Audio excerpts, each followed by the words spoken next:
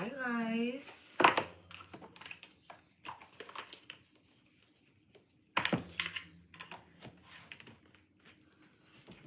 I actually do not need any of these cards on my desk right now. Okay.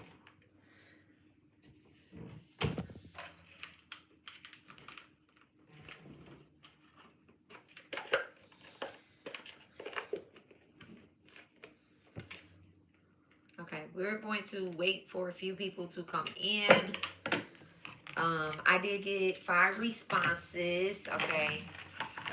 And then I'm also gonna do myself. I might not do I might do myself. It depends on if we get to it. Okay, but if I get to it, if I get to doing myself, then I'll do it. But I did not know today was a. I do know it's a Saturn day, but I didn't know that it was the 13th lunar day. Okay, which is a shiny death. Man. A shiny dev and Shiva day. So like it's so funny. It's such a funny day. It's such a funny day. Today is actually one of the days that you are supposed to find out your life purpose. Rich rising, grand afternoon, great afternoon. Okay, side parts are so on you. Listen, it's been a day. But you know what? It's all about having compassion today. It's all about having compassion today. Y'all about to see me drink this Red Bull, you know. I'm tired. It was either drink this Red Bull or don't go live.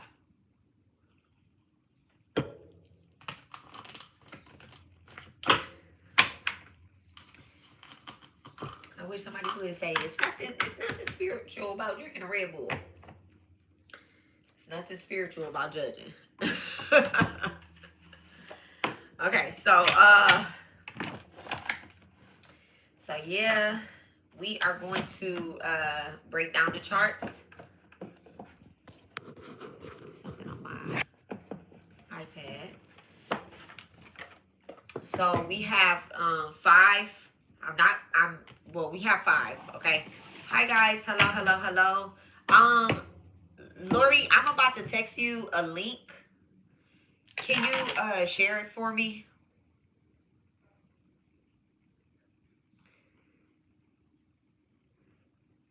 We could have waited. No, today is actually the day that right before I was coming live, I was listening to some astrology stuff, like Vedic astrology stuff.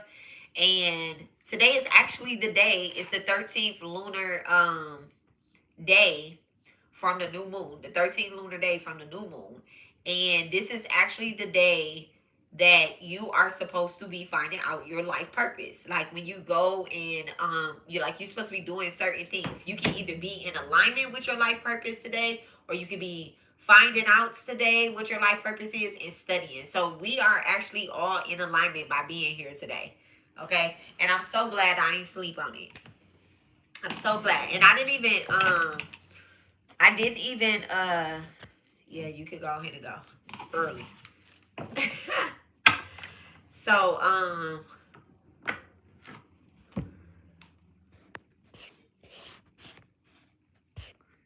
think I had already hid you. Okay. Yeah, I had already hid you. I don't even know. Okay. It's free. It's actually free. It's actually free. So, let me put the, I'm gonna go ahead and put the link in the thing. I'm gonna put the link. So, y'all, I'm gonna put the form, the Google form. Hello. The link is on the channel, but I'm about to put the form here as well too.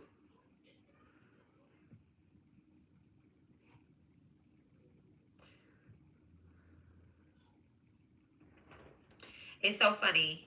After I heard, yeah, today is the day you're supposed to, you are supposed to be finding out like what your life purpose is and whatnot and stuff. Your like kind of looking into yourself and stuff. After I found that out, when I was y'all the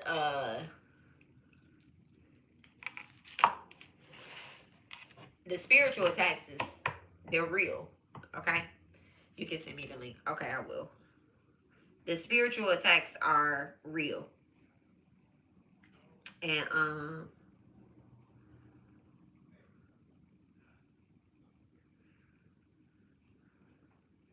okay, I sent it to you. And so this morning, I told y'all they trying to do vehicle magic on me. Okay, so that I could be occupied and I could, act the fool. And, because my purpose has a lot to do with cars and vehicles and movement, right? Like I move around. I I carpool. I had things planned with my kids today. Um, it, I was supposed to go get my car checked out from the very beginning. My husband was gonna check out my car. Hold on one second. This is my sister calling.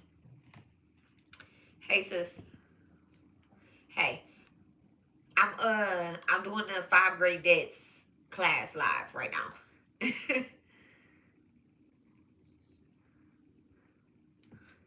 Okay. So yeah. So I was already supposed to be doing stuff with my vehicle this morning, and so I already knew that people were going to try to be doing stuff to me because I have been talking too much. I have been doing too much purposefully purpose. I've been in my purpose. I've been trying to help people get into their purpose, and I haven't been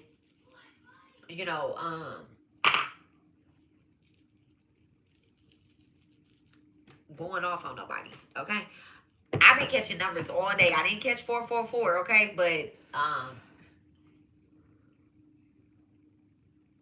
my girl said, let me get that. Y'all make sure y'all have a notepad.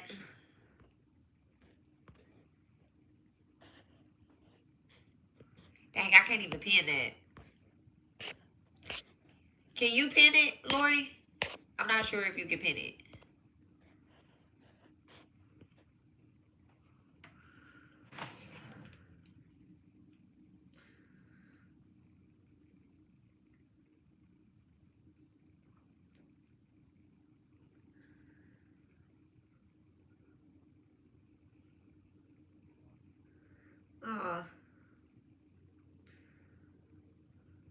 Oh, I can pin it.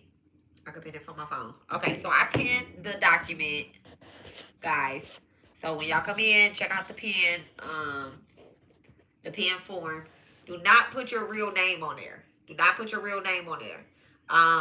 If you put if it looks like a real name, y'all use like I think somebody had used like Rabbit, Stormy, Caterpillar. Okay. I'm gonna break down Sakai's chart as well too. I'm gonna break down Sakai's chart. His 5 grade debt. So people did put nicknames on there. Use something like that. Okay, you can use eyeball. You can use pencil. I don't care. Just remember what your name is, but use your real birthday, because if you don't use your real birthday, it's not gonna make sense. It's not gonna make sense. Okay.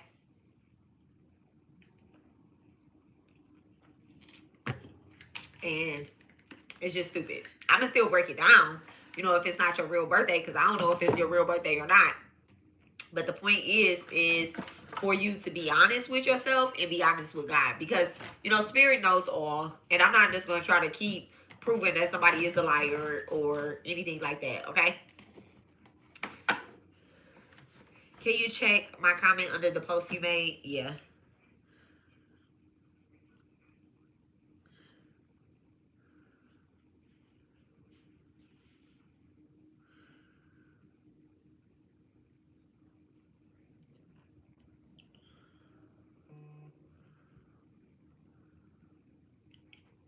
Yeah, you could do that.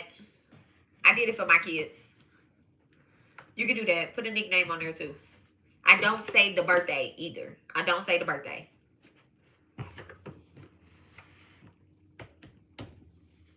So you could do that. Just put a nickname under there. You can do one for your person. You can do one. You could do one for everybody that's around you. You leaving, babe? Yeah. Okay, I love you. Alright, love you more. Okay, you coming back today or? Probably gonna spend the night. Okay. Hey, can you ask him to get some Gatorades? Okay. On the way back. Like, okay, yeah, Gatorades and turkey bacon. Alright. Croissants if you feeling lucky. Alright. Okay.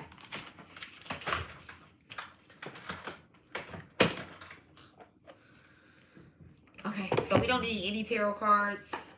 This is not banking off of anybody's intuition. These are just hardcore facts, just the FYI. These aren't, explanations that I made up or that I discovered or anything like this. This is strictly Vedic astrology. This course that this information, this was a couple $1,000 class. All right, if y'all think I'm lying and I'm flying or whatever the case is, the guy that I'm learning from is Emmett, AMIT astrology. And if you look at his booking and all that stuff, right now, this is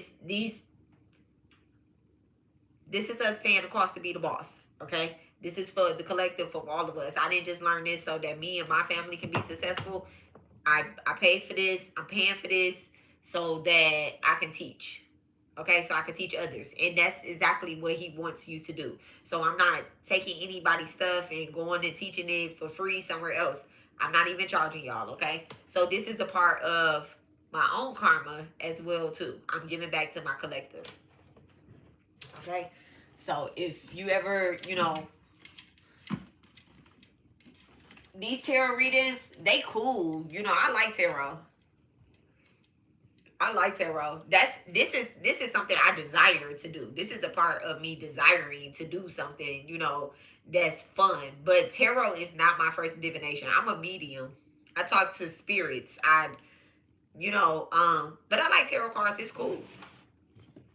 It's cool. But tarot cards is based off your faith. Okay? It's based off what you're hearing, right? Now, this is seeing it to believe it. All right, so let's just check and see where we in alignment at. Now, I'm going to tell you guys what the 5 great debts are. Let's get our pens and pieces of papers out, okay? I'm going to tell y'all what the 5 great debts are. And then, after that, I'm going to do 2 people. And then I'm going to tell y'all what the 5 great debts are again. Okay? And then I'm going to do 2 people. And then I'm going to tell y'all what the 5 great debts are again. So every 2 charts that I break down, I'm going to tell y'all what the 5 great debts are. Okay? So that way, it's just kind of like repeated. If y'all have questions in between, ask the questions. Even if I'm not going over your chart, if something pops up, ask a question, because we are all connected, right? We are all connected, and by us all being here at the same time, at this particular time, there is a reason why we are all here together. Okay? There's a big reason why we are all here together. Okay? So, ask the question.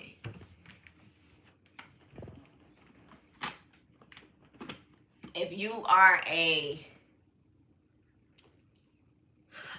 if I've already broken your chart down before as well too, I don't mind doing it again.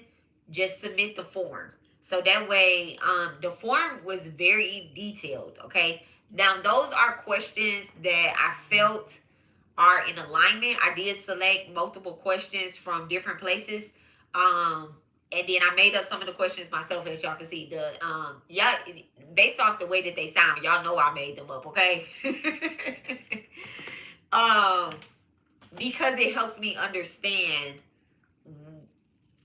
the breakdown, okay, and where you are spiritually based off your answer. You may think that you're in devotion to your community and to, and you're in alignment because you are a spiritualist, but that might not be it. Is your community accepting you?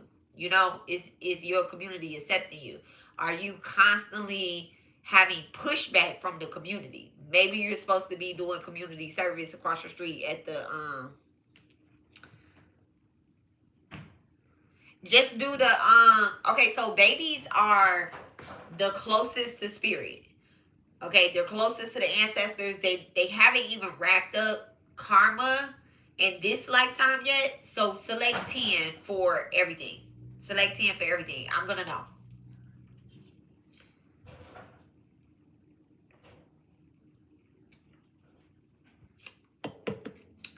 He's definitely in alignment.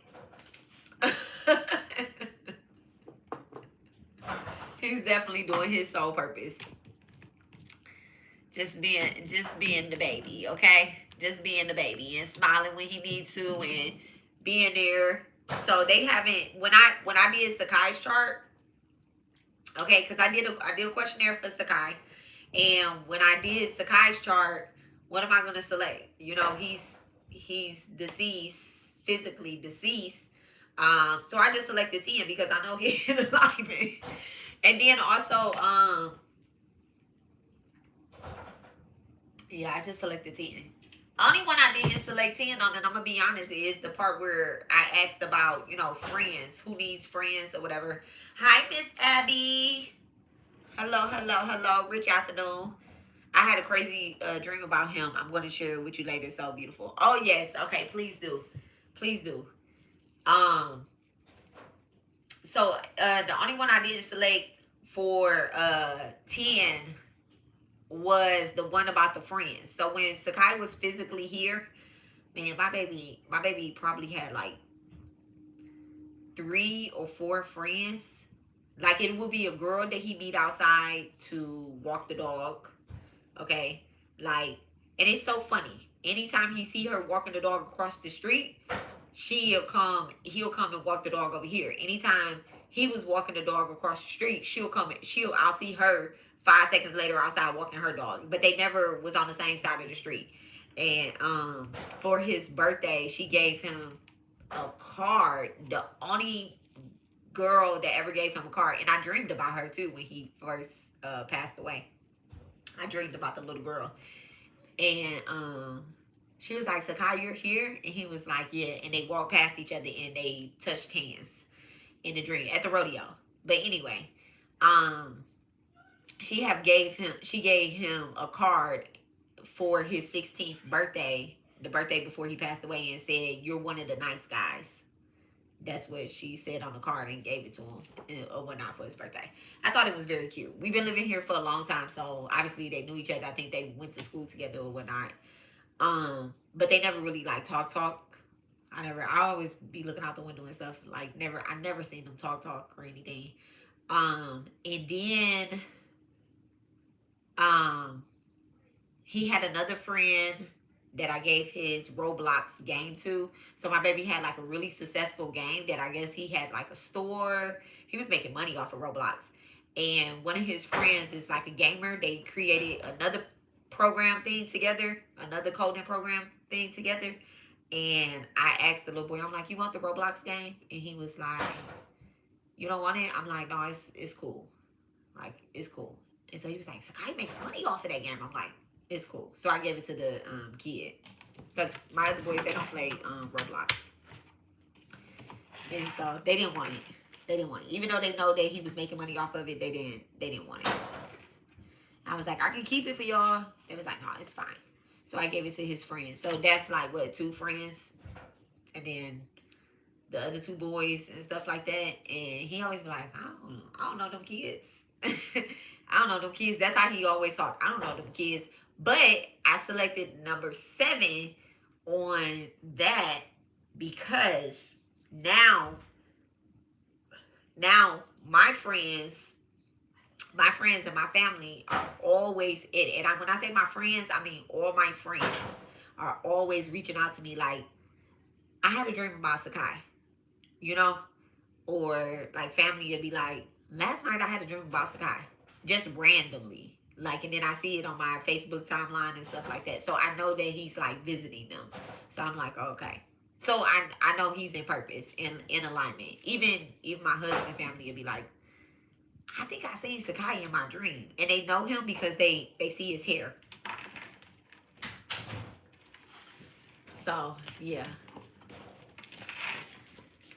Okay, so we are going to get started.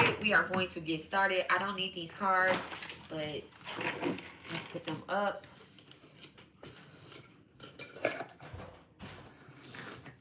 So let's go over the 5 great debts. I'm going to use all English words for this live, all right, except the word Dharma.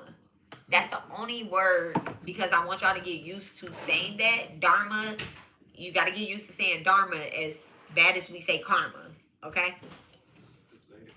Huh? That's for lunch, right? Okay. So I want y'all to get used to saying Dharma as much as we say karma. Okay, these are totally not going to fit in here. We'll do it like that. If y'all hear something going on in the background, that is Nas. He has company and he is in there going to the NBA. Okay. So if it gets loud or if I have to mute the thing, that's where we at with that. Okay. I think my desk is cleaned enough.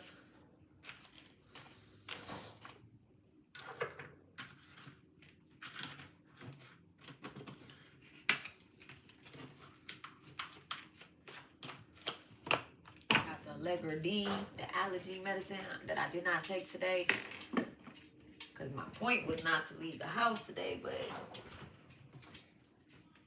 I went and got a new battery, which I'm cool with, because we had an 84-month warranty on our old battery. So, all right. So, dear Divine, please bless and charge this space, the collective, me, the space, our children, our loved ones. Bless, charge us, cover us, and protect us as we do this work. Namah Shivaya, Namah Shivaya, Namah Shivaya. Jama Kali, Jama Durga, bow to Sri Sai. May peace be with all of us. Okay, thank you so much, Mother Mirror. Thank you so much, and we love you, Divine. And thank you so much for our ancestors for being here. All right, I'm going to grab a notebook that has space in it.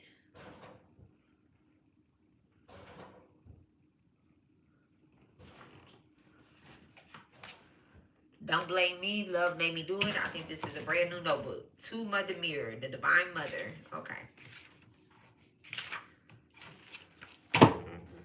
Alright. So, and I am going to grab, give me 1 second. Let me grab a good pen.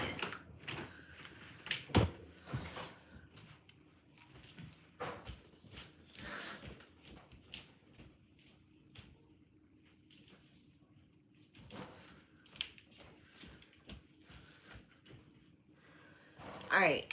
I'm not going to take really a lot of notes writing down, but when I talk sometimes, I have to write. I doodle. I draw arrows. So, and then I might get ideas and stuff while talking to y'all so I can make sure we have what we need. Okay. We have what we need in the future. All right. So, again, ask questions if you have questions. Okay.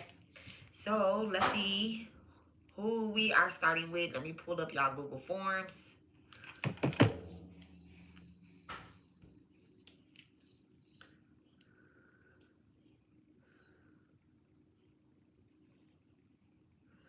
All right, we are starting with, I'm going to write everybody's name down.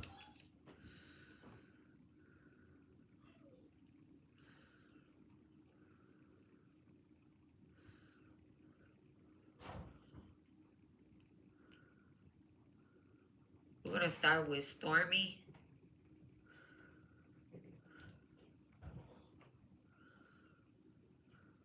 And then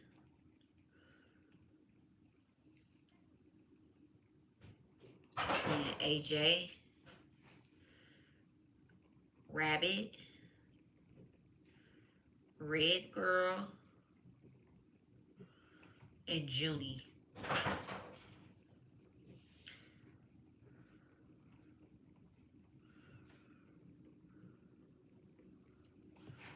Okay.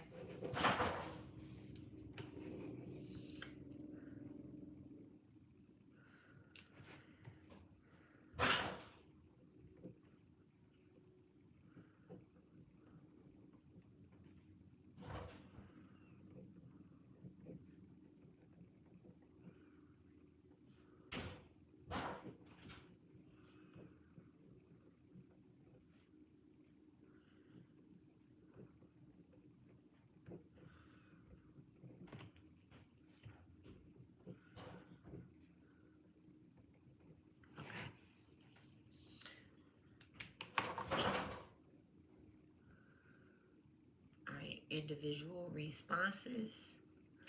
Okay, so Stormy, I'm also not gonna read a lot of y'all questions, like the answers that y'all put out right, until we get into the part of the debts. Okay, when we get into the part of the debts, based off of what you put, I'm gonna tell you whether or not it's in alignment with what you've been doing, if you could do more, if you're doing too much. Sometimes a part of our karma would be we're doing too much. Okay. Okay. So let's go ahead and get started. Now, the scale questions, those are required, but they're for me. Okay, they're for me. So we are going to start with, there's two things. Like I said, I'm doing all of this live because I don't want to study anybody's charts or anything like that.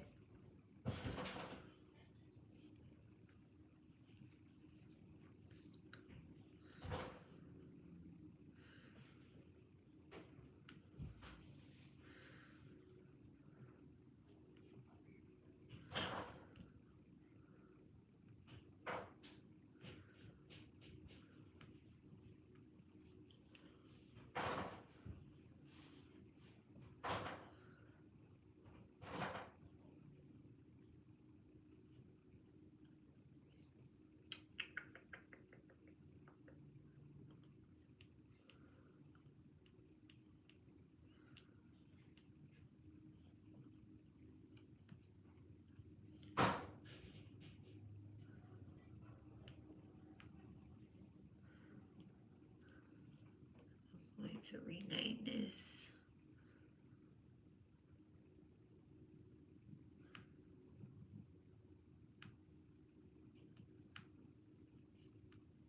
I promise you he's going to the NBA today. All right, so in Vedic astrology, every soul is born carrying 5 great debts, okay? This is the part where you do want to write down, okay? I'm going to tell y'all, too, when to write and when y'all can probably let up. You can always write more, but try not to write less than what's happening here. That was bothering me. Okay, so the debts to the gods, okay? This is divine forces and cosmic order, okay? This is just a summary right here, these five debts. So you have one, I want y'all to label y'all paper, the 5 great debts.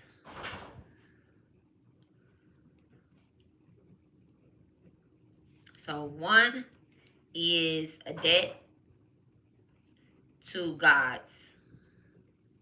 Okay, divine forces and cosmic order.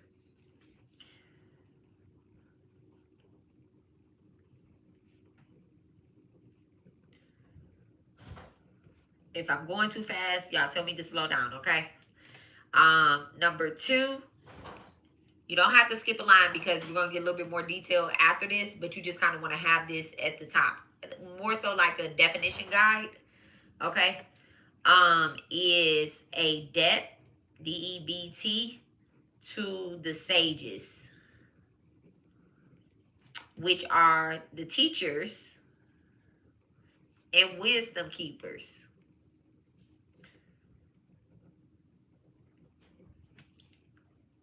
Number 3 is a debt to the ancestors.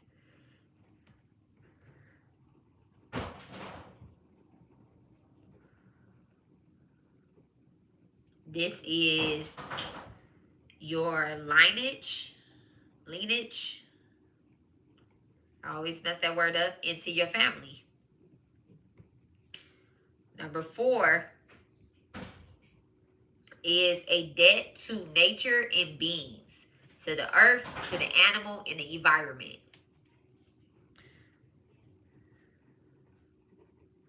So a debt to nurture and beings, B-E-I-N-G-S. Okay, so that's to earth, to Mother Earth, animals, and the environment.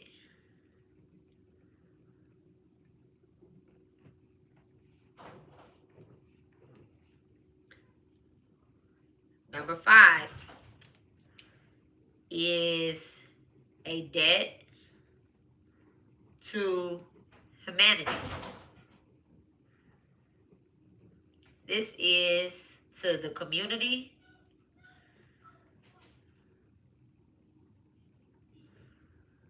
and service to others.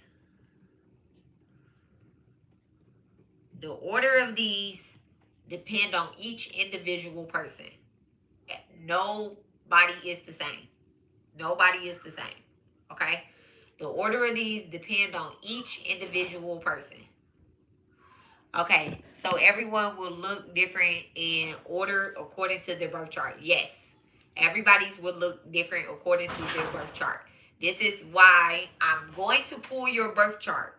I'm not going to say your birth chart out loud. Okay? I don't need to say your birth chart out loud because we're not going over the birth chart. What happens is I am going to look at certain things within your birth chart real quick. These are called dashas, D-O-S-H-A, right? Like I said, I'm going to use English words, but dasha is not an English word. It is a Sanskrit word that means points in your charts. Okay? My bad. Nope. What you say my bad to? That's good. We breaking this down. We breaking it down. I'm glad you asked that. Always ask the question. If it's something that I'm going to go over later, then we're going to get to it. I'll be like, we're going to get to that. And the question going to get answered. Okay? We're not getting lost in the sauce today. We're teaching and learning. And this is very important. Because what you're saying, somebody is asking. They like, oh, well, this is the order that it is.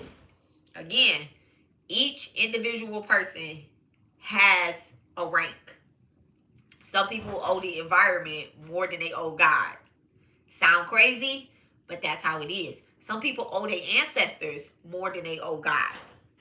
Okay? Because maybe in the past life, you were strictly devoted to your ancestors and you left your family. You know? And or you didn't have a connection with your family and your family was not spiritually. So God is like, oh, thank you so much for that worshiping of that lifetime and being the guru that you was. But now it's time for you to be connected because your daughter that you had a life with, she desires that. So now it's time for you to be the best mom you can be. And now God is bringing you into this lifetime to be a bomb-ass mom. Okay? So, this is what we're going to do. All right? I'm so grateful to know this information. I'm so grateful that you're here learning it and taking it in. And I'm grateful to be able to give it to y'all. I promise you. I'm going to put my hair up, though. Because it's bothering me. So let me put this hair up.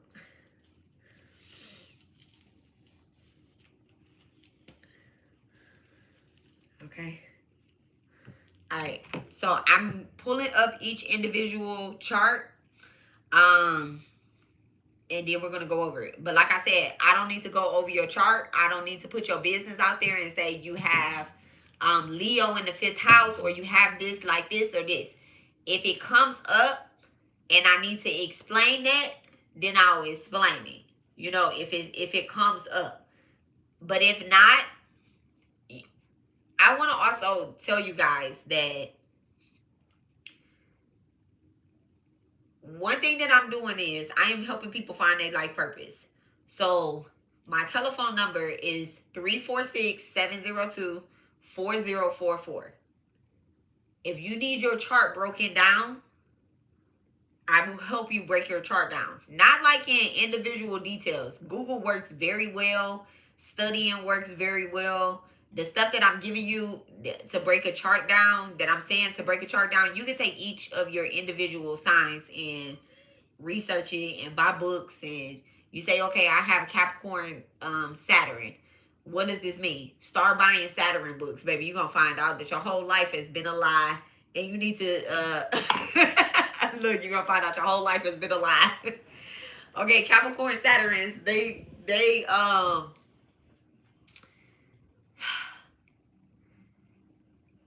they mix up the energy between Capricorn Saturn and Capricorn Sun. Okay, the energy is mixed up depending on who they raised by though. Okay, you need to be raised by a real strong Capricorn. I mean, a real strong Saturn placement. But anyway, we ain't gonna get into that. So you can always call me, text me. Not don't call me, y'all. Don't call me if you want me to break your chart down. But you can always book some time with me. And even, I used to charge to break people chart down, and I'll be like, oh, I'll get back to you in 5 to 7 business days. Now I move on spirit time, and if you want to tip me, you can after I break it down, because I don't want you to tip me before. Why? I haven't rendered a service to you, so I don't want to feel obligated to get it to you at certain times. I'll get back to you when I get to you. Okay. Sometimes I take my time because spirit tells me that, the person that I'm working with might not be as patient as they want them to. And so me, spirit, and the person, we be playing games. We play games with each other. I wait till you get irritated enough with me. And then I'll be like, oh yeah, here. I love y'all. Okay. I really do. I promise you I do. I promise you I do, okay? But it's just to teach patience. I swear it's just to teach patience. And when spirit tell me to go, baby, I'll be on it, okay? I just move in alignment with spirit. They'll be like, hold on, pause. Okay, ready, set, wait. Ready, set, go. All right? So we are going to start with Stormy. Okay?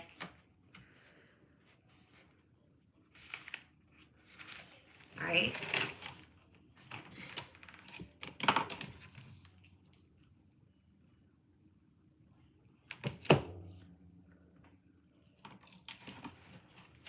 Go back to this page.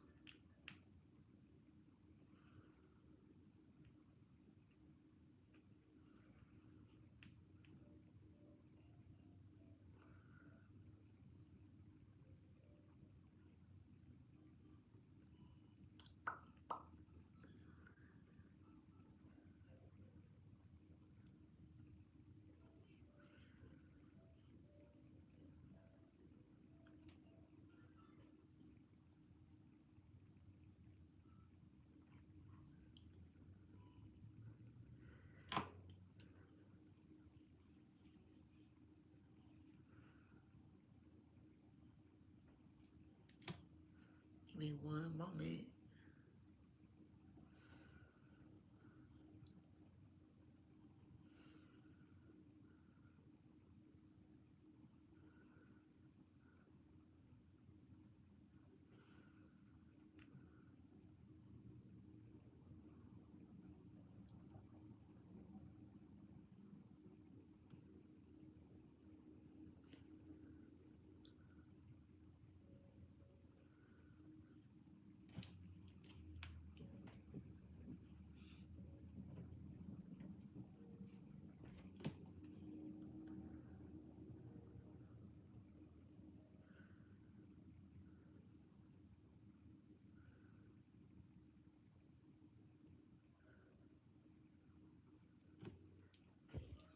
I need to write myself a note.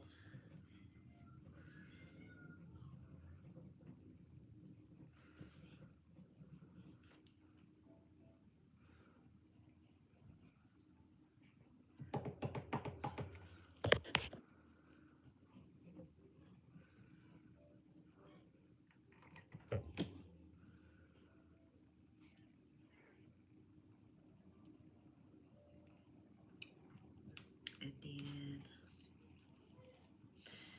I need to go to,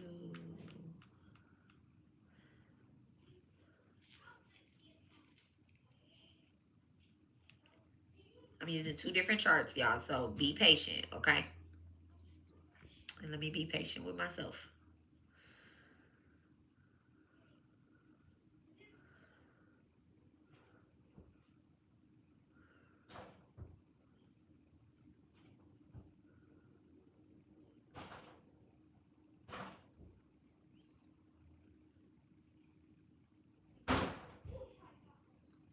crazy work.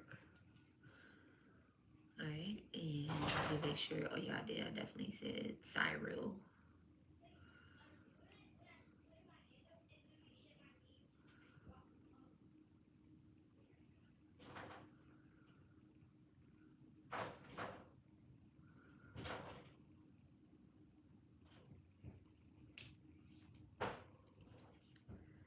All right.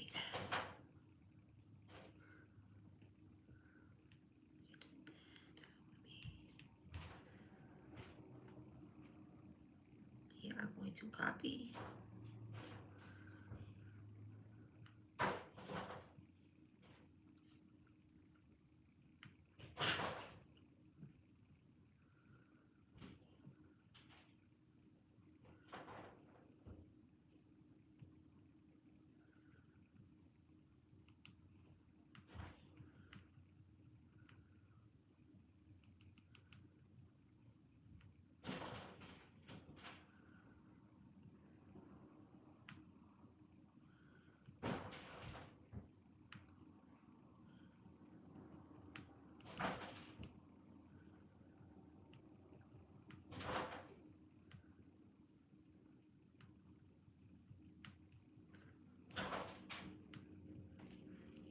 And let me put your birthday here.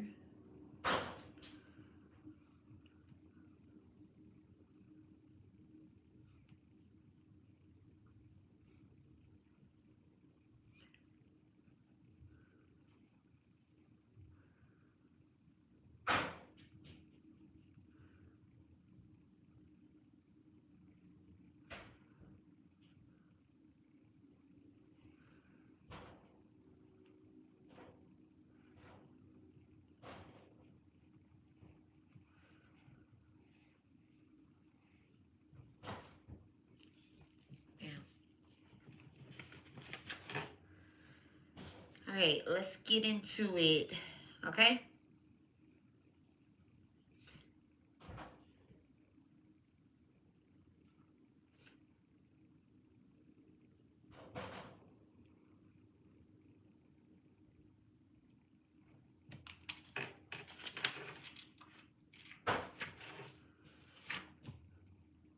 All right, I'm going to give you your Stormy. I am going to give you your 5 great debts in the order that they are in.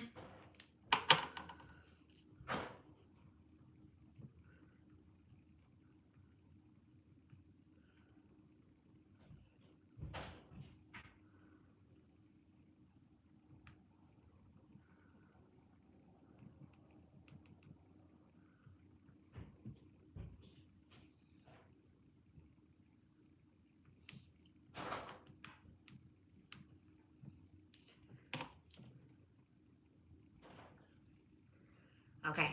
So, the very first one, right? Now, these are yours in order. Your biggest, from your biggest debt that you owe to the smallest one, okay? The biggest one that you owe that will put you in alignment with your soul purpose, that you were born this lifetime to eliminate your karma and live in your soul purpose. The very first one, let me put my phone on do not disturb. Okay. The very first one is a debt to the gods. Okay. So you have a fire sign in the 9th house that activates this. Okay. You have a fire sign in the 9th house. Okay.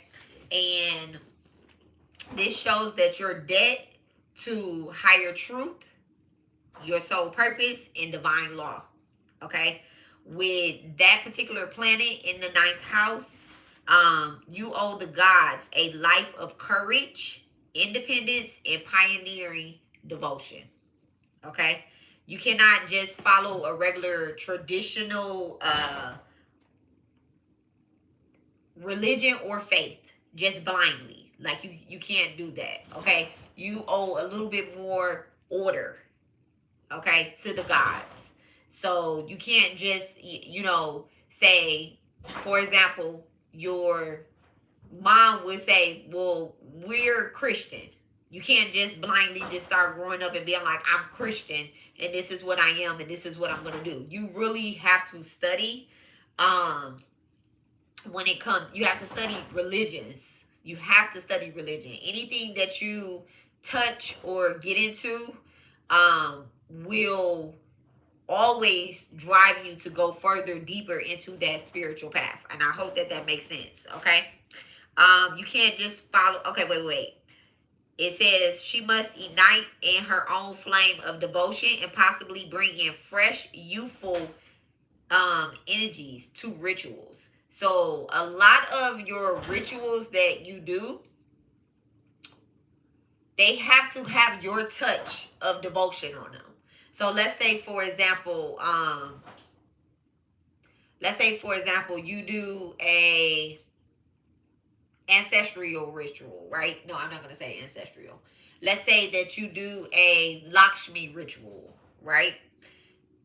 It has to be something you don't need to follow word from word what someone is saying. You have to listen to what the gods are telling you, right? You have to listen to what the gods are saying.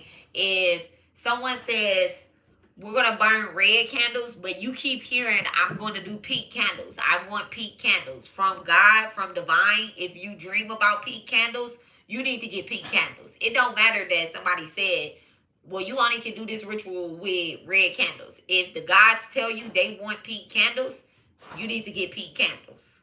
Okay? Because that little devotion is the faith that you have to carry on to the youth. Okay.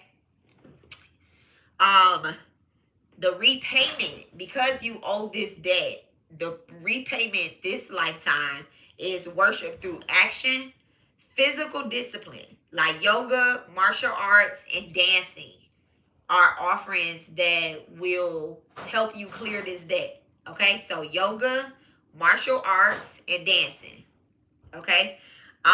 Leading others to faith rather than sitting passively. Okay. Leading others to faith.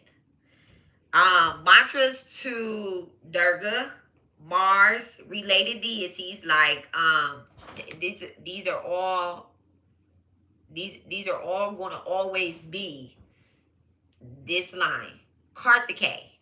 So Kartikeya is the god of war.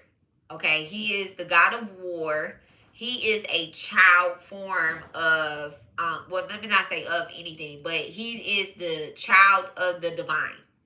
Okay, he is the child of the divine. He is Lord Shiva and Parvati's firstborn, and he came after Lord Kartikeya was born after the mother was cursed to not have any children.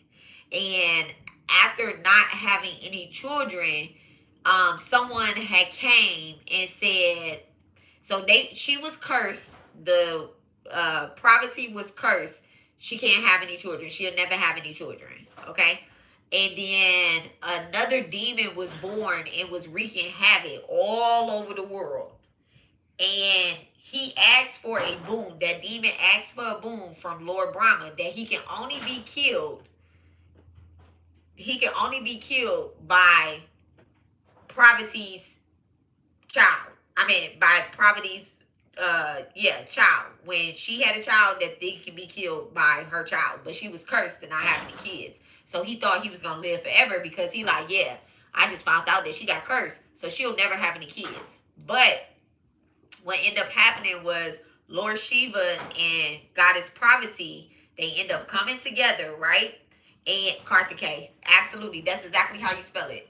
And they end up coming together, and instead of her carrying the child, what ended up happening was they planted a seed, 6 seeds actually, inside of the yogi mothers, and the yogi mothers carried the baby. They carried the baby.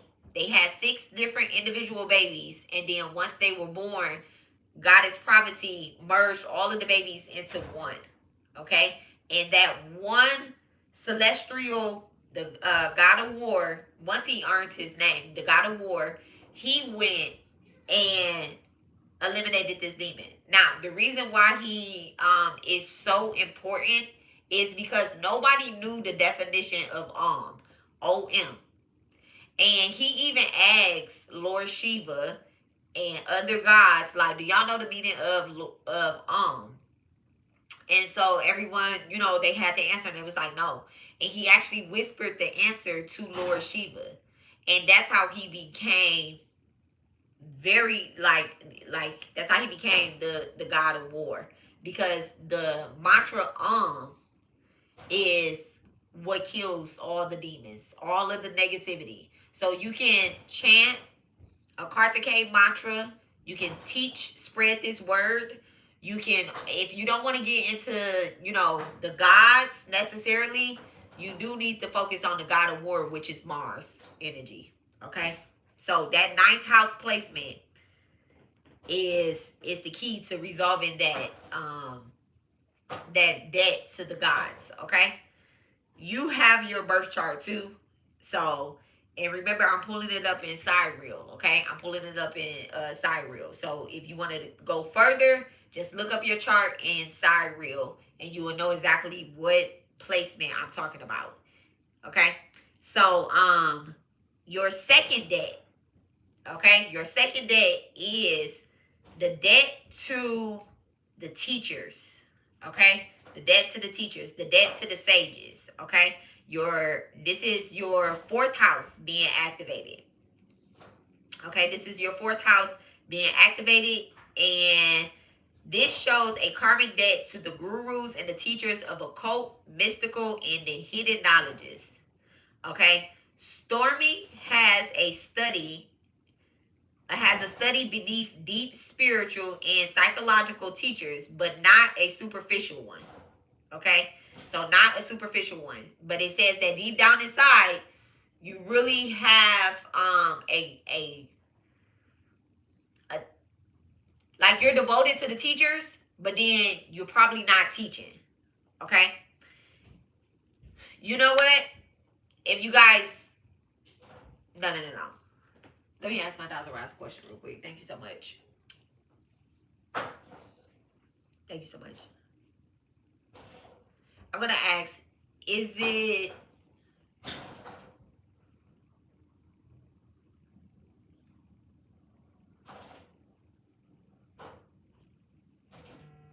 would it be in the collective's best interest if they wanted to comment on their own thing, if they have questions like that? Okay, so the answer is yes. Okay, it would be on y'all best interest if y'all comment. You can say, okay, that's me, or whatever the case is, or whatnot.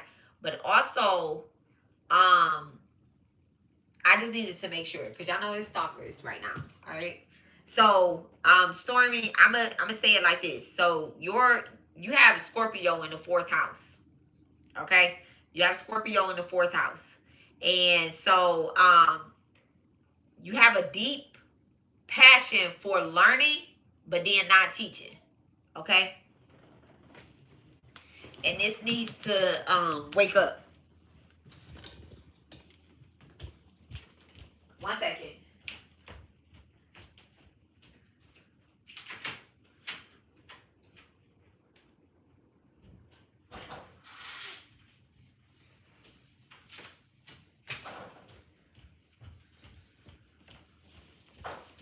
Hi, baby cat.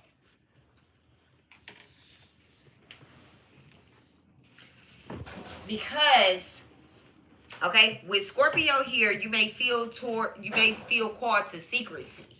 Okay, like and because you learn a lot of taboo things. Okay, you learn a lot of, like, you'll be the person that you'll learn something about blood sacrifices. I don't care. It's me. I need to ask my questions. Listen. I knew you had questions. Listen, okay? I knew you had questions. That's why I was like, let me see if this is gonna be. Listen. They absolutely can't kill you, okay? Okay, baby. You're so protected. Everybody protected over here, though. This information is protected. This information is protected, okay? Nobody has permission to read on my collective, to steal from my collective. The karma is so real right now. And based off like what I'm pulling up, even just this right here, what I'm pulling up, you have a debt to the gods. And as long as you're repaying your debt, you're going to be protected. This is why Spirit is saying, now I can talk how I need to talk, okay? Now I can talk like how I need to talk, okay? This is why Spirit put the debt to the gods very first thing. It's so that you can amp up your spiritual power. You can amp up your spiritual power. You can, Lord, Lord Karthikeya is the god of war.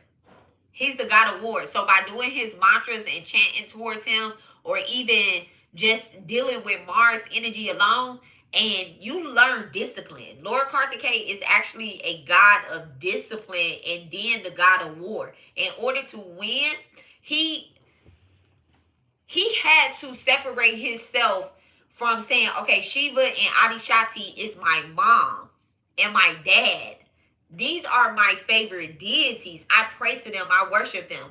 But then when it was like, okay, these is my mom and dad, he like, but they abandoned me and had these ladies, raising me. So he felt some type of way about that. But when it came down to being the god of war, he didn't use that to amp him up. He used his studies. He went and studied with some of the most powerful sages around. Okay? And so this is your second. So you have that energy backing you up. You've already learned a lot of this stuff from your past lives. These debts that we owe, right? It's because we already studied this stuff in a past life. And when we were created in this Kali Yuga age, we have to exercise these things, okay? We have to exercise these things, and we have to use these things. So this is why, like, a lot of things, a lot of taboo. Now we're going to your second debt. A lot of this taboo stuff with the teachers and stuff, you were already in the classrooms. Now you have to actually teach those things. So your second debt is tied with Scorpio here, right? You may feel pulled towards keeping a lot of things secret, a lot of taboo knowledge, and tantra, psychology, astrology. This is your spiritual classroom. Now, this is your spiritual classroom now. How you repay this second debt is learning deeply and then passing the wisdom on without distortion. Without that Scorpio energy. By passing the wisdom on, it's not by using people as an example. It's by actually teaching those people the true things. So you're not teaching them battle magic. You're teaching them defensive magic. You're teaching them how to heal themselves sexually as well too. Like, there will be a lot of people that come to you that have, with this particular placement, that Scorpio city where it's Cancer energy, you will have a lot of people that might have reproduction problems. They might have period issues and mother wounds. A lot of mother wounds, okay, will be drawn to you. A lot of women will be drawn to you, and a lot of over sexually men will be drawn to you. And you're not supposed to use that in a crazy way per se, right? You're supposed to use that in a way that teaches them, not get in a relationship with them. Okay? Yeah, that is the story of my life. And then you let them go. Okay? So it says, honoring teachers by going deeper than appearances, offering water and milk to gurus, keeping a journal of occult studies. Okay? Keeping a journal of occult studies. Writing is very powerful for you. Writing is very powerful for you. I just got chills down the back of my neck, sis. Okay? Now, your third debt. So you have the biggest debt you owe is the debt to the gods. The second one is to the sages and the teachers. Your third debt is to your ancestors. Okay? The third debt is to your ancestors. Your 8th house is ruled by a Jupiter planet. Okay? It's ruled by a Jupiter planet. And this harvest karmic inheritance. You owe your ancestors the completion of spiritual, mystical, and possibly sacrificial duties. Okay? You owe your ancestors spiritual, mystical, and sacrificial duties. Okay? This debt is about compassion, sacrifice, and spiritual service. The ancestors may have been mystical healers and dreamers whose work was unfinished. Let me read that part right there. Your ancestors may have been mystics, healers, and dreamers whose work was unfinished. This is why you are a dreamer. This is one of your debts that are playing out in real life. They have unfinished work. So how do you do this? One, sharing your dreams. That's the compassion that you can give them. You know, that's the first thing. Sharing your dreams. Okay. Your dream work, your studies, those things, those are not for you. Every dream that you've had is not for you. It's a lot of them too. They're not all for you. They're not all for me either. Even if I'm there or whatever the case is, right? They're not all for me. They are for a collective. Okay? All right, you may also inherit financial or emotional entanglements here, hidden debts, okay, with this ancestral work. So let's say for example,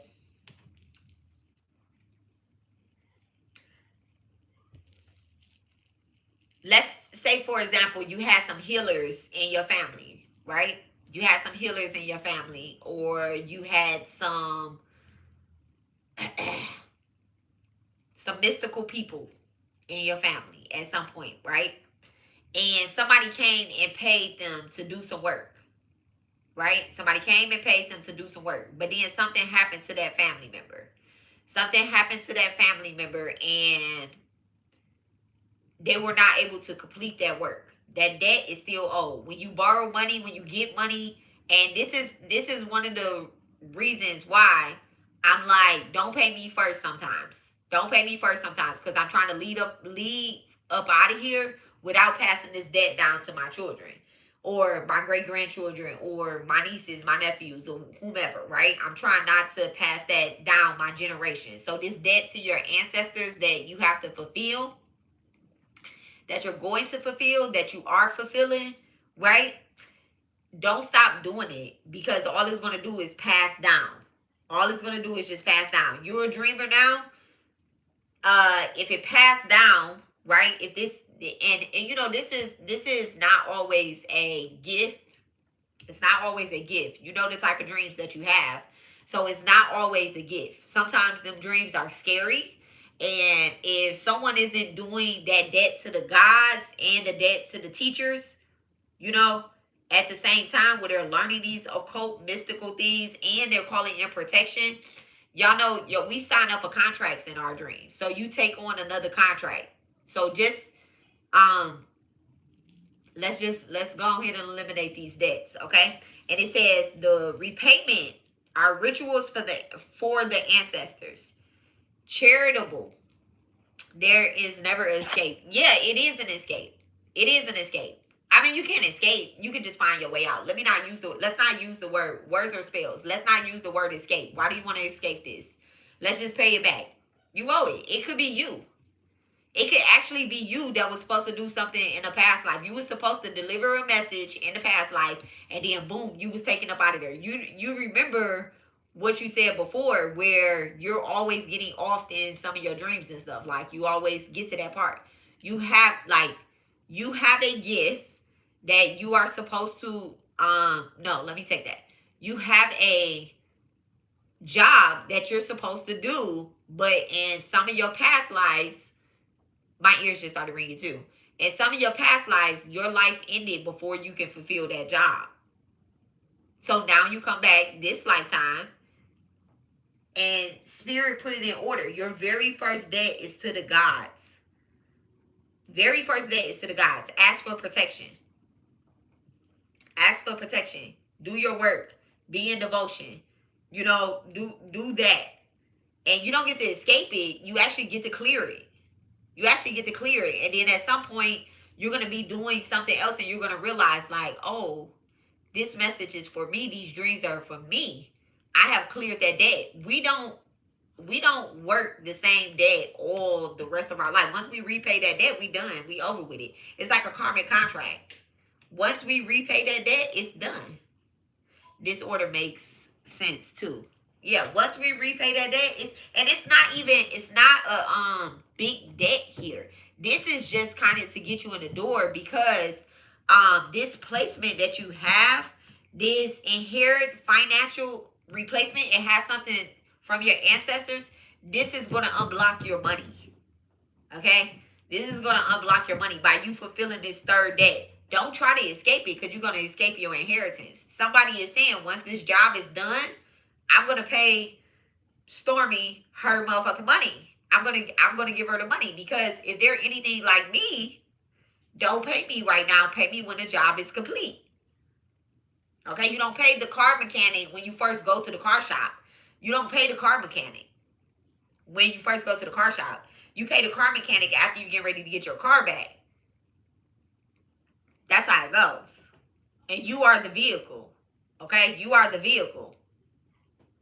So, all right.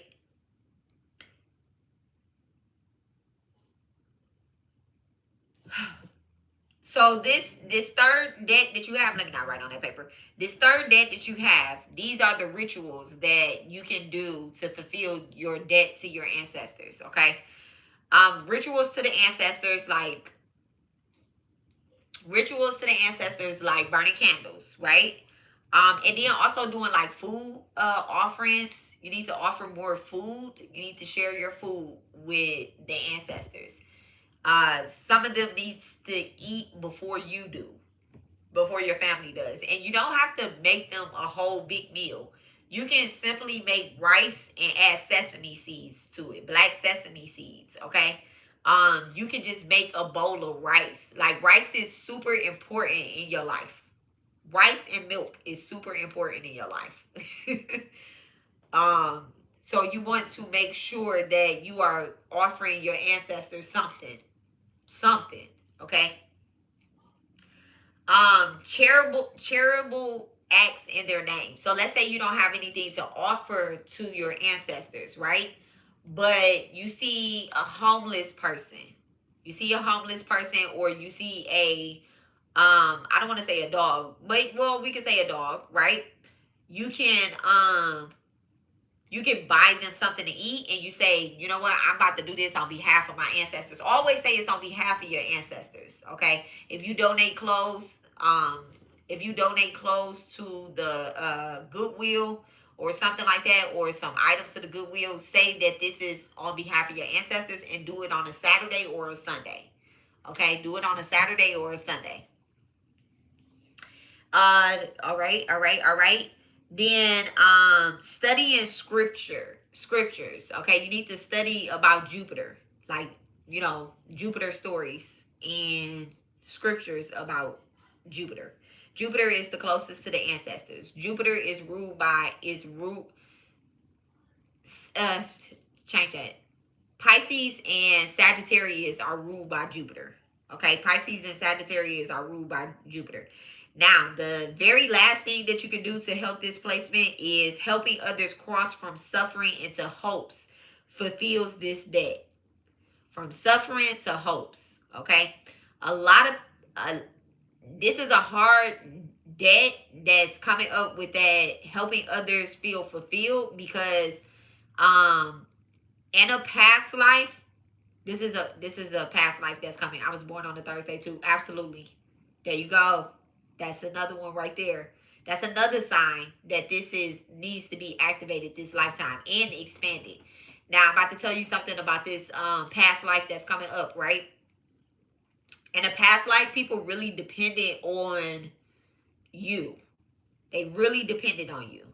And this might be why you feel so heavy this lifetime about people depending on you and stuff, because you just were reincarnated with the same people. I told y'all, we're not meeting nobody new for real. Okay, so people really depended on you, and when you left, they were hopeless. They were very hopeless. So let's say you had like a charity or something, or maybe like a home, a group home or something like that. And when you left, it closed. And a lot of people were left out. Okay. And they felt hopeless. Like your words really gave I like really gave them strength. Okay. Greetings, Kiki. Kiki, check out the pinned posts. And if you want me to go over your 5 great debts, go ahead and fill out the form. Okay, go ahead and fill out the form. So, and don't forget to like the video if you haven't already. Don't forget to like the video. And if you don't stay the whole time, because I'm going in order that they will receive. If you don't stay the whole time, this live will be saved. Okay, it will be saved, and I'm going to timestamp it. I'm not going to listen back to everybody's debts, but I am going to timestamp y'all's names in there, so you'll be able to come back to it. You can also screen record it, y'all, and take notes. Always take notes. Okay, writing is important for Saturn. Writing is very important. Discipline. Okay, not typing on your phone. Writing.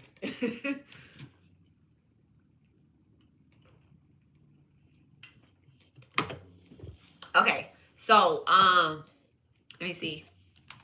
So yeah, people really depended on you.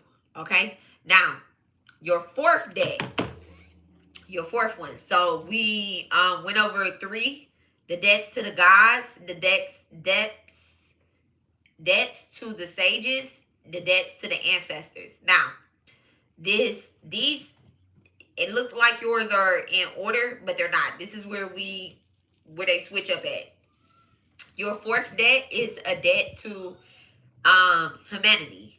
Okay, it is the community, the service to others. All right, this particular placement is highlighted in your 7th house. Okay, this is highlighted in your 7th house, the house of Aquarius. All right, which Aquarius is ruled by Saturn. It says your karmic debt to others come through partnerships, community, and collective services. Partnerships, community, and collective services. All right. This Aquarius energy shows that you owe the collective, your friends, the humanitarian movements, and humanitarian causes. Your life lesson will often be to show up in partnerships, teachers in disguises through lovers and close allies. Okay, teachers through disguises of close allies and lovers. Everybody that you get with, everybody that you partner with is in disguise as you helping them. You might feel a close connection with. You're like, damn, every time I get in a relationship, I gotta help somebody. Every time I partner with somebody, I gotta help somebody. It's a small debt that you owe. And it's okay. You can't. Nas.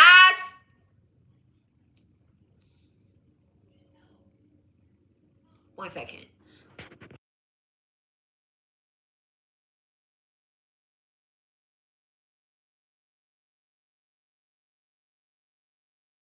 She said, yes, I'm tired. Now, what I don't want to happen is, like, if the student isn't learning, don't hold on to the student. You know, like, you taught them everything that you can know, everything that you know, everything that you can do, and you can't keep teaching the 3rd grade. It feels like they're all playing passenger princess. Yeah, but if they don't, if they choose not to take on and learn what you're teaching, pick up what you're putting down. Like, let's say, for instance, like, you teach somebody, like, hey, if you wash the dishes, right? And this is just an example, but it's like, if you wash the dishes in the morning time, guess what? When you come home from work, there's no dishes. If Every time you come home from work, every time they come home from work, you can't cook because there's dishes in the sink right away, then yeah, we're gonna stop cooking at nighttime. And that's how it's gonna be. Like I'm not going to wash dishes in at nighttime and cook dinner. I'm not gonna do that. Okay. So you kind of have to be a little disciplined with this particular, and this placement is ruled by Saturn. So you have to be very disciplined in your teaching. Okay. And it says this shows up in da da da da da. Okay. And then you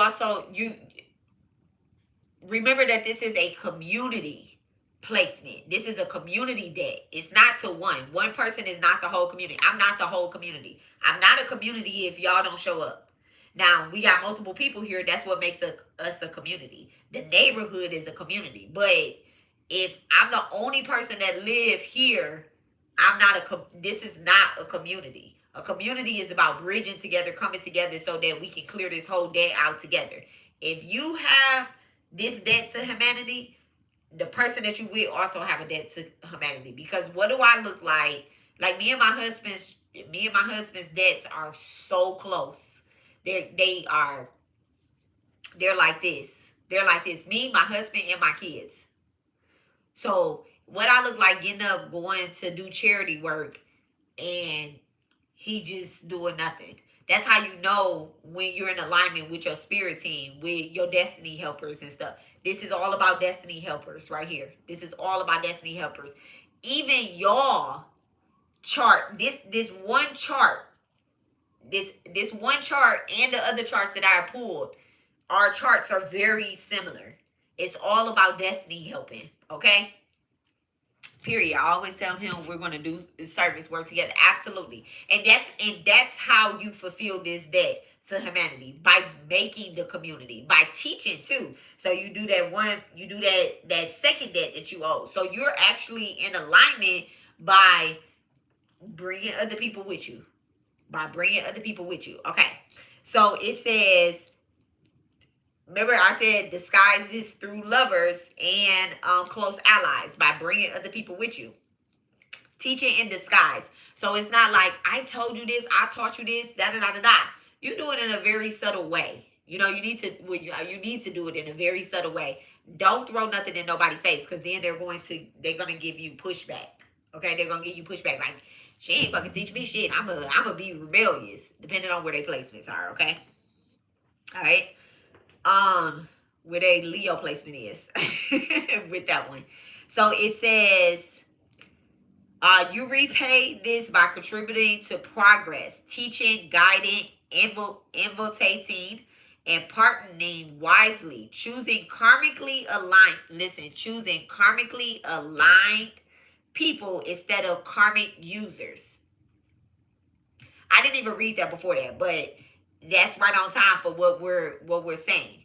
You choosing karmically aligned people instead of karmic users. Okay, this lifetime. Community service is your purpose. It literally says that. With this absolute placement, community service is your purpose. All right. Based off your other three debts, that fourth one, it says community service is your purpose. All right. Your service to others, spiritually, ancestral, and just your community in general. And then after I finish this, I'm gonna give you some jobs, jobs that are in alignment with your 5 great debts. Okay, so be ready to write some jobs and stuff down, and then I'm gonna give you a journal plan, and then we're gonna go on to the next person. Okay, so repaying oh yeah, no. I said that your community service is your purpose. Okay, your Dharma. Now your fifth debt is a debt to nature. Okay, your fifth debt is a debt to nature. Nature demands that you take responsibility through service, discipline, and respect for cycles. Okay, you have this placement in Capricorn, Your sixth house is being highlighted here, and it says that you must ground spirituality through work and health practices. Okay, by having that Saturn in that sixth house. Okay, which is Virgo house. Remember, you must ground through spirituality, work, and health practices. Now, this is nature and beings. This debt that you owe right here, this is about the natures and the beings. This is about the fairies outside, the grass, the caterpillars, the butterflies, the ants, the cycle of life. Okay? This is a very small debt that you owe because you already know about these cycles. I'm not going to say you mastered them, but that's really what I want to say is like you mastered these in other lifetimes. But you actually have to ground spiritually outside. You definitely have to ground spiritually outside with nature. Okay? The animal, servants, and the earth itself are tied to your karmic duties. So, like doing community service outside for a spiritual reason, or either pouring water into the grass or at a base of a tree is a good debt cleanser here. Okay? Neglect of health and laziness with work would increase your debt. So, neglecting your health or being lazy with work will increase your debt. Okay? What did I say? Stupid. You said stupid. Okay. Did y'all wash your hands? No, I didn't.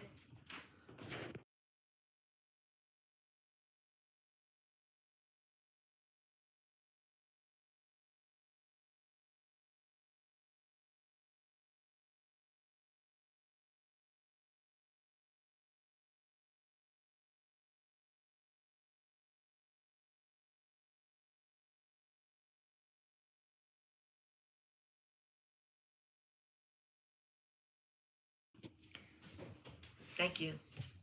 Hold on 1 second, y'all, okay?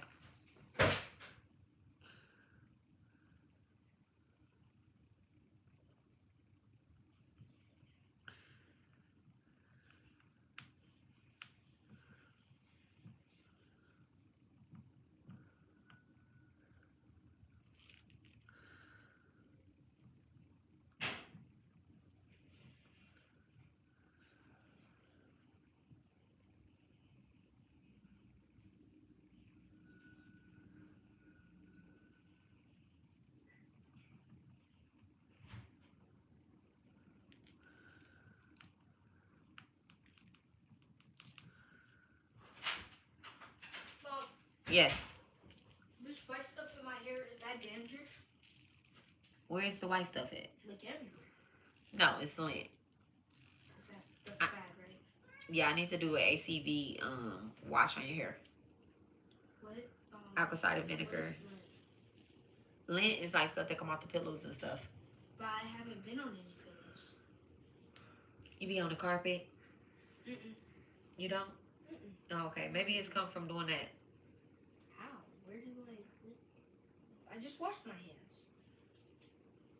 I don't know where it come from then. It's lint. Is your hair itchy? Sometimes. No, not really. Oh, okay. I don't see no dent. Is the dander here? I'll look at it later. Let me finish what I'm doing. I'm sorry.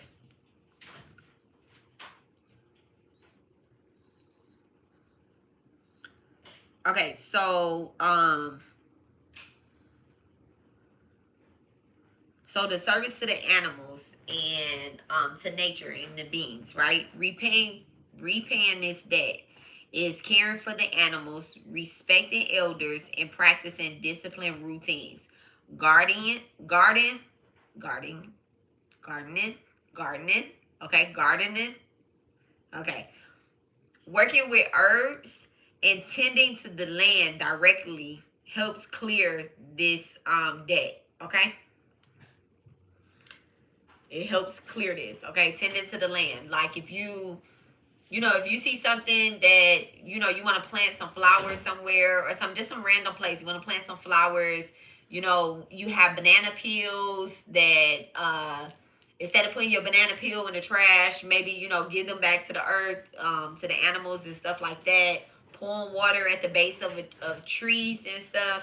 Or if you're in an area where it hasn't rained for some time, you know, just go out there and talk to the land, talk to the sun, the stars, and nature itself, to the sun, and say, hey, you think we can get some rain? You know, the clouds, and just kind of respecting the animals that are outside as well too. Even if it's a rat out there, even if it is ants out there, those animals have little souls, okay, and they're around for a reason. They're around for a reason, okay? So, your life purpose, all right, your life purpose with your rising sign, your life purpose is to shine as a leader. You're clearing it. You absolutely are clearing it. So your life purpose, I read your answers. I read your answers to your things, and I'll go through that in a minute. We're gonna get right here. So your life purpose, I don't feel like you give yourself enough credit, okay, for some of your answers that you said. I think you can give yourself a little bit more credit, because you give yourself a little bit more credit. You showing up, okay? Your life purpose is in your soul path. Your soul path is to shine as a leader, a creator, and an inspirational, and to inspire. Okay. You have dharmic royalty. And I'm not making this up. These are not my words. You have dharmic royalty, meaning that you come from royalty and your purpose is to be royal. Okay. Even if this doesn't reflect it, don't worry about this. It's about what's inside here, and it's about what's inside this blood, and it's about, you know, what you out there doing for real to fulfill your purpose. Okay. It says you are here to carry divine light. So with so many debts linked to Saturn and Jupiter, you must balance authority with humility. Your purpose is merged in divine fire with service. That's your Leo and your Saturn being activated there. Be the kind of leader who serves, not dominates. Wow, I just wrote that down 2 days ago. Okay. Be the kind of leader who serves and not dominates. So you're not a person that says, y'all should be doing this, and this, and this, and then you go sit down and be like, okay, well, I studied that. Checklist, that's what I gave. No, you're a person that actually serves. So you go through a lot of karmic things, and you're to use those. It's kind of like a debt that you see me doing. You see me going through stuff, and I'm like, oh yeah, I ain't about to tell y'all, this is how y'all get through that, And I'm like, nah, fuck that. We got a ritual. I got a ritual for that, y'all. This is how I got through this. I got a ritual for that. I did that ritual my damn self, so I know it worked. Come on, let's clear that debt. This is the purpose. This is one of those purpose, okay, that you have to fulfill. All right. The queen didn't become the queen because she just inherited like that accountability, that part right there. She didn't become the queen because she inherited this lifetime. In order to be the queen, you actually got to put the work in. Okay, it ain't about what you did last lifetime. It's about you putting in the work this lifetime. Okay. And then it says the axis of your axis, AXIS, of the second and the eighth house. All right, which is that Virgo and Pisces is key. You must learn to turn your family karma. You must learn to turn your family karma and hidden debts into spiritual power and healing. Your family owes a lot. And when I say your family, I'm talking about you.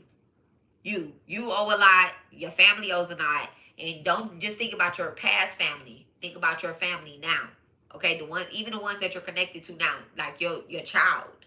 You get what I'm saying? That's your family.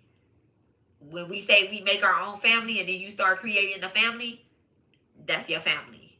They owe a lot of hidden debts. And so you have to turn that into spiritual power and healing. Okay? And then Jupiter rulership of the 8th and Mars rulership of the 9th tie your purpose to occult learning. It ties your purpose to occult learning, ancestral healing, and dharmic leadership. So your soul purpose is about leadership, occult learning, and ancestral healing. Okay? And it says in plain words, you are to be a bearing leader, a light bearing leader who clears ancestral debts and learns hidden truths and service the collective. Your soul work is not normal. It is deeply karmic, ancestral, and spiritual.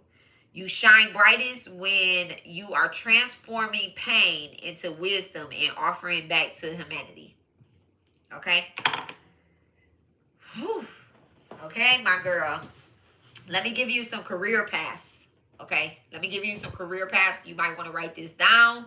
And then I want you to journal on these later and about how you can change your career and move more towards your purpose, your soul purpose, and and be in alignment. All right. Even if you start small, don't worry about it. If you have a debt and you paying $1 on it a day, that's fine. Okay. And once you start going into alignment with your debt, you need to go to God and ask God to clear the way for you to take the classes that you need, for you to get the certificates that you need, for you to do certain things. Holly Berry had a baby at 50 years old. Okay? Holly Berry had a baby at 50 years old. That means that she was in her second. She was almost close to her. I think maybe she was older than 50. I'm not sure. Or was it Janet Jackson that had a baby when she was 51? I don't know. Holly Berry or Janet Jackson. One of them had a baby when they was old. So that means that they didn't even start healing an ancestral debt until, and I pulled one of their charts before. I'm not going to say which one, but I pulled one of their charts, Janet. They didn't start healing a particular, I think it is Janet because I pulled Michael Jackson chart too. Dirty Diana. They family had a large ancestral debt, a really large ancestral debt. And so, anywho, but they gave back to the community though. They really did. They really gave back to the community. I mean, even through just a lot of their music is healing. A lot of their music is healing. Whew. Yes. Oh, okay. Cut that kitchen light off. Close that pantry door and close the other door. Thank you. You cut the light off? Is it that light or is it the other light? Huh? Oh, okay. Okay. Ask your friend if you want water or anything. I just gave him water. Oh, okay, cool. Thank you. Okay, so your work, your career, and dharmic paths, right? The first one would be clearing the ancestral karma, right? If you clear the ancestral karma, if you start working on to clear the ancestral karma, you will actually be clearing the 2 ahead of it. So you will be clearing 3 at one time, okay? And these are career paths. Being a counselor or a therapist, trauma informed, helping people with their grief, or helping family systems, okay, like helping different family systems and stuff like that. Even just like studying about it and then talking about it and helping people about it. All right, doesn't mean that you need to go and you need to get a PhD in to be a therapist. If you want to, you can. If you don't, it's fine. Study it on your own. It's a lot of things that I know that I probably should have went to school to do, but I just study it on my own. Like, I could probably build a house around this bitch. But I did not go to school to be an architect or a project manager or anything like that. Okay. But I could probably build a house by here around here. I know how to install a toilet. Okay. A spiritual healer. So in line with this is a spiritual healer, an astrologer, or tarot or oracle reader. Okay. A death doula. A death doula. So that is showing up in transforming people's lives in a way that they come out of their grief and they go towards, you know, being okay with the next cycle. Because remember, we talked about cycles. So actually, that particular one will also be you clearing all of your debts. If you go into being like a death doula, going into any hospice or ancestral mediumships. I promise y'all that I did not make these career paths up. I didn't select certain career paths. I'm reading you everything that is coming through the system that I use. They don't know that they don't know my information where I put this at. I would have been on my iPad. They don't know my information. So these are things that are nothing related to me. Okay? The first time I ever heard of that was from the Conjuring lady. Okay? A death doula. When I worked in hospice, I'm a death doula. That's a real thing. That's a real thing. So you heard it for a reason, even though it came through the karmic lady. It came through the karmic lady. Okay. So death doula, hospice, and ancestral mediumships. Okay. Why? Her ancestors left unfinished spiritual duties. Her dharma is to carry. I need help with tarot. I'm gonna teach you. Look, we gonna learn. Look, I'm gonna teach you. You don't need help with tarot, but just go start watching. I don't want to say go start watching tarot videos without, like, what does the Fool card mean? And you will see people, you know, you look at the card, you pull the card, you'll see people pulling it, but don't listen to the message that they're giving you. You know how you come on my lives? You come on my lives and the message don't be about you. That's when you're learning tarot. When the message is not about you, like, how the hell? And I'm showing the cards, you like,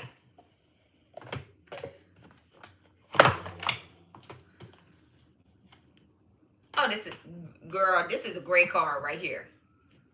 The High Priestess, right? And you like, okay, let me look at this card, you know?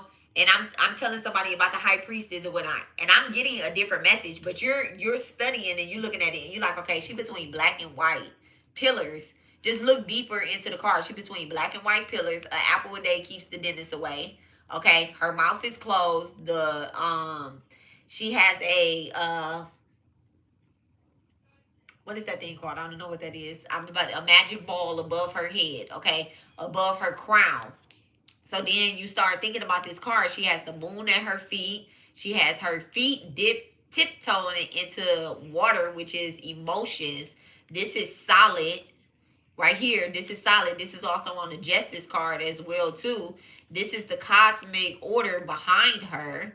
Okay, and what is she sitting on? She's sitting on the moon, which is about emotions. The moon is on top of the water. A crystal ball. That's what it is. I'm not thinking I'm channeling right here too. Okay, so this is you looking at that and you're like, what is she about to pull out? Girl, what is you about to pull out? What you got in your hand? Okay, you got something in your hand. And then you see she has blue. The main colors of this is blue. Okay, the main colors, it's okay. You back. The main colors of this card is blue and purple. So this has a lot to do with the throat chakra communication. This has a lot to do with the crown chakra, connecting with the ancestors. This card is ruled by Pisces.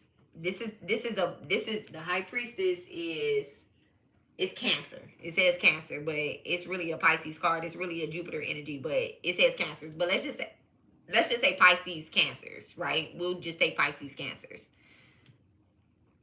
Pisces Cancer energy here, right? So this is like, let's take Cancer. This must be the mother. This must be the divine mother. So it's about what you learn, and you looking at this and you say, okay, the divine mother, she either has something for you to eat or offer for you, or she's gonna make an offer to you, and then she's gonna give you directions to go do something. Okay, so there's a message and communication coming through. That's the blue. So that's learning tarot. You just use your intuition, but you gotta study. Okay? You gotta study. You have to study. All right. So it says, why are these good careers for you? It says your ancestors left unfinished spiritual duties. Unfinished spiritual duties. And it says her dharma is to carry their torch and to help others cross the threshold.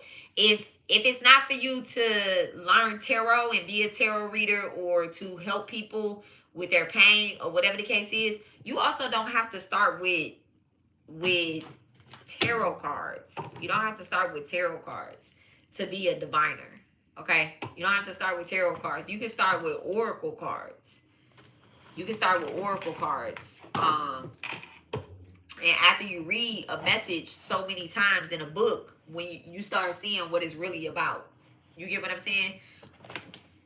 You start paying attention to what it's really about. These are some great oracle cards here.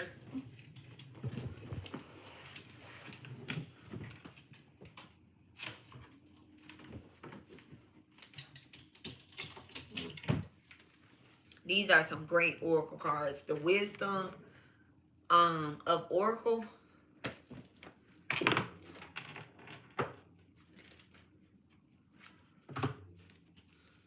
The never ending story.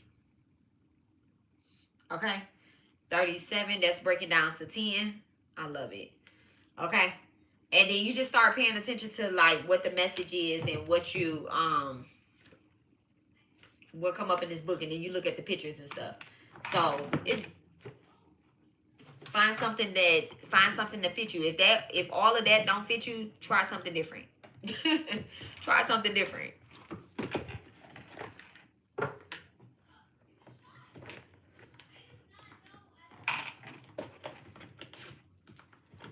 So don't be pressured to just go into this tarot. Learning tarot, teaching tarot, and let me not say teaching tarot, but learning tarot and being a tarot reader, that doesn't make you a spiritual healer. Okay? What are the messages that's coming out of your mouth is what makes you the spiritual healer. Okay?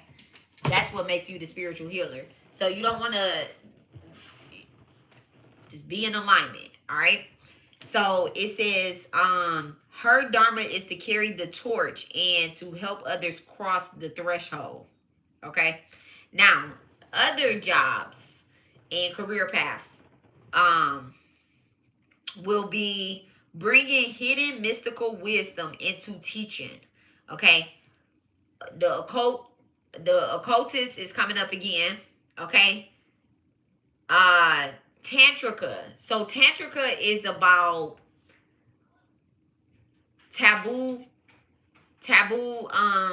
a taboo career healing. So let's say that you did some type of spiritual retreats where people come and they heal, you help them heal their like sexual energy, right?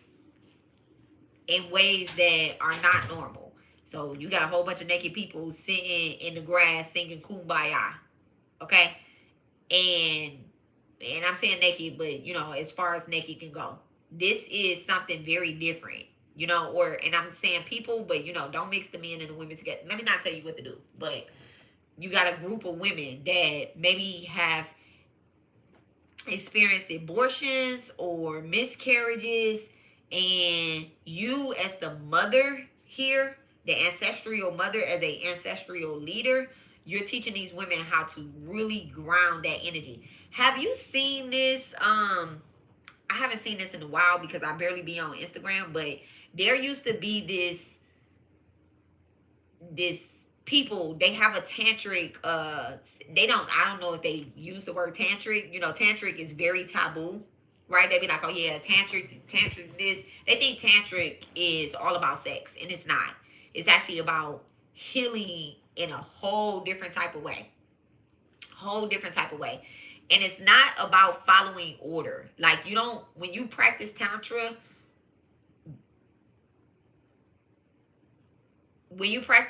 I'm trying to make sure I use my words correctly. Yeah, you fast, but you show up as is, right? If all you have is a pork chop to eat, don't starve yourself because all you have is a pork chop to eat. Spirit gave you that pork chop to eat. Eat that pork chop. So it's about like that. You know, it's not about like the rules. It's about the devotion and the commitment in your heart.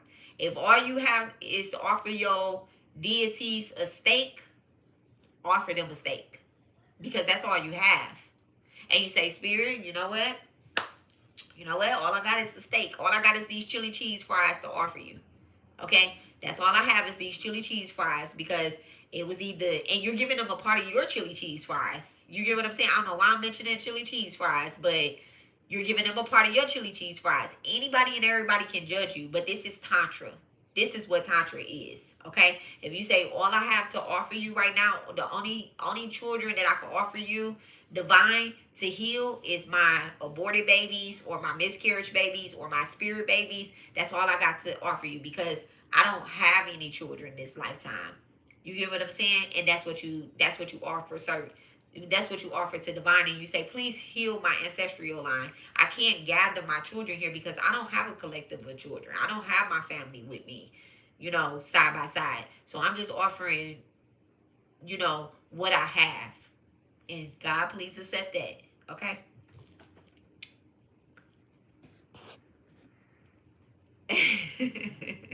I always wanted to do that, not the naked part though. Oh, this is what I was gonna say about the people that was on Instagram. They were, in order to help people ground, they were burying them. Not like over their face, but they would dig a hole and you would get inside the hole and they cover you up and they do like rituals over you and stuff. That's tantric. That is so, I think it was happening in Atlanta or whatnot. And so people would be crying and they would be releasing, but they releasing all of those tears, all of that energy down into the earth. It was so beautiful. You know, it was so beautiful. But I don't be on Instagram, so I don't really see it much anymore. So a Vedic astrologer. I'm gonna look it up later. Okay. So yeah, so look up spiritual burials. Okay, spiritual healing burials or something like that. I'm pretty sure you will see it. They brown skinned people. Okay. So studying into Vedic astrology will also be good as well for your clearing some of your debts, okay? Your occult debts, okay? And to help put into your thing, because this right here, Vedic astrology, you're not gonna get this out of Western astrology. You're not gonna get this out of Western astrology. So one of your purposes is to go deeper. Don't go so far deep before you think that you can teach. I don't know everything about Vedic astrology, and I'm teaching y'all in plain English, okay? Because some of the words I can't even pronounce, but I take those words and I go and look it up. Okay, the teacher of strategic knowledge courses, workshops, and online schools will be really good for you. Okay, it will help with your fourth house. Where it says why your fourth house shows that your mind is wired to uncover what others usually avoid. Okay, so passing on these truths clears your passing on these truths clear your debts to the teachers and to wisdom and to your wisdom keepers. Okay, passing on these things. And this is why they say online school, like teaching an online class. And it doesn't have to be a spiritual class necessarily, but teaching something online, people might be afraid to actually show up in person, you know, and they might want to keep their cameras off, or you might want to keep your camera off, or something like that. This is that type of teaching. Okay, so you don't necessarily have to show your face. And remember what I said about your dreams? I had sent you a message about sharing your dreams, like with maybe your voice or like a voiceover, and it don't even be your picture. You get what I'm saying? So this ties into that as well too. You not being on camera, but you doing something different. Divine is gonna help you with that. All right. Leadership in the collective, other jobs. Okay, leadership in the collective. social justice, humanitarian work, community organizer, or partnerships on networks, serving humanity through groups, a digital collector builder. Okay, I don't know what that is. A digital collective builder, content that empowers some type of online community. Why? Because Aquarius demands that you give back through humanitarian through innovative services, not self-isolation. And Aquarius is the ruler of the online community. If you have a great Aquarius placement, you can boss up online. And this is why Aquarius and Leo placements, those Aquarius and Leo placements, they gonna make a person shine online. Okay. And then here you go, your Leo placement. It says leading by shining, leading by shining and inspiring and storytelling. Okay, so performing arts, acting, musical, dance, poetry, and writing. Motivational speaker, a youth mentor, creative entrepreneurship. So like a spiritual brand, lifestyle products, okay, introducing lifestyle products and content creation, okay. Why? Because your Leo rising must put yourself out there. Hiding your light grows more karma. All right, repaying your karmic dues by the earth and body. A herbalist, let me look up and see what this word is.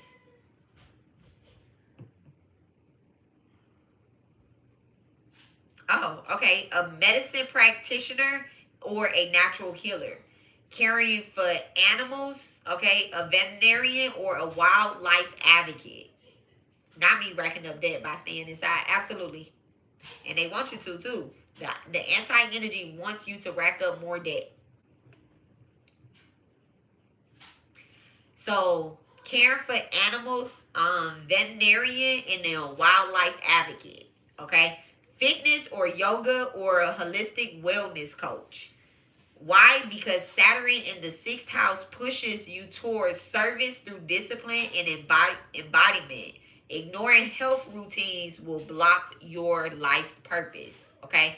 So, drinking tea, having a regimen, like, okay, well, I'm going to drink tea every morning, or I'm going to make sure I drink such and such amount of water, and then I'm going to make sure I, get back to the earth and stuff like that, and taking care of your body, grounding yourself is very important with this Saturn in the 6th house, okay?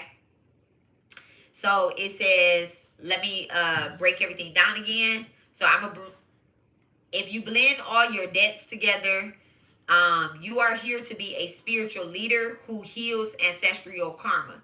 Let me write this down. Write this down. You are here to be a spiritual leader who heals ancestral karma through teaching, collective services, and creative expressions. All right? Your strongest purpose lanes are spiritual counseling and healing, teaching strategic knowledge, online school, writing, and mentorship.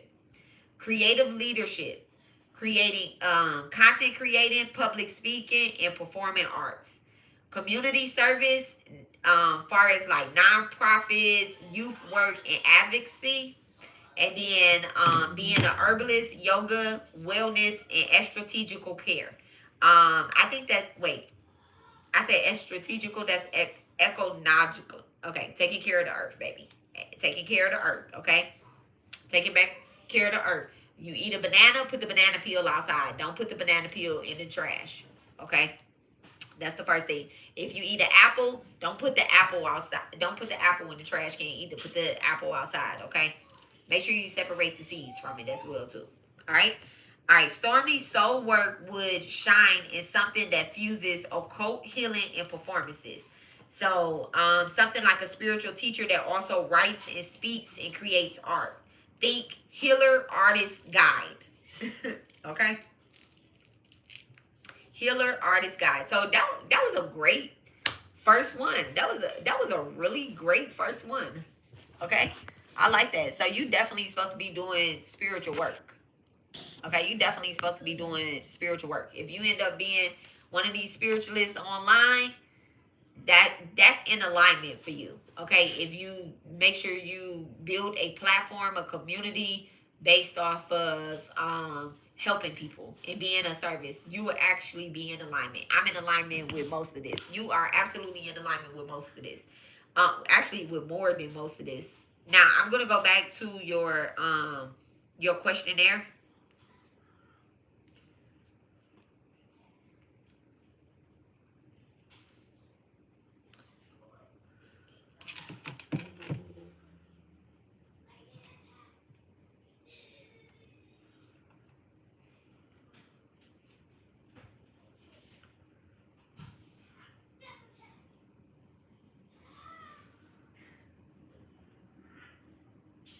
So I think that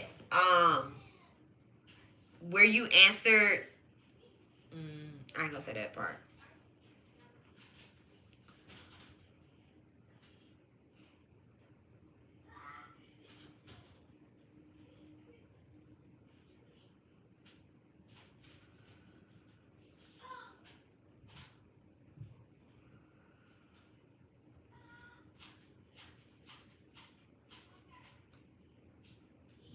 Okay, so you said one way that you can connect with, strengthen your connection is by fasting, sacrificing things I love in order to surrender them to God when I need to practice the art of releasing and not holding things too close.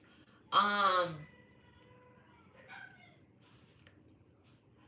I think that this debt to God that you have, I don't think it's about you sacrificing the things that like you fasted, because in this particular aspect, the placement that you have where I talked about Carpicate and Mars, it's not about you fasting. It's about you actually sticking with the devotion. Let the devotion be a lifetime devotion as opposed to like a 10-day fast or a 30-day fast.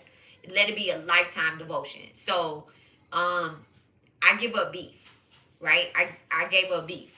And before I made that life choice to give it up, I started getting sick from it. So it wasn't helping me clear out a debt. So whatever is making you sick, and if you give it up, don't give it up for the time being that you are.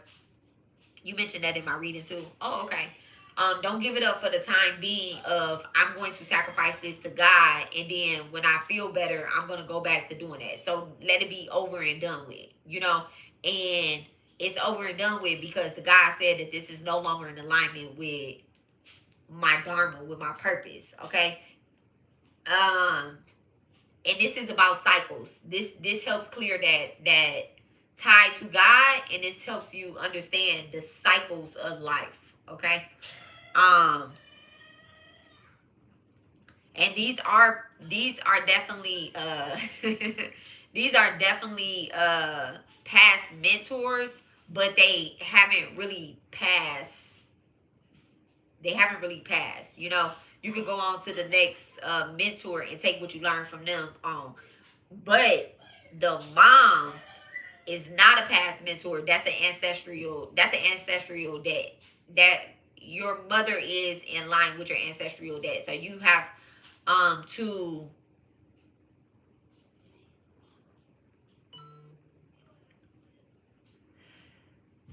you have to concentrate on what you're grateful for as opposed to what you lost, what you have now as to what you lost, because you're gonna get her back. You're gonna get her back in a different way in your family, okay? Because we're not meeting anybody new, okay? So we heal that.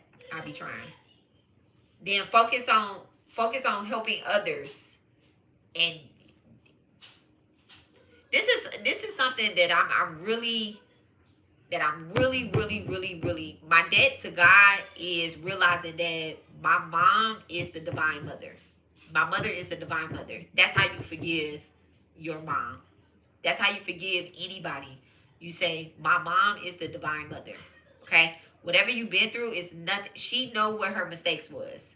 She know what her mistakes was. She know what she could have, would have, should have did. And at the end of the day, It was a part of the plan. Even with our mom still being on this earth, it's all a part of the plan. You know, it's some of our moms is on this earth and we don't have a relationship with them like that, and you can't just be like, well, you know, I don't got a relationship with my mom, like fuck her. No. I love her. What you talking about? I love her. I love the divine mother too. That's who's teaching me.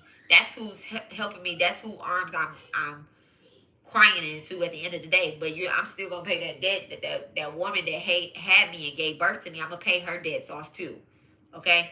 So it's all about, you know, paying off her debts as well too. Because if you don't pay off her debts, your child will, and your grandchildren, and your grandchildren, and your grandchildren, and your grandchildren, then y'all be born back again. And you're like, damn, I remember when I was in 2025, and now you in 2085. You like, damn, bitch. I'm doing the same shit I was doing in 2025, not connecting and paying my ancestral debts off. Okay? And you're going to remember this too. All right?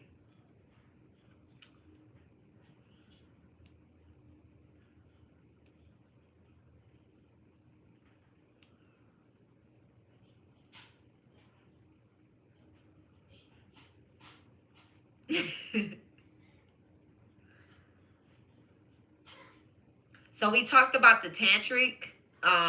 So we talked about the food, balancing the food with the earth or whatnot. Your debt to earth, to earth, the animals and the environment and stuff, it doesn't have a lot to do with the food that you eat.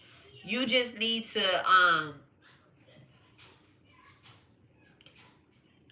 I will work on eliminating beef out my, I will work on eliminating beef. And this is everybody that watches me that's here. Y'all, I'm about to make some steaks. I'm not being a hypocrite or anything like that. That's what my husband went to the store and bought. That's what he wanna, that's what he wanna eat. I'm not gonna eat the steak though, right? Me personally, I'm not gonna eat the steak. I'm gonna put a steak on my ancestral altar though. Okay. I told him okay, you can buy them steaks, buy enough. I'm gonna put one on the ancestral altar. I'm also doing the tantra right here. Why beef of all things? Because beef is connected, the cow is connected to money. The cow is connected to money. It's connected to Lakshmi, the ass of the top of the cow, the head of the cow. They control the vehicle as well. So if this is something that you can start to, we don't need to eat beef. You can do turkey. You can do pork. You know, I was saying y'all don't be eating that pork and stuff, but that was other pantheons. This what I'm at here, which I believe is what opens up our money. You don't have to pay so much debt if some of the sacrifices you make will be to certain animals, the cow. Okay. So yeah. Okay, changes need to be made. She's on a big side. Okay, changes. Do it slowly. It doesn't have to happen overnight. Do it slowly. If you notice you cook beef 5 days a week, you making tacos. I just talked about chili cheese fries, but they have turkey, chili. You can make your own chili and make chili cheese fries. You can season it how you want. You know, it takes time. It takes time. At first I thought that, I was like, damn, I must owe these chickens for real, because I don't even eat. I never ate chicken. I could use more turkey. Yeah, you really could. It's leaner. It'll help you with that health, that Pisces and that Virgo energy. It'll help you with that. And it said, what did it say about your debt for the maybe if you start, if you went to help at a farm or something, or somewhere where they have animals and stuff, if you start doing that, or if you start getting close to a certain type of animal, like I want a bird. If I want a bird, it'd be so crazy if we over here eating chicken and I got a bird flying around here. I know they're not the same, but it's like I'm over here frying your cousin's eggs. Well, not the eggs, because the eggs, that's so crazy. Yeah, it's so crazy. I don't know how eggs work, but right? But I put eggs on my spiritually they never talk about the eggs like that. But Matangi is actually Matangi, and Matangi, which is a form of Lakshmi. She actually is she accepts all offerings. So if you don't cut beef out or whatnot, and it doesn't matter how you get the gods, y'all. There's 199,000 gods out here. Okay, you're dead to the gods, cosmic order, forces, or whatever the case is. So if you're gonna sacrifice something, let it be something that you do it for. Make it a lifetime thing. Okay. So I think this lifetime, I probably was like, yeah, I ain't gonna go into that lifetime and eat chicken. You can't pay me money to eat a piece of chicken. I'm good. I don't know what happened when I was a kid, but I was like, I'm good. I remember eating the skin, like fried chicken. I remember eating the skin off of it. And then at some point, I just was like, I'm not even about to eat the skin. Y'all cannot. And my mama said she ate a lot of chicken when she was pregnant with me. And then I have like cousins that they didn't used to eat chicken and now they eat chicken. I'm like, yeah, fake asses. They was trying to steal my destiny. Anyway, all right. So do you have any questions? Do you have any questions? Does anybody have any questions? We're going to go on to the next person.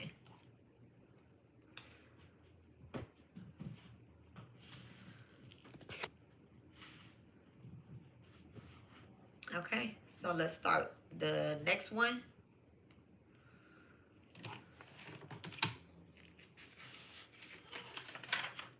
Okay, so the next one is AJ.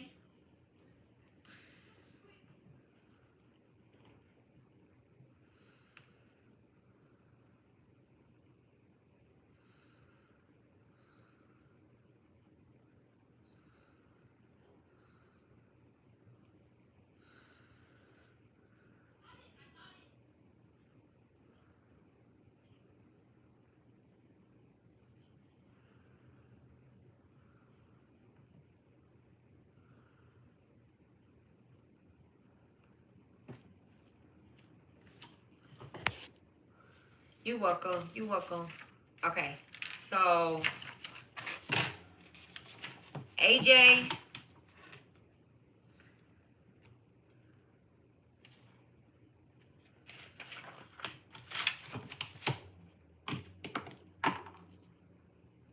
Let me look at this.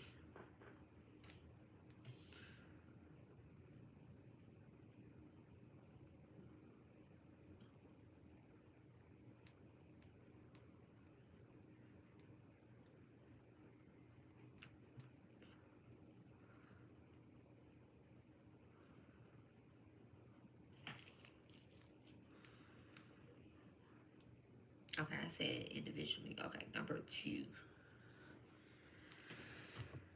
Oh, no, no, no, no. Okay, I'm sorry. Number 2 is rabbit.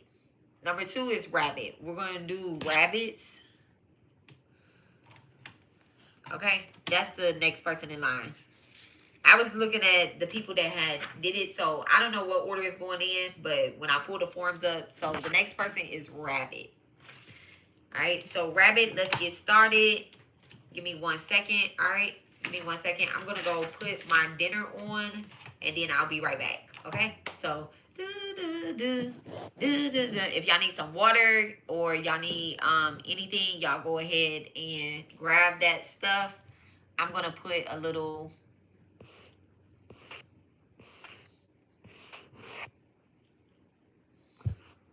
Oh wait, let me see. I'm gonna put a background here.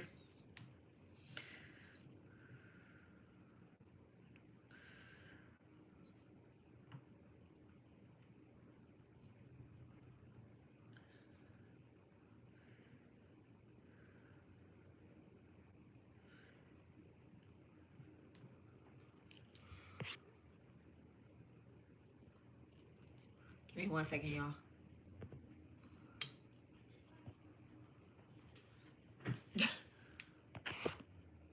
Okay, hold on. It's too big.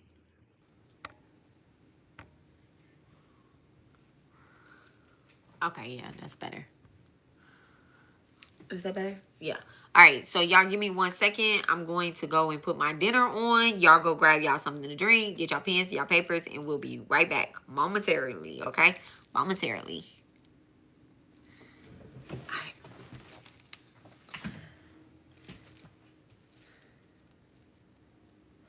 Y'all gonna experience a moment of silence. But we are doing rabbits next, okay? Rabbit, whoever has the name Rabbit is going next, okay?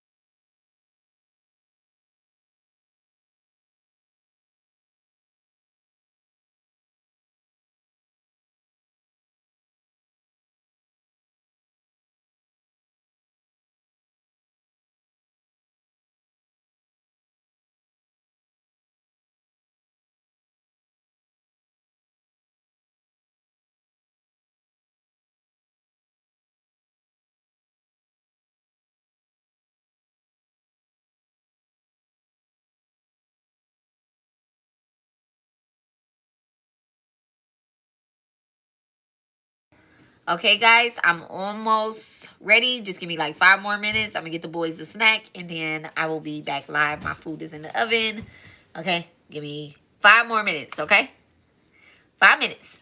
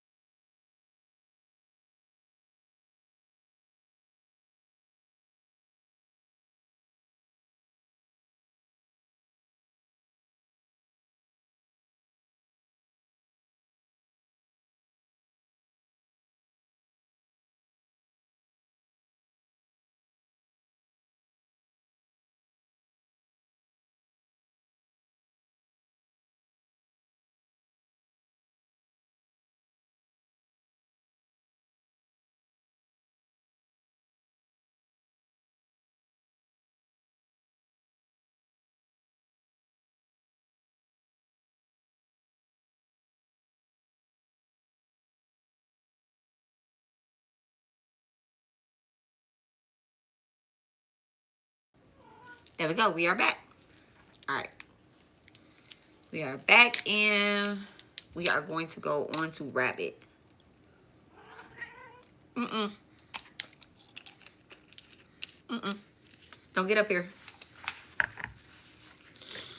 Did we finish drinking our Red Bull? Mm-mm. Red Bull gives you wings. Before we get started, let me go get my chargers. I'm tripping. Okay.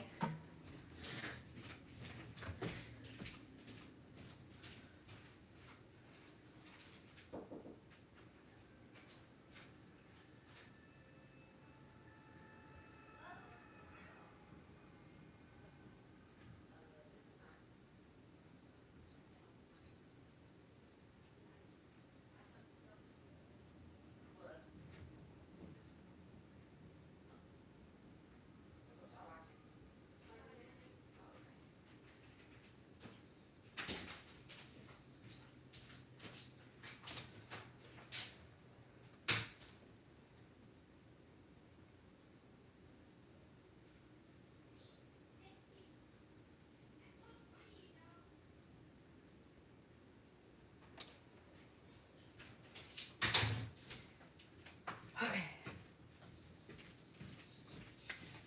Watch out. Watch out. Watch out. All right, let me check in with my sons. Anybody that just entered into live, you here? Yes, we're back. Hi, Lily. Oh, okay. If you weren't here before, check out the pinned comment and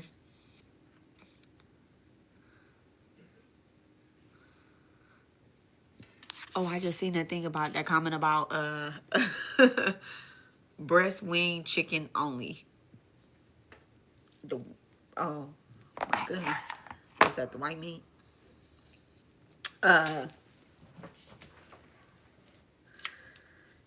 Check out the pinned comments and fill out the form if you would like your soul purpose read, broken down, and your 5 great debts to in life. Look, your 5 great debts in life. All right, let me make sure the charger is charging. Oh yeah, we were, baby, we was at 11%. We started off at 80. We was at 11%. I'm glad I went and got the chargers. Okay, so y'all check out the pinned comment, okay? And thank you guys for participating. Don't forget to like the video. Grab your notepad and your notebooks, okay? So we are going to go to Rabbit.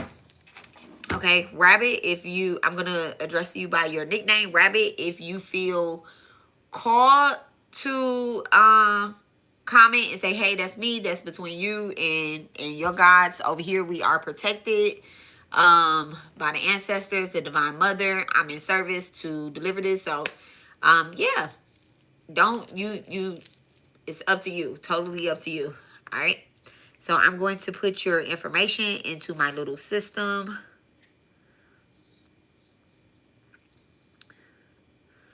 but no pressure. If anybody has questions while I am doing this, whether I'm on somebody else or I'm on your name, you can ask the question. Ask the question. Okay. While I was doing Stormy's Amazing Grace, when it said something, Lori was saying something, but we already know. Look, Lori already said it's her. Okay. She's like, I don't care.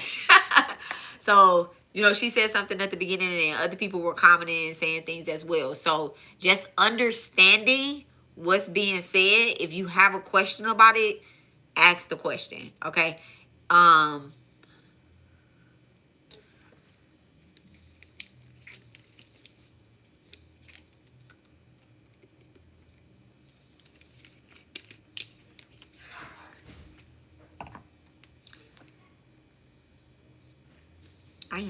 I am just so smart and intuitive. I'm really intuitive, mom. I love me.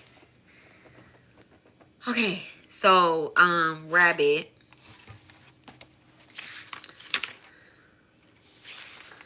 Yeah, make sure y'all don't see other people's information.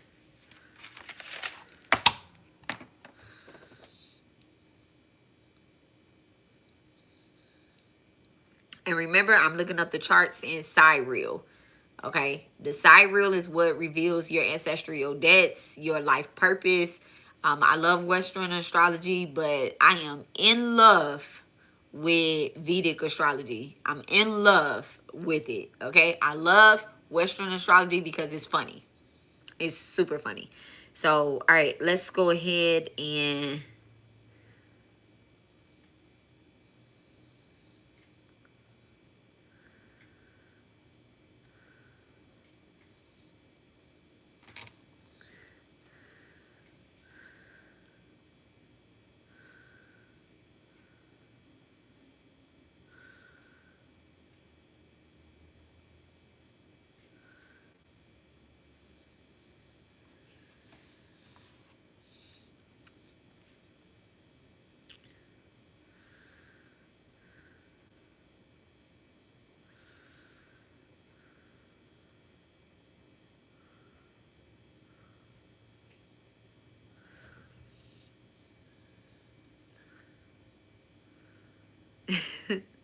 I like your answers.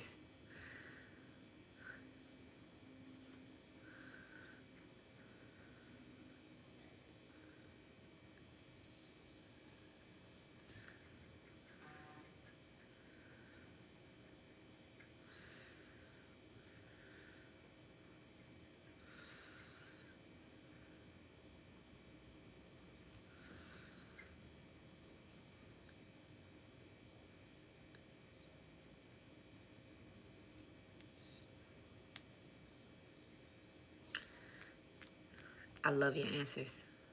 Okay, so let me put it into the system.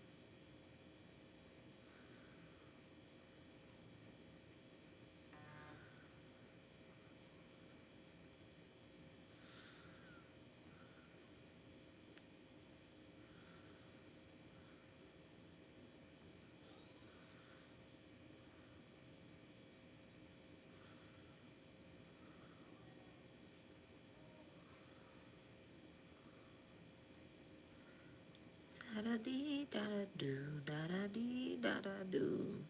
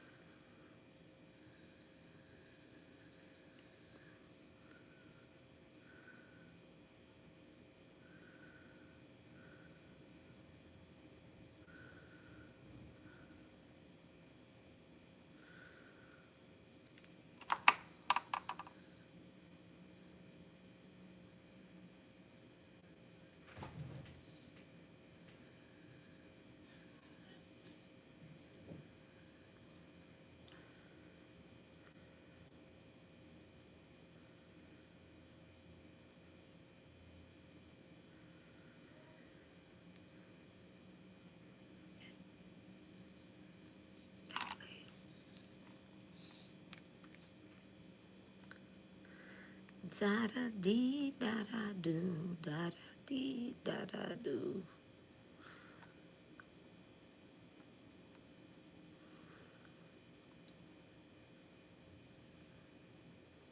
Close.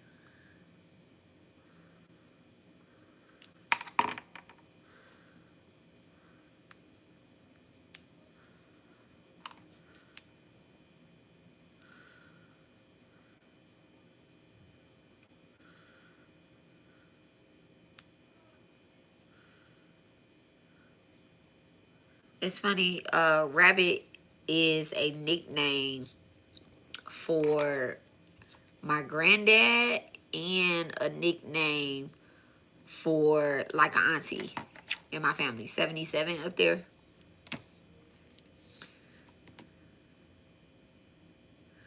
Okay.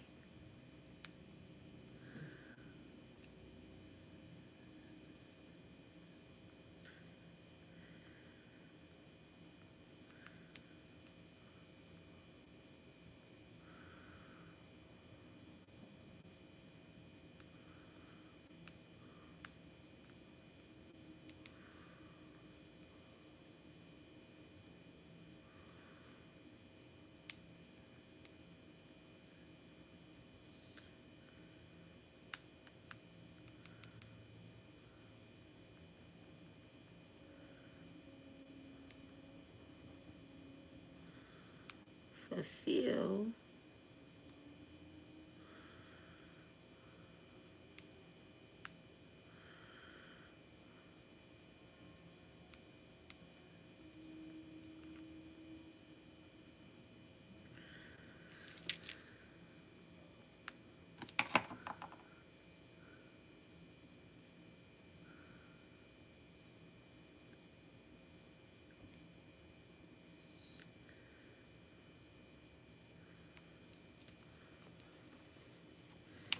All right.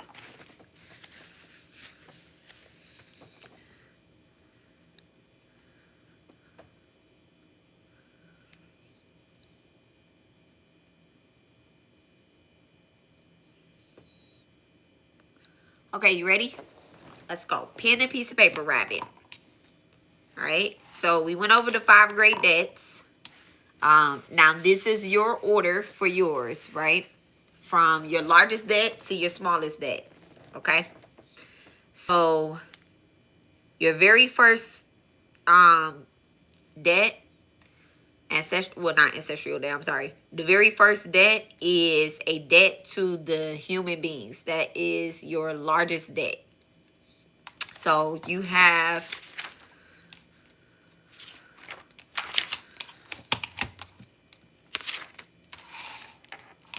the debt to humanity, community, and service to others. Okay, that's the very first one that you have. That's your largest debt. And it says that you are a helper warrior. All right. You owe humanity service, mentoring, and protection. This is the largest that you have, and it must be repaid through honest work, guiding others, and managing people fairly, and mentoring the younger or the weaker amongst the collective. Okay.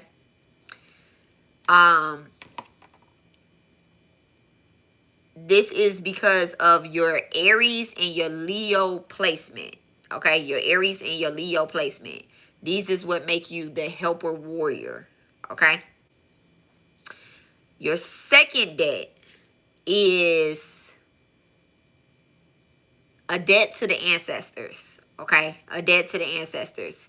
Now, I'm going back to your, wait, let me go back to the first debt. Okay, let me go back to the first one, and then let me go to your responses, Rabbit, when it comes to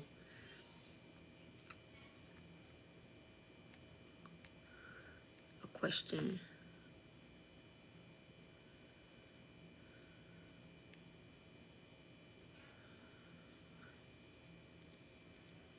Humanity needs me to continue to work on my growth so that I can continue to shine my light. Okay.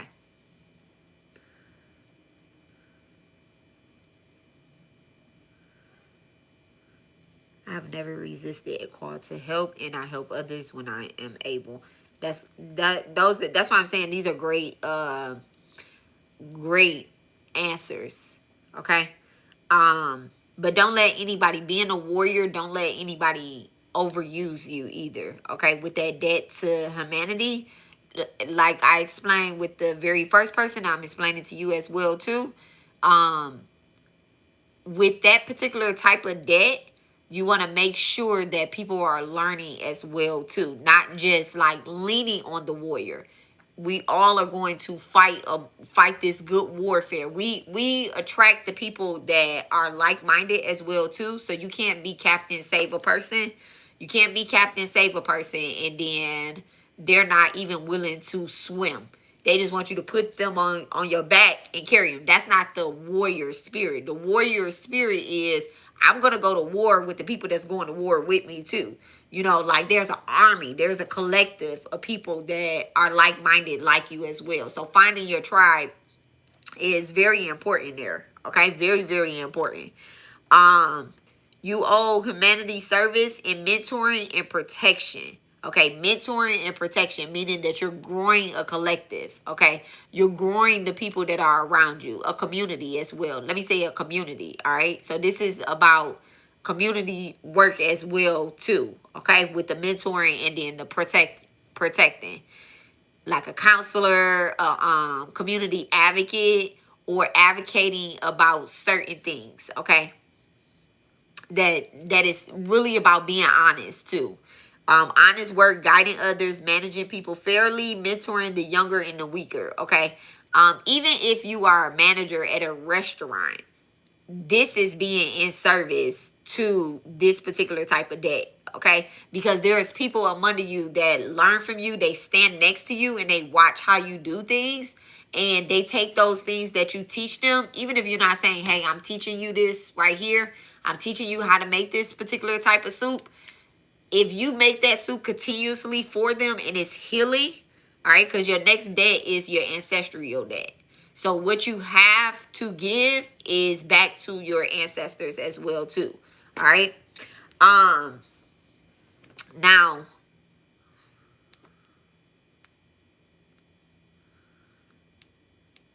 one second.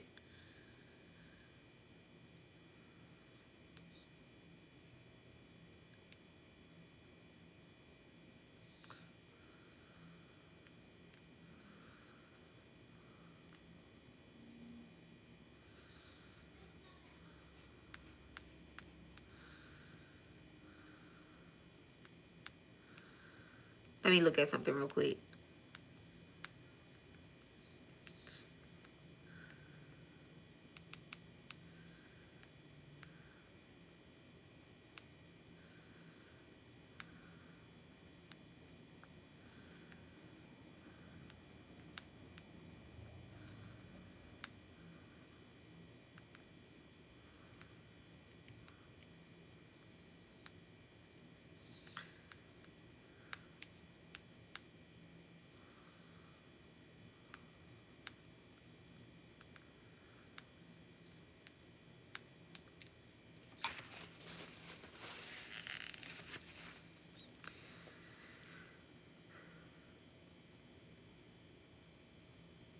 Better. Okay. So, with your first debt, if you feel a constant pull into other people's problems, this is where that debt can be cleared at. All right. Co-workers, friends, or even strangers will turn to you as the fixer.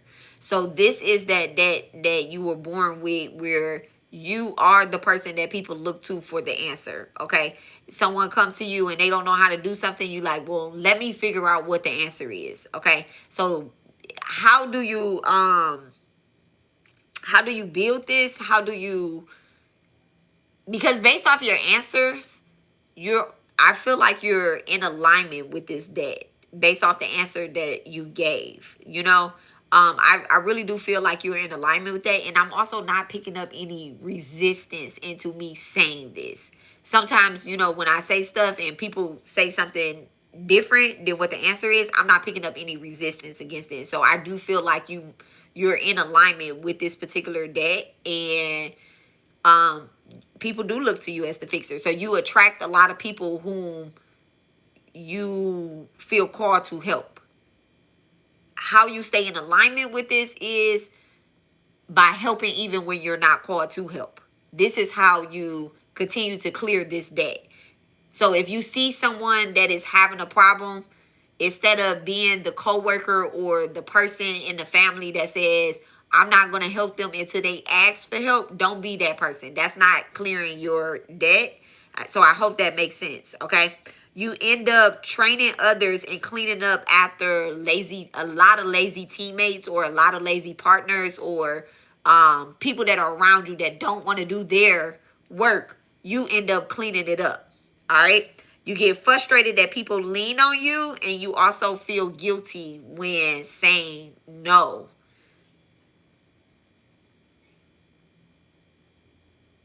Sometimes you have to say no. Okay, sometimes you absolutely have to say no. Especially if the other person isn't going to do the work. That's key to this particular karmic debt is if the other person, you can only help the same person so many times. I don't care if it's your mom, your dad, your brother, your cousin. You can only help the same person so many times. Now, the next debt is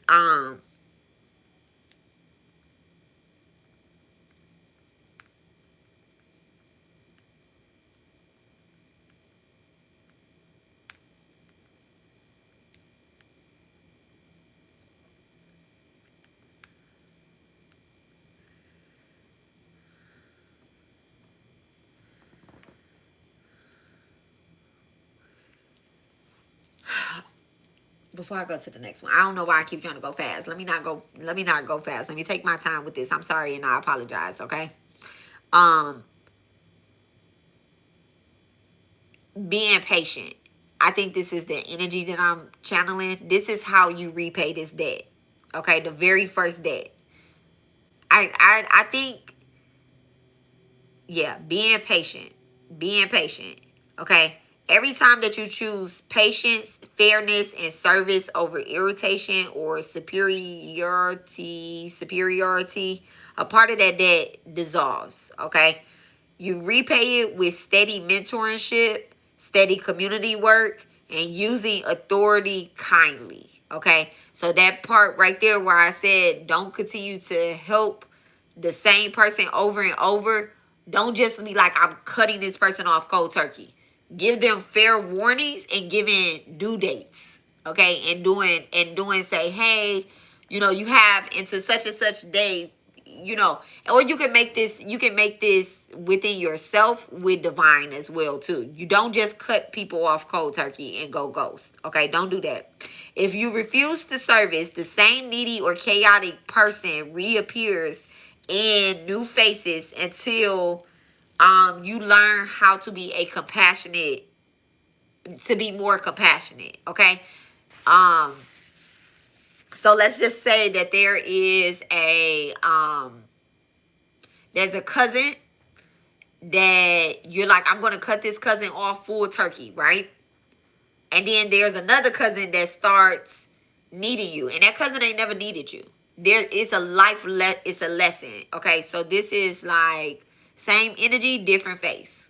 All right, don't get frustrated. Don't get frustrated. You're going to really, because you are in alignment with divine, you're going to turn to your ancestors and to your divine team, and you're going to ask them, what is this lesson about? What is this lesson about? It's about having compassion. So one of your biggest give backs is of being service to others. So you're in a position to help others for a reason. Okay. Now I can go on to the second one. Thank you so much, Divine. Okay. So your second debt, Rabbit, your second debt is to the ancestors. It's to the ancestors. All right. Your second debt is to the ancestors. Now, this shows up in complex family members, dynamics. You may feel emotional responsible for your parents or for extended relatives. All right. Um, when it comes to inheritance and reoccurring issues about ownership, inheritance, and what and whom belongs to whom and whatever, right? Feeling ancestral weight in your chest or in your gut when the families are in conflict with each other. So this is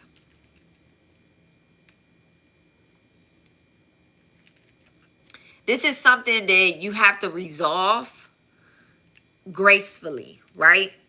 You carry a lot of unhealed family fear and pride through your Saturn placement, okay? Through your Saturn placement based off your chart. And your Saturn placement is sitting in the ancestral house. So a lot of unhealed fears and pride. So if you think about an auntie that may have passed away that was very prideful, or you have a uncle that was very scary, those particular ancestors, those are the ones that you are really helping when it comes to this ancestral debt. You paying this ancestral debt. Now, you said that in your answers, you said that you burn a lot of ancestral money. This is in alignment with that. This is absolutely in alignment with that. And with the ancestral money, you might feel called to, like, this about to sound crazy, but this is not enough ancestral money for you. Okay? This is not enough. This is not enough. You're feeling big. You're feeling big. You need to go get, big dollar amounts. Like, it needs to be, I don't have the ancestral. Oh wait, do I have the ancestral money? Yes, I do. You see this? This is like $1 billion ancestral. You see how many zeros is in that? This is the type of time that you would be on, okay? Because your ancestors know that there's a lot of debt. There's a lot of, they know that it's a lot of debt that needs to be repaid. And one of the biggest debts that you have, they're very close to each other. I'm not going to say like I'm not going to say like the distance in humanity, but let's just say in a past life that your family probably owned a lot of land and either end up losing the land to maybe pay off some debts, or either someone in the family inherit the land that was not supposed to inherit land from another family. Someone may have stolen some land, or even giving it away. Okay? So when burning ancestral money, do we write the names of our ancestors on the money too? I know we're supposed to write the ones who already transitioned. So you can write the names of the ancestor. You can write the names on the money. You could write a petition and burn the petition. So you could burn the petition with the ancestor money as well too. But a lot of our ancestors, like in this particular chart that I'm reading, a lot of the ancestors are unknown. The ones that, based off the placement that's here, that's showing up, a lot of the ancestors are unknown. Because of prideful people that's in the family. So let's just say that this is a royalty chart that I'm looking at, right? The queen will have, this sounds so crazy, but y'all, this happens, okay? Let's say that somebody gave birth to a disabled child, right? And they were in a royal family. And then that disabled child got sent to some type of hospital or some type of, place. People were very shameful in other countries and other like in the UK and stuff like that. Like in the UK, you hear about stories behind the royal family, not the current royal family, but different royal families, right? There's more than just the UK royal families, but you hear stories where you never hear stories about anybody being born with Down syndrome. You never hear stories about a royal family member having any autism or anything like that. You never hear stories about that. So those children that were born that way, they are sent off somewhere else. When this could have been someone, this could have been like a queen's firstborn child. So now you don't even know that ancestor, but there's a debt to be paid to that ancestor. Okay. And when people are born with some type of disability or I'm using the word disability, but it's just such an ugly word. Okay. A dis-ease in life, it's a karmic debt that needs to be paid. And that's kind of like what is coming up in this particular chart. So for the ancestral money, you want to say my unknown ancestors. You absolutely want to say my unknown ancestors, my known and unknown ancestors. And this person should probably do 10 generations back on the father side. The mother side as well too, but the father side. Because those are a lot of ancestors that are not being spoken up in this. This is a this large debt right here is, this is Saturn energy. So this is a father line that's taking place in the mother line. So there could have been a mother who did not take care of a father, a wife that didn't take care of a husband. The husband maybe got sick and the wife took the land from under, right on time. The wife took the land from under, you know, the father's line of the family and stuff. So it's what happens. The family just needs to be the family belief system needs to be brought back together. Hello. Okay. Oop.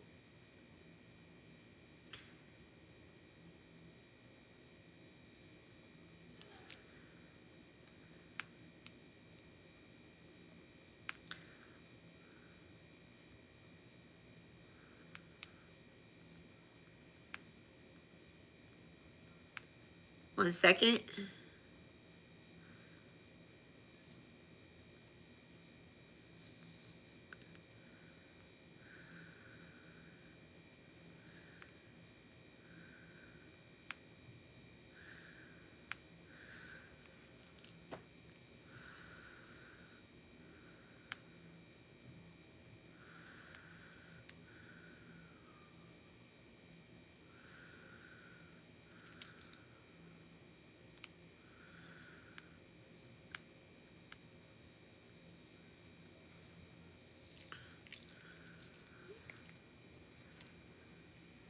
Okay. I just gotta check with my son has his little friend over, so I sent the check-in message. At least I thought I sent the check-in message. She sent me a message an hour ago. So I just sent my check-in message. So anyway, I'm sorry. Okay. So I said around 8 or check at 8. Okay. So I'm sorry.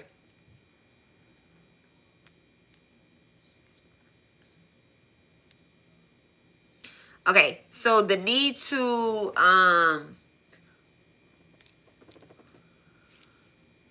bridge the family system back together, and then also the belief system within the family. All right. These are heal the parent, heal the child wound, and keeping family traditions alive in a balanced form. Okay. This is a debt that you are repaying this lifetime, and as long as you're doing that, you're in alignment. Okay. Certain family rituals, and it would be both sides of the family, because you have Saturn in a moon in a in the fourth house. You have Saturn in the fourth house, which is the mother placement. So you have the father and the mother sitting in the same house. So you need to have a balance between the father side and the mother side. I'm not saying you have to bring your mom's side together and your father's side together. Yes, I am. Yes, I am. Let me take that back. You have to bring your mother's side of the ancestors together along with your father's side. So if your ancestor altar doesn't consist of both lines, You need to bridge both lines together. When you burn ancestral money, you need to burn some ancestral money for both lines of your family, okay? So rituals to continue to clear your ancestral debt would be feeding the elders, teaching family history, and doing ancestral rituals, okay? Ancestral rituals, lighting candles. You're already doing that based off your answers that you gave. You're already doing that, okay? The alcohol sometimes is great. It is great. You don't have to give your ancestors alcohol all the time, but it is great that you do that sometimes. Even if you just did it once a month is awesome, okay? Giving them food, burning ancestral money, and setting out offerings, and even just like cold water, coffee, things like this, you're already in alignment with doing that stuff, okay? There's no pushback with that, okay? And the degrees is very high, and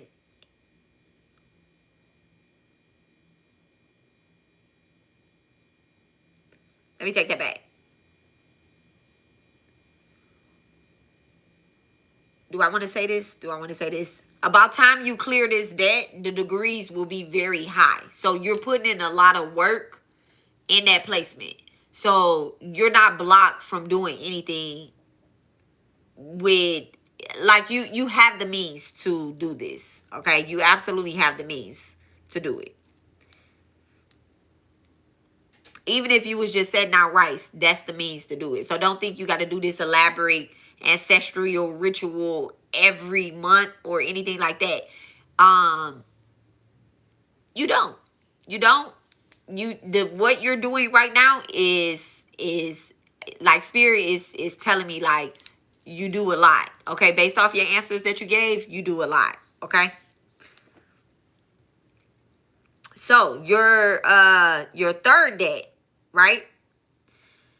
Your third debt is to divine, okay? To the gods, to the divine, to the cosmic order, okay?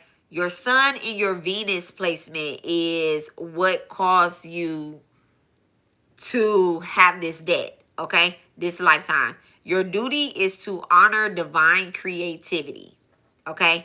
You must offer talents as a worship, music, teaching, leadership, art, and charity in the name of God, in God's name. Not it's funny that, you know, in the chart that I did before this, it mentioned one God. Okay, well, it mentioned two. It mentioned Kartikeya and it mentioned Mandurga. In this particular breakdown, this says God's name. This says God's name. So you have a clear understanding that as long as you get back to God, you are with God. Okay, so like your debt to God and being of service to God, it's like in your day to day. It's already, you know, it's already showing up, like your worship, your the music, the type of music that you listen to, the type of vibration that you give off, and you already teaching and helping people. You might not notice this because everything that you do is like in alignment with God, you know, really. If you say, you know, you say thank you, God, for the most randomest things, and that's you giving back to God, okay? So, and being in leadership, and you know, you understand that you are in service, like your debts are in order, so you don't have a big debt to God like that, okay? All right, so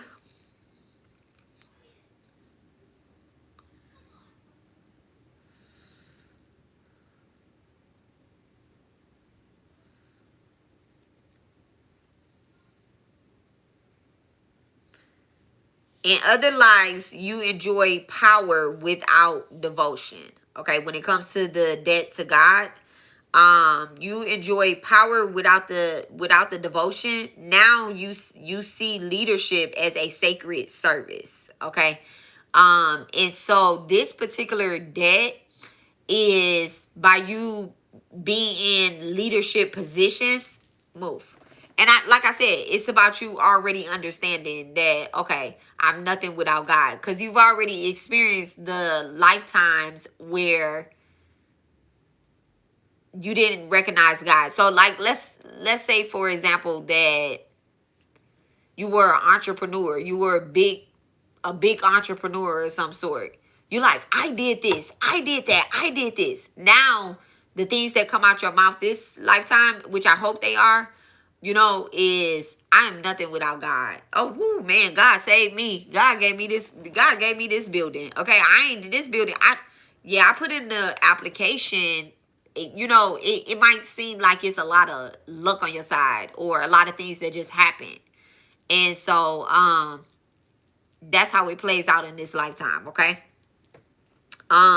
Daily gratitude and prayer before work or devotion part of earnest keeps your divine accounts balanced, okay? Daily prayer and devotion and donating a part. Donating is very important back to, like, in church.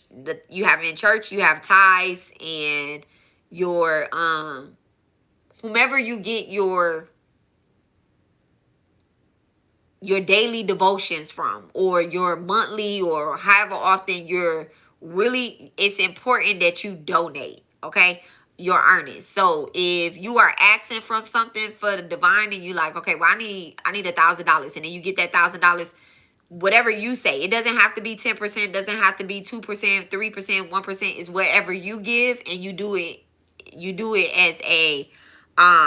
as a blessing, you know back to divine. I'm giving this back. All right. You must remember that the work is worship. That the work that you do is worship in itself. Okay. And everything that you do is the worship. So do it with devotion, being devoted. If you have repeated rise and fall cycles, it's about you learning.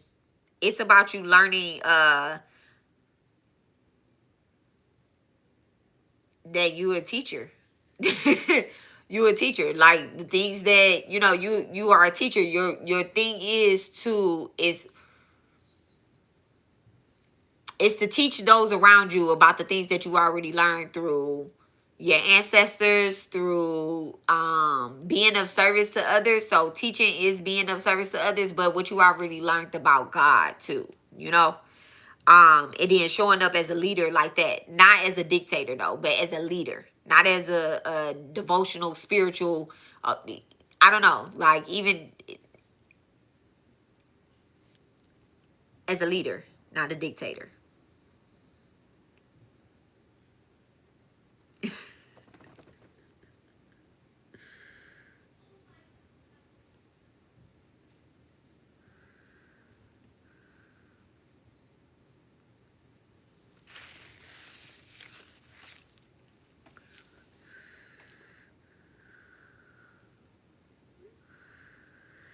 Okay. All right. Now, your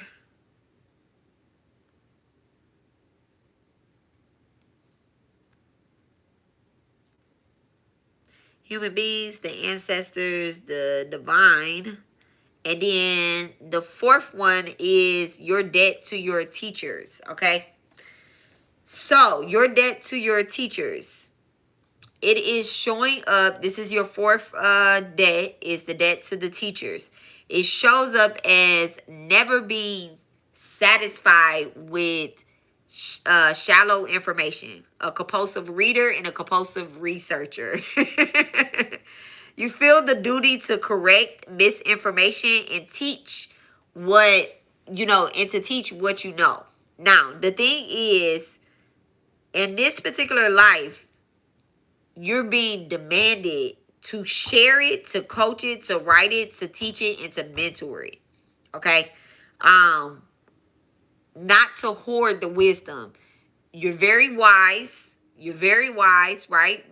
based off your placements, and I'm not saying that because, okay, based off your placements, like, I'm just pulling this off the top of my head, like, oh, you got this here, there. What's showing up in your chart is that you have a lot of information in your head. And if you're not teaching that and you're not delivering it, you're creating more karma and you're creating more debts that's just going to pass down in your family, in your bloodline, okay? Now, when you invest, it continue to learn. You invest and then you continue to learn, you'll get new opportunities, more opportunities, and more people will align with you. Okay? When you're not investing or when you're not investing and you are hoarding the information that you learn just for you and your family, because this right here is a teachers don't just teach their family. Okay? They go to the schoolhouse. It'll be a mom who has a son, and eventually, her son may come into the school, may not come into her classroom, but definitely like come into the school or whatnot, right? Then she goes home. People are going to be like, well, it's not fair. You have a mom, but eventually that student is going to go to the 4th grade, the 5th grade, the 6th grade, the 7th grade, the 8th grade, and their mom is only a 3rd grade teacher. Okay? So your job is to not just teach your family, but also teach the community. Okay? And branch it out, like extended family members on both sides. Okay? Extended family members on both sides. Don't just gatekeep. That's the word I want to use. Don't gatekeep for one side of the family and be like, well, I'm just going to teach my sisters on this side. If you have sisters on that side as well too, you're going to teach them as well. You need to be teaching them as well too. Okay?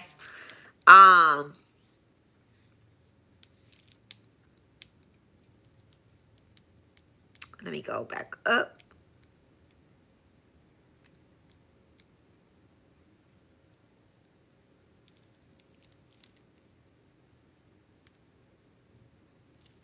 All right, and this placement is because of your Virgo placement. This is because of your Virgo placement and Mercury and Pluto. This is a teacher's chart, okay? That Mercury placements, Virgo and what's the other Mercury placement? Gemini. Those are teachers. Those are the teachers. So they will have a career path in teaching. Your chart talks. Your debts, your karmic debts, talk about being a teacher a lot. Okay?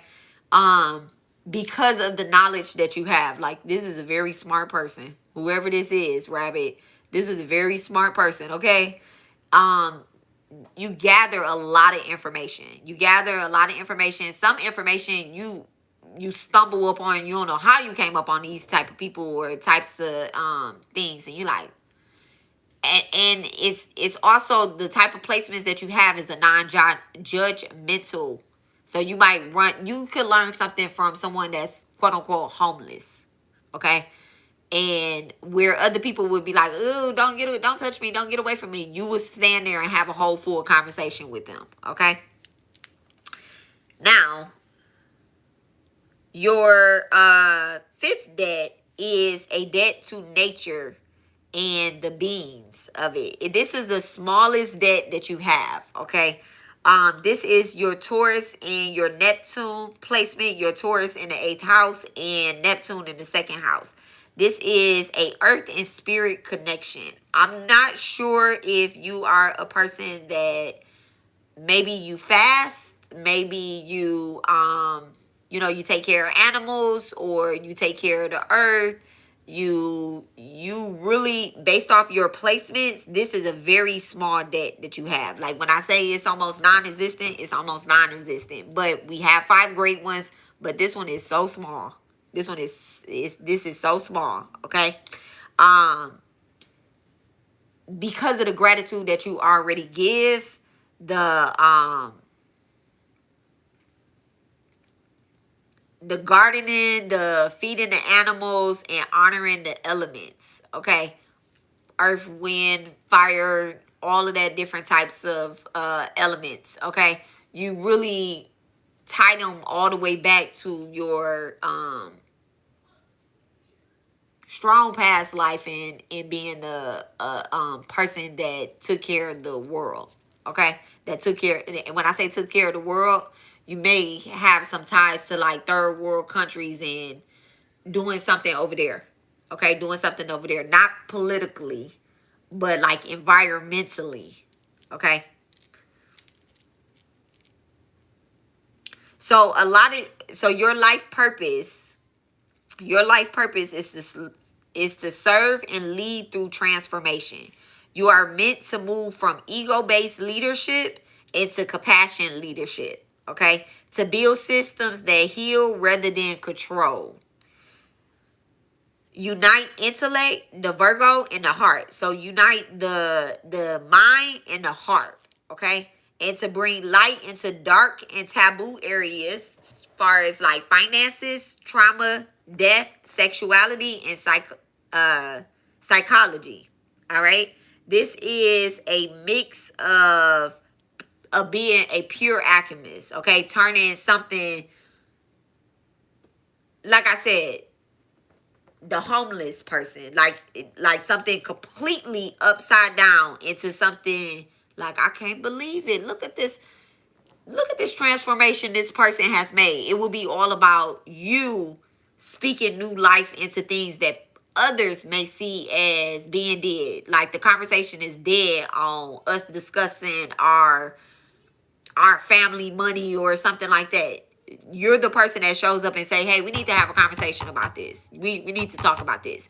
So you absolutely, if you're not already doing that, you do need to be doing that. Okay. Having very taboo. People don't like to talk about money in families. They don't like to talk about inheritance and stuff like that. So yeah, talking about that is very important. So karmic pitfalls in your chart, right? Taking on everybody's battles. Don't do that. Pride or stubbornness or independence. Try not to, that you might think that you being separated from other people, it's the Aries placement. You thinking that you being separated from other people, that, well, this is me finding my peace, and isolating myself and stuff like that. It's two fire placements, the Leo and the Aries, that will say, well, I just want my peace, so I'm going to isolate myself. Teachers can't isolate themselves, okay? They can't. That's when you being prideful, stubborn, and gatekeeping, okay? Emotional avoidance. Saturn in Cancer, okay? Emotional avoidance. So neglecting your own emotional healing and your own feelings to take care of other people or to escape something, all right? To balance these things, please write this down, Rabbit. Write this down. To balance these things, you need daily discipline like prayer, exercise, and journaling. Okay, prayer, exercising, and journaling. I just said Saturn likes when you write. Okay, they like when you use a pen and a piece of paper, not your phone to type and do and put messages. They like when you write with a pen and a piece of paper. This sounds crazy, but this sounds crazy, but I don't want to show y'all the front of this thing because I have people's birthdays written down. But this right here is this is a ritual.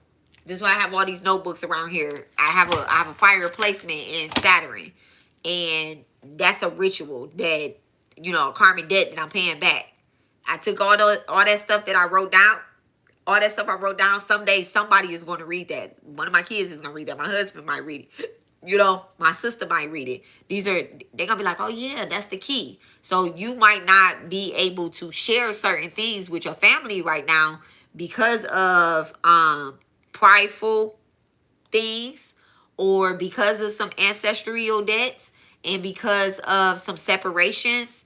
You might not be able to share things with them right now, but it's important that you write things down, because maybe when you transition up out of here, boom, that debt is absolutely clear. You know, and just because you transition don't mean the debt is clear, because obviously not, because we're born back right like this. But the minute that the other person gets that message that you wrote, and they have some type of understanding on their end as to, oh, these are the directions. So it's like you leaving the keys somewhere. Okay, don't gatekeep them. Someday you might actually have a conversation with some of your family members in person that you didn't know that you would be able to have in-person conversations with, on both sides. Remember, both sides. To balance, okay, serve without rescuing. Okay, serve without rescuing. Remember how I said that, you might be a person that show up constantly for people. You can show up. Somebody got a flat tire, right? They're like, well, I don't know how to change a flat tire. Okay, well, let me show you how to change a flat tire. They got 2 flat tires, maybe 3 flat tires. You only need to show them how to change one. You don't need to change all 3 flat tires. Like, you get what I'm saying? You already showed them. You gave them the tools that's necessary. You don't need to sit right there and change all 3 tires. You showed them, and you're leaving them the tools. All right? So, save without rescuing.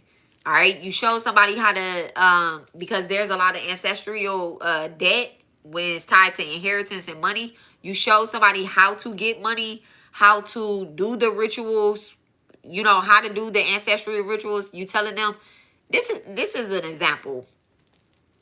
Because I have a large ancestral debt too, right? I come on here and I do the ancestral rituals. Sometimes I offer them to the collective and sometimes I don't. I told y'all how to do an ancestral ritual. I told y'all, just like, I was that Lori that just asked about writing the money on the thing, writing the names on the thing. Let's say one day y'all happen to participate in an ancestral ritual with me, and you say, hey, this ancestral ritual I'm going to dedicate to I want you to do it, and I want you to dedicate it to my father's line, right? Every time I do an ancestral ritual, I'm not going to be like, well, I'm going to include her father line in this. No, sometimes it's not going to be for the father line. Sometimes it's not going to be for the mother line. Sometimes it's going to be directly for your higher self, your past life karma. You get what I'm saying? And you might not include these people. So some of our ancestors don't want to be rescued. Some of them want to stay attached. This is why we do other stuff, so that we can guide them into the light. So just know that some of your ancestors are upset too. Okay? And it's stubbornness. Stubbornness is not just in you. It's in your ancestors as well too. Okay?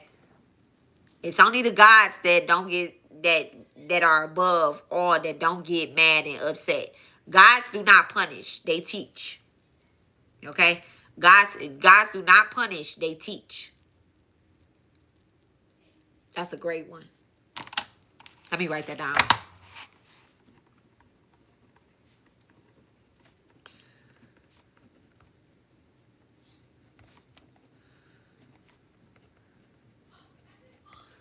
I'm going to be honest. Ancestors punish. Ancestors punish. Okay? So, when y'all hear me calling on Callie mom because some things have happened, I'm not calling her on to punish. I'm calling her on to teach. To teach. Teach me how to have grace through this. And I get that you call on a lot of your, you call on God for things. If you're calling on your ancestors in certain times of spiritual warfare, you might want to go to God as opposed to going to your ancestors, because your ancestors might be upset. Okay, so continue to do your ancestral work that you told me that you were doing today. Continue to do that. Those are great ways to elevate your ancestors. Not to level up the ancestors, to elevate. Okay, to elevate them. All right, so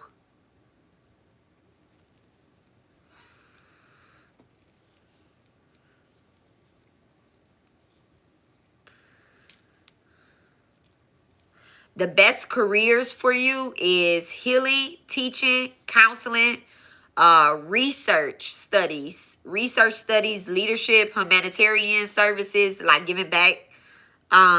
Giving back will be great.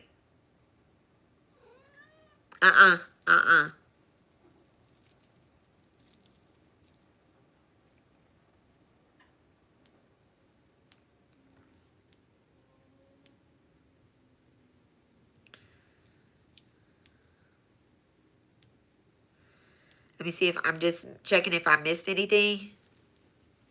Oh, to burnouts, right? Financial and emotional drains after neglecting physical balancing. Okay. How you repay this has a lot to do with the debt to nature and to beings or whatnot. If you're experiencing burnouts, moments of burnouts, right? Your burnouts will be due to nature. Okay. Take time to go outside to feed the animals and create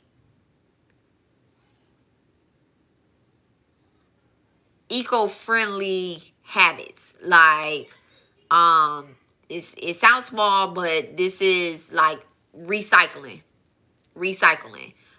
Take time to clean up like either the oceans or the parks, or I'm not sure if you buy ocean, but like the ocean, the parks, the rivers, wherever there's flowing water, will be really good. If you don't already go to where there's flowing water, then go to the park and ground. This has a lot to do with a Virgo placement, a Capricorn placement, okay? And the Taurus a little bit, but definitely Virgo and the Capricorn.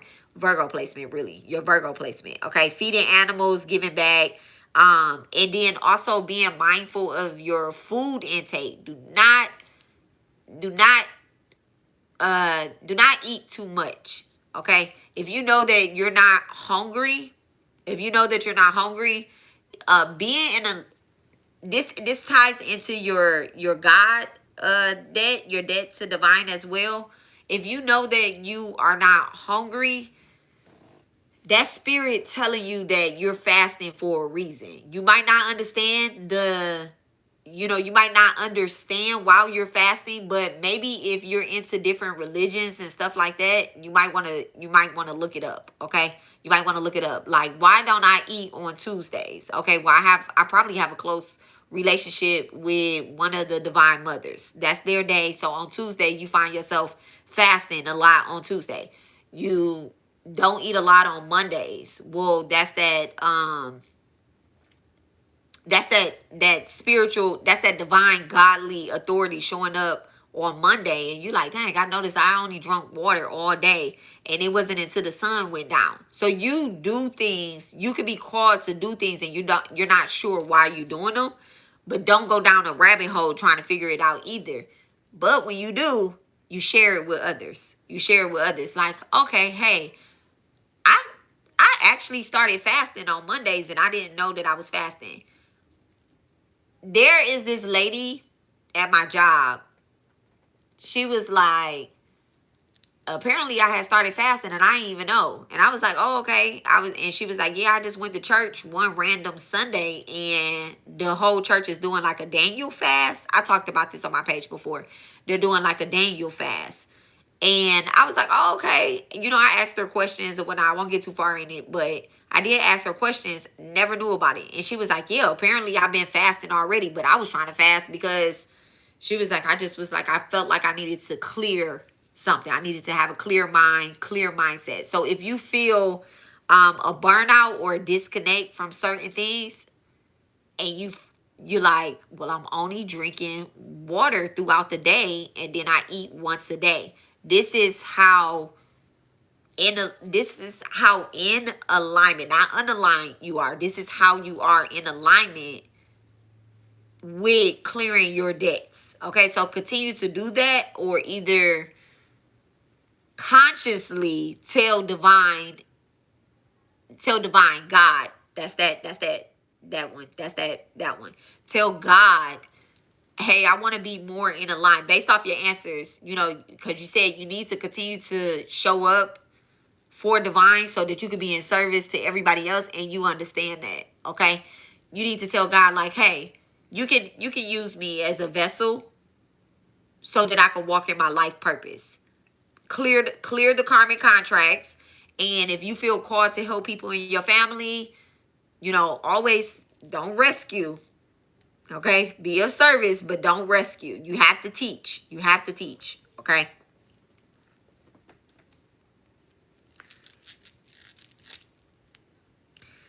So life presents a relationship or a situation that mirrors a old imbalance. Your life will constantly, and there's nothing wrong with it as long as you have an understanding. If you don't have an understanding, now you have an understanding based off your chart and your purpose. You have an understanding, and you need to understand that life presents a relationship or a situation that mirrors an old imbalance. Okay. Either react or respond with integrity. If not, it creates more debt. If you respond and react with integrity, you are repaying those debts. Okay. Most loops will resolve this lifetime as long as you stay in alignment. Okay. Some triggers will stop showing up. Like when you paid off that ancestral, is that the one I want to use as an example? No, I'll use a divine. I'll use the God trigger, right? If you don't get triggered by somebody else's belief system, you've repaid that debt. Whatever that, if the people that get triggered by other people's belief systems, they believe that there's only one God, right?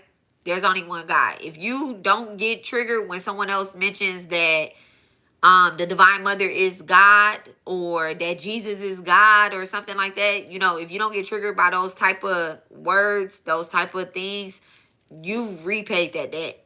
You repaid that debt. If you don't feel called to compare your religion with someone else's religion, or to rank the religions, or to compare, contrast, whatever the case is, if you don't feel called, you don't feel triggered, then you know that you're repaying that debt. Okay.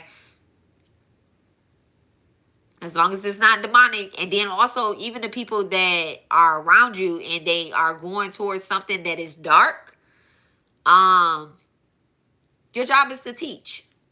And the first way to teach is for you to be in alignment. All right. So I want to give you a quick realignment practice, okay, based off your chart, because yeah, this is what they wanted me to give to you, okay? What the suggestion was. It says, today I serve humans with patience. Okay, write this down, okay? Or record it, however, okay? Each morning, this will be something good to say, because your first debt is to the community, okay, to humans. It says, today I serve humans with patience. I honor my ancestors with peace. I act in divine's name, God's name.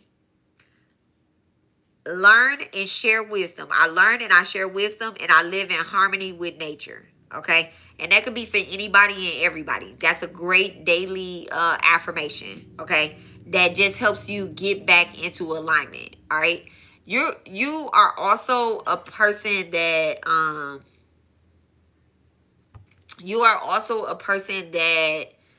if you're not a big dreamer, like, nighttime sleep, dreaming, if you're not a big dreamer, I'm not surprised. I'm not surprised. Like, when you dream, maybe you dream something good, but I wouldn't be surprised if you're not a person that dreams a lot at night, because of the work that you do in your day-to-day. That spirit kind of just like lets you rest. It doesn't mean that you out of alignment. Okay. Now, if you do start having like dreams and, or going through spiritual warfare or whatnot, you want to always go back with integrity and with God, because you have a big ancestral debt. Those are your ancestors that are like, I'm next. No, don't give my money, don't give my land to that Negro over there. No, don't do that. Okay. So they might be agitated and irritated. So make sure that you do ancestral rituals that elevate the ancestors, not create more debt for your generations down.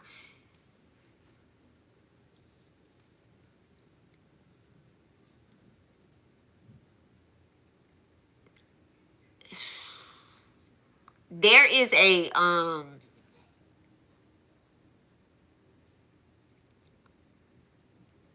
don't even know if I should say this. Let me use the Dr. Roz real quick. Thank you so much, Divine.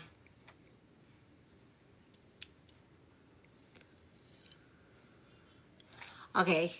They want me to talk about this. Okay, thank you so much. Back to center. All right. So there is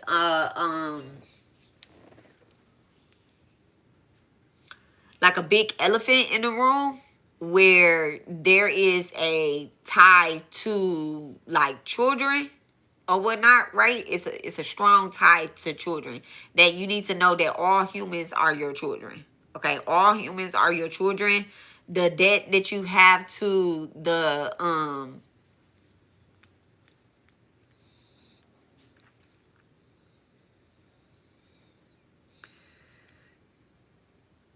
debt that you have to the humans is because of a past life, a big past life ancestral debt that needs to be taken care of this lifetime. So if you've lost children in your life early on in like pregnancy area, or you lost children at a young age, or if you have something like reproductive going on, or you're not able to get anybody pregnant, then this is a big debt that you have to pay off, and you have to find some type of healing in that. All right, there's a big debt that needed to be paid off, and so you need to know that all humans are your children. I'm your child. Okay, I'm your child. Whomever else is on this live, if you teach them something, they're your child. If you're a teacher at preschool, those are all your children. Like this is why you have that big debt right there. Is because maybe you're a teacher at a school, maybe you are a trainer at some type of place, maybe you're a counselor or something like that. Whatever your career path is, it needs to involve teaching other people and help healing and not rescuing. Okay, moms do not rescue, they hold their kids accountable. Okay, they hold their kids accountable, and they teach, and they teach them to go be independent. Okay, dads do not rescue, they hold their kids accountable, and they teach them to go and lead. Okay, they teach them to go and lead the family. All right, um okay, Rabbit, I think that is it. All right, I think that's it. And so, yes, serve the humans with patience. Can I have this blanket? Okay, y'all, let me go. And so we have gotten through 2. I'm going to go and check on my food, and then I am going to come back, and we are going to do, who are we going to, does anybody have any questions? Ancestral money can be burned any day. It can be burned on any day. It doesn't have to be burnt on just Saturday and Sunday. If you want to just do it on Saturday and Sunday, that's a great way to start, especially on Sunday though. I think on Sunday, the day of rest. Grandmas always cook big dinners on Sundays. Okay, so that's a great day to start. Sunday is the Father's Day. Okay, Saturn too. But Sunday is the Sun's day, but it's the Sun's day. So,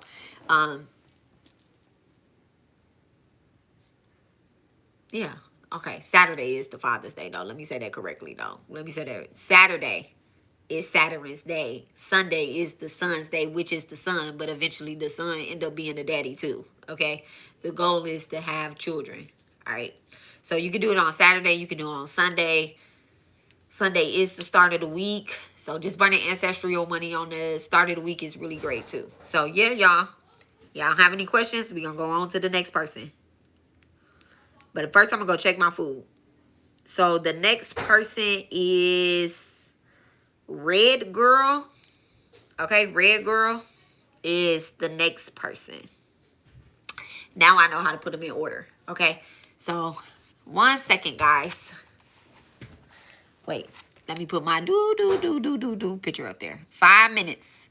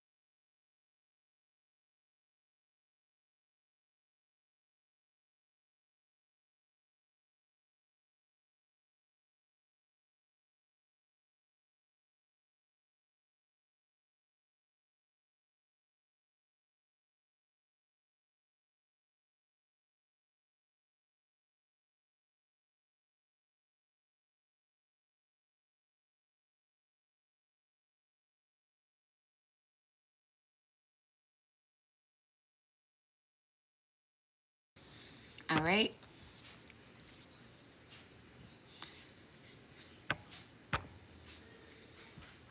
Okay. All right. We are back. So we are going to do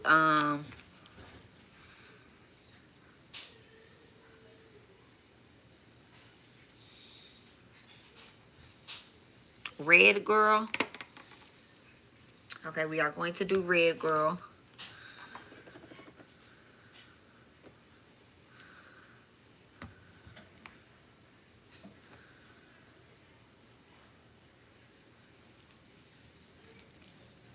I'm going to read your answers.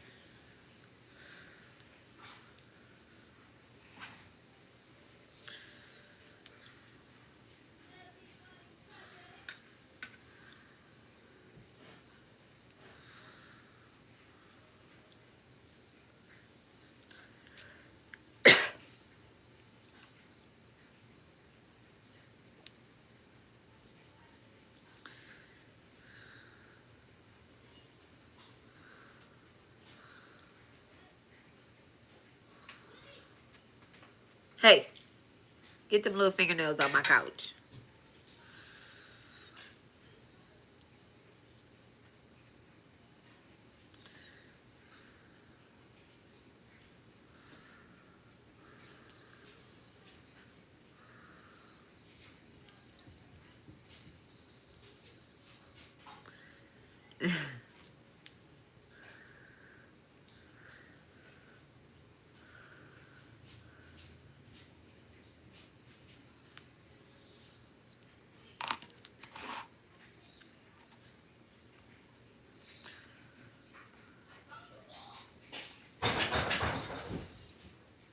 Boy.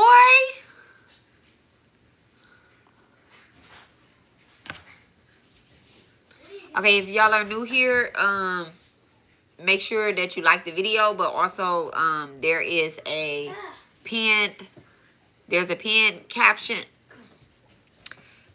There's a pinned form that you can fill out, and I think we're just gonna do these 5 today. We had let me see, we did Storm. We just gonna do these 5 today. I have 5, and that's all we're gonna do. Let me refresh the page. We're just gonna do 5 today.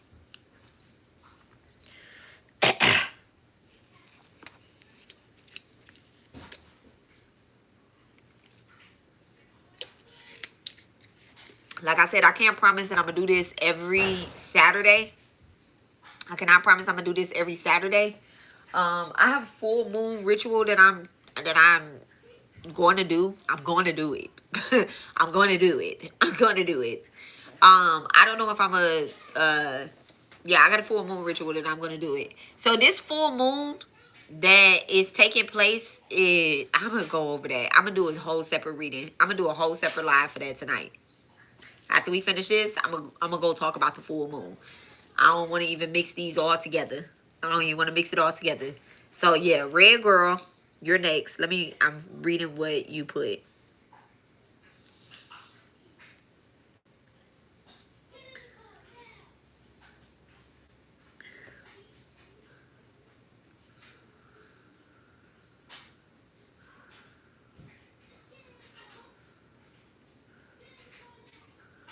I do have to go take my turkey bacon off. That's going inside of my baked potatoes. So y'all just give me a minute. In a minute. It's not gonna take long. The baked potatoes is done.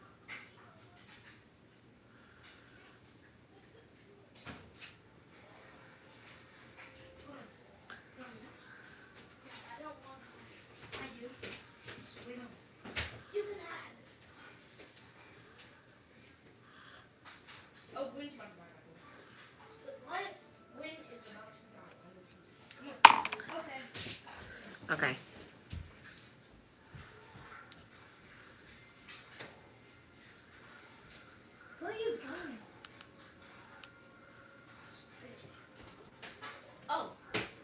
Emmett, your mom's gonna come. Wait, can we have a sleepover? Can you have a sleepover? Yeah. Y'all give me 1 second. Let me call my friend's mom. 1 second, y'all, okay?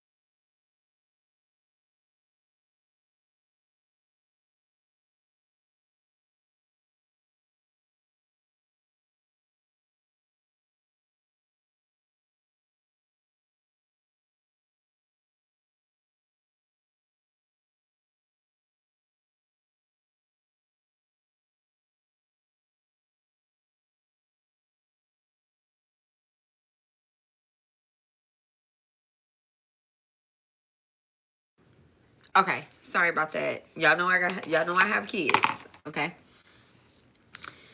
patience. All right, so red girl, we're gonna get interrupted one more time. His friend's mom is coming, so we're gonna get interrupted one more time. And then I think we'll be okay unless Nas comes in here and does the most, okay? Because his friend can't stay tonight. He might come talk to us. Okay, so Red Girl, I'm going to put your birthday in. Actually, I'm going to put your birthday in. I'm going to put all your information in. And I'm going to wait till his mom pull up. And then I'm going to give you everything. So that way we don't have to get too far into it. We be sounding good and then it get interrupted. But this is recorded. So you'll be, and I'm going to leave tags. Okay. I'm going to leave tags or whatnot. Wherever we have intermissions at, listen, intermissions and interruptions and stuff, I'm going to say like I'm going to say from the start. What is that in my fingernail? What did I even touch? That was, oh, butter. So from the start, it'd be like Stormy start, Stormy end. Rabbit start, rabbit end, red girl start, red girl end, AJ start, AJ end, and then Junie start, Junie end. Okay, it'll be like that because I know it'll be some. But I think after red girl, we should be good to go. We can do AJ and then we'll do Junie. We'll do Junie and then we'll do AJ. I'll do it like that. Okay. So all right.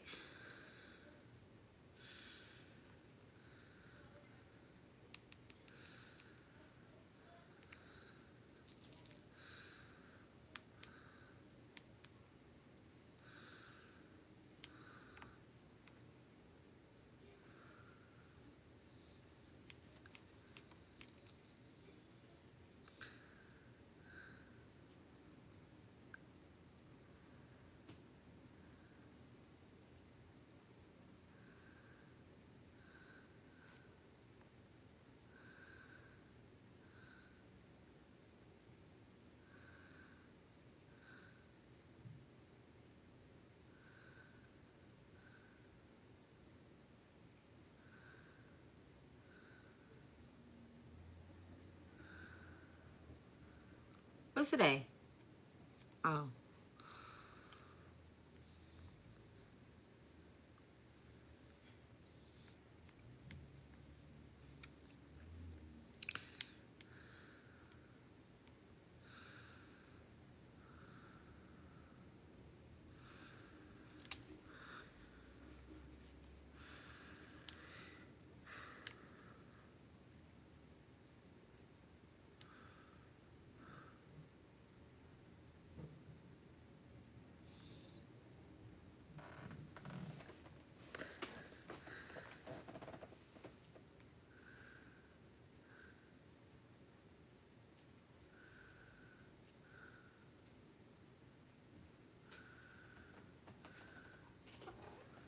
Emmett.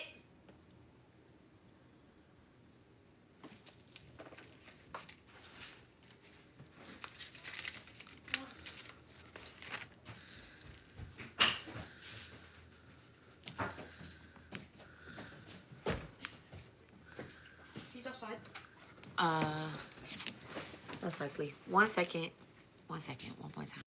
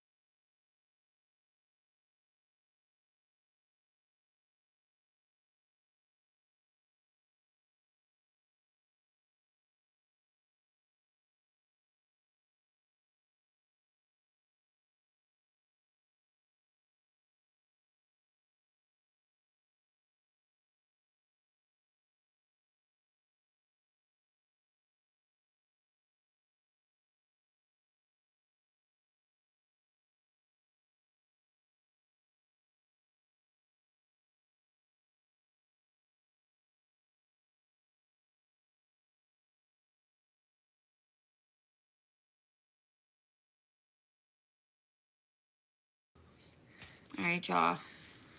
Okay. All right, we're back, and we should have no interruptions. From here on out, we should have no interruptions, okay? My son has his steak and potatoes. My man has his steak and potatoes and cabbage. Um, his lunch is made. We're good. All right, let me drink some water.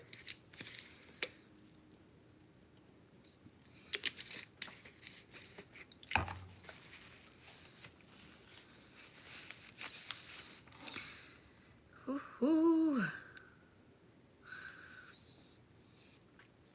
Now we are going on to Red Girl. I had already put your information in, but let me just check and make sure. Oh, no, I didn't pull your chart. I put your information into there. I love it. I love what we're doing here, guys. I love what we're doing here. And thank y'all for having patience. All right. I know I stole your blanket, but I'm cold, sir. No, no, no, no. He's like, you stole my blanket.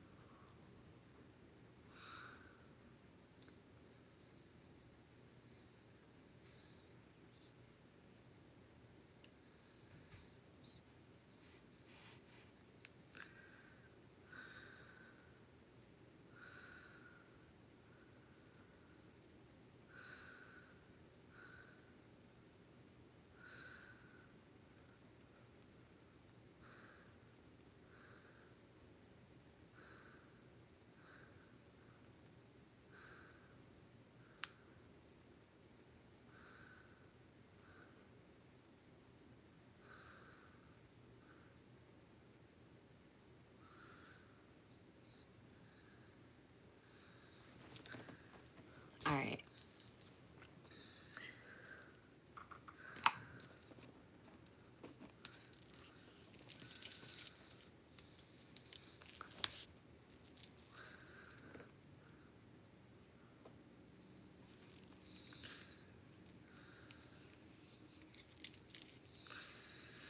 All right, Red Girl.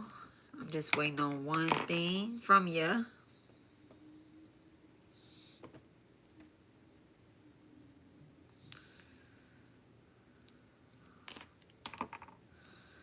And then I am going to go to this. I don't need any of what I'm asking you for this.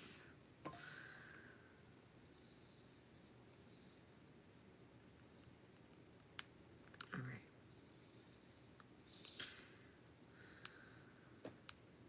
I was going to select that, but I didn't want to be wrong.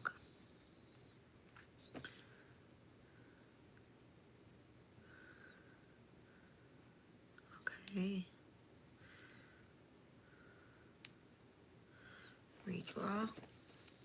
All right.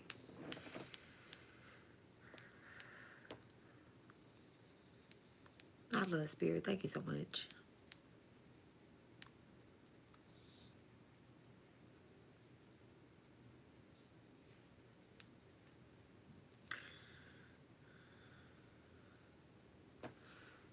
And don't forget, guys. Oh, yeah, I'm on the third person.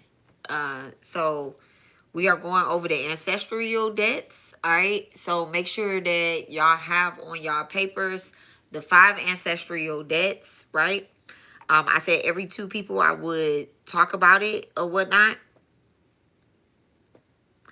Let me put your chart in first before I get to talking.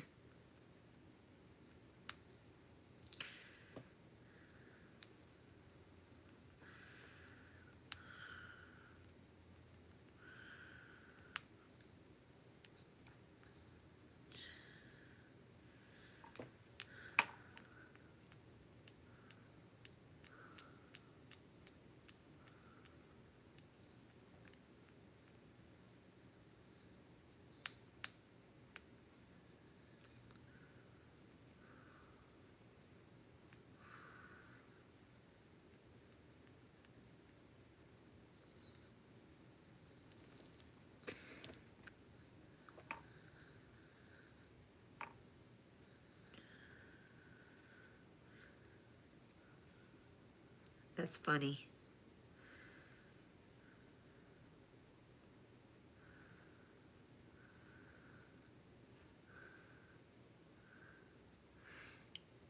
Before I start this, right? Before I start Red Girl's chart, let me tell you, Rabbit, I made a mistake and put your chart with my family chart.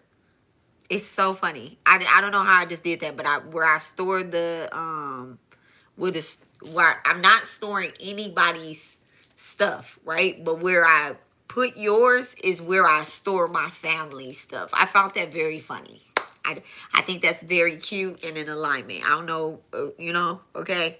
We family. Because I just said that I'm your child. I thought that was very cute. Because I'm like, wait, hold on a second. What's happening here? What am I doing here? Because I'm clearing them out as soon as I get done. And I was like, where I can't find it. Like, I can't find what I just did. Why can't I find what I just did? It's like when you pull up a birth chart and, in like different apps and stuff, and you pull up a birth chart and you logged in, it will store the information.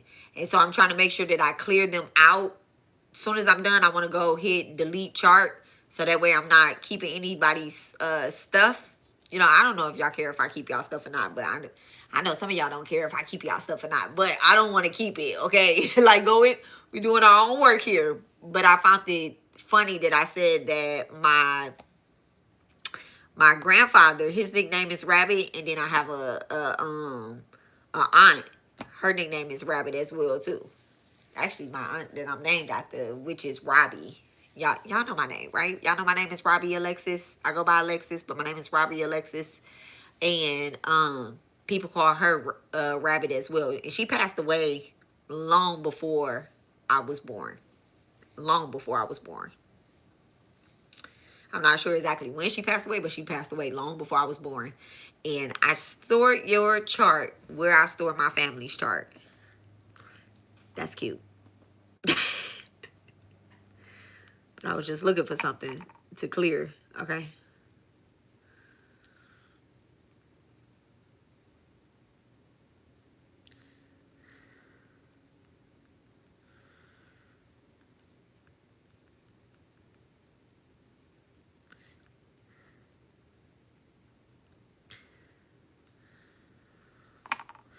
All right.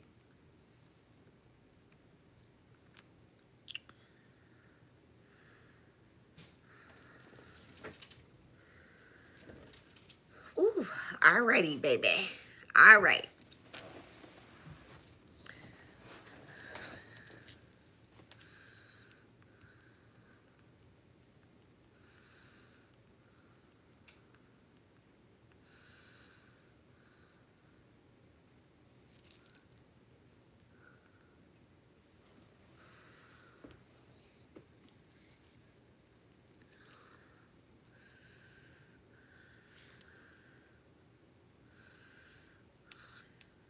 Alrighty. So, Red Girl, if you are on here and you want to say it's you, that's fine. If you don't have to. Y'all, even if I'm on somebody else's chart, you can ask questions. All right, you can ask questions. If something comes up, if something stands out to you, you can ask questions. People are asking questions about like ancestral money, burning ancestral money, and eating, dieting, fasting, all different types of stuff. Okay.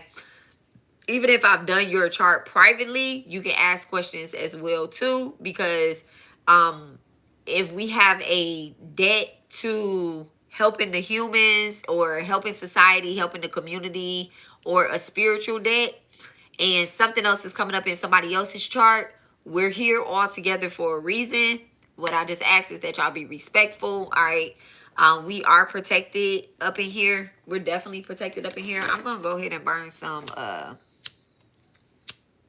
right. I'm gonna go ahead and burn some. At least I thought I was gonna burn. It's crazy. Like, why the lighter ain't be lighting? I need one of those torch lighters. If y'all ever want to gift me anything, or donate to me, lighters.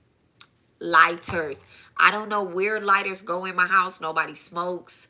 Look, I'm talking about nobody smokes. Okay, really nobody smokes, but we do, we burn things around here, and wherever I am burning something, the lighter stays there, and then, I think the ancestors take the lighters. To be honest, I think my ancestors are collecting my lighters. Because I never could find a lighter when I'm at this desk.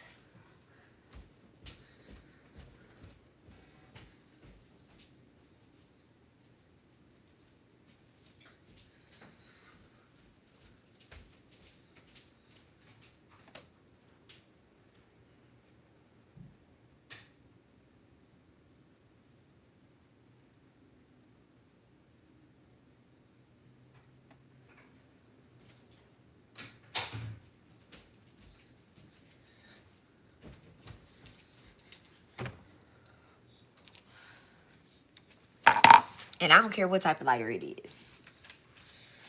Y'all can send me packs of lighters. You need a P.O. box so we can give you. That's smart.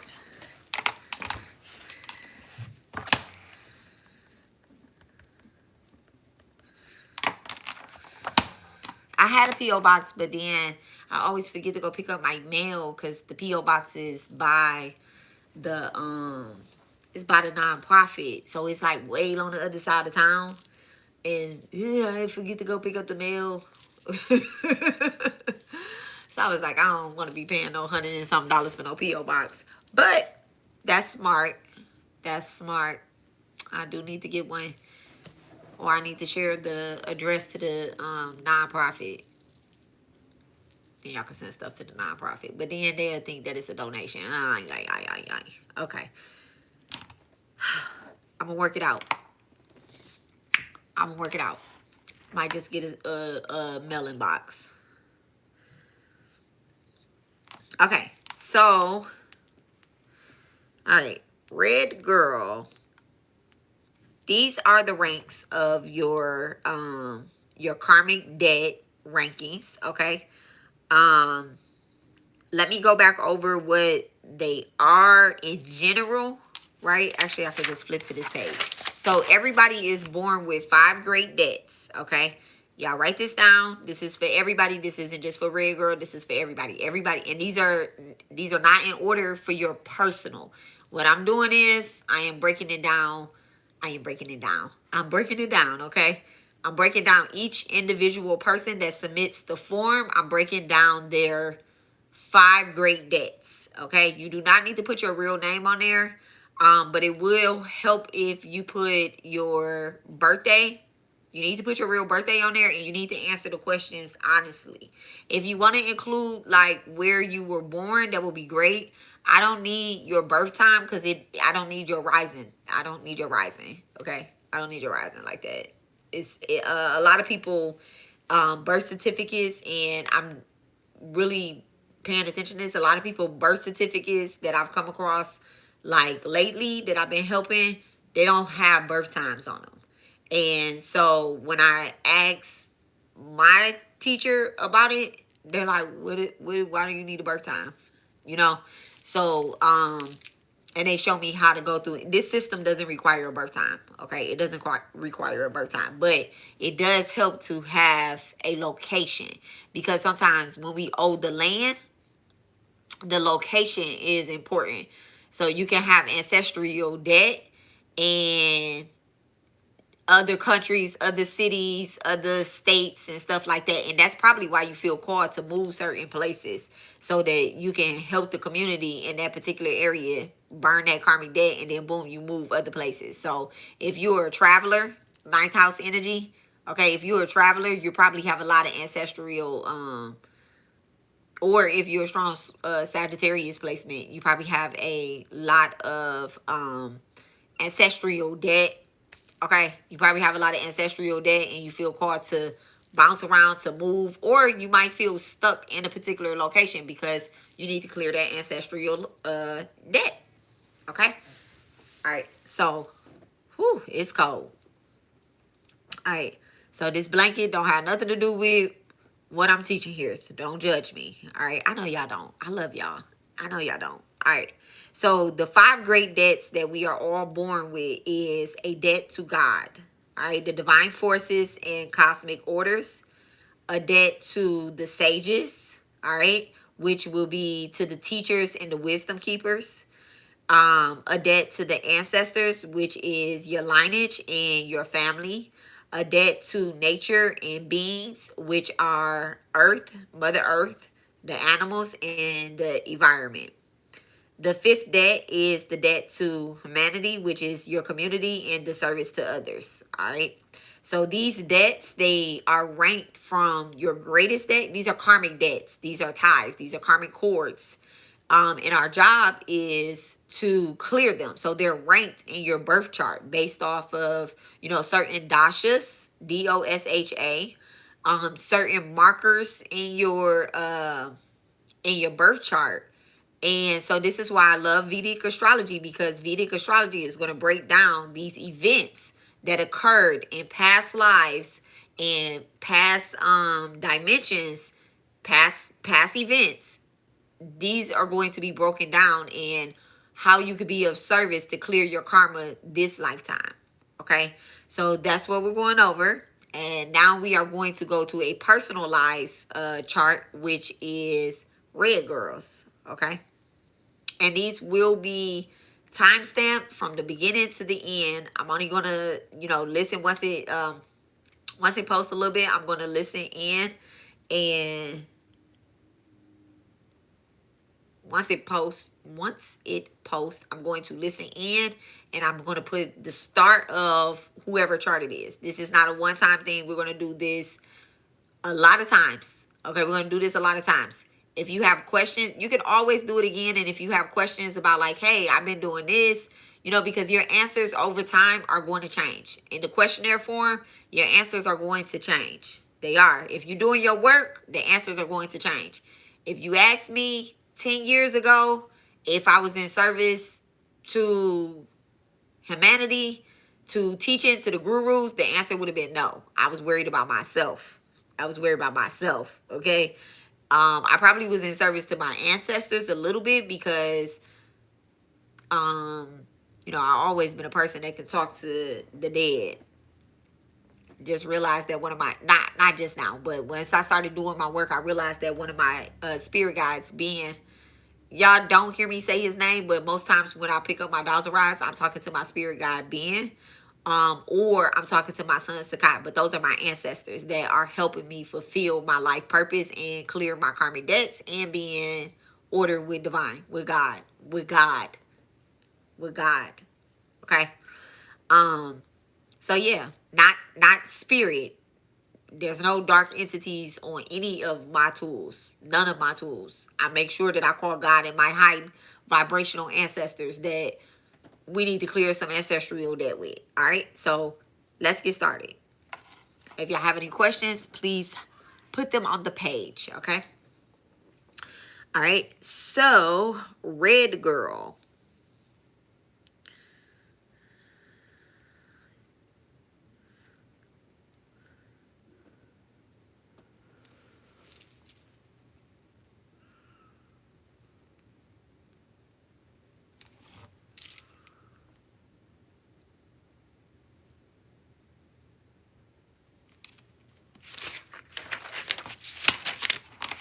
I have to write something down for you.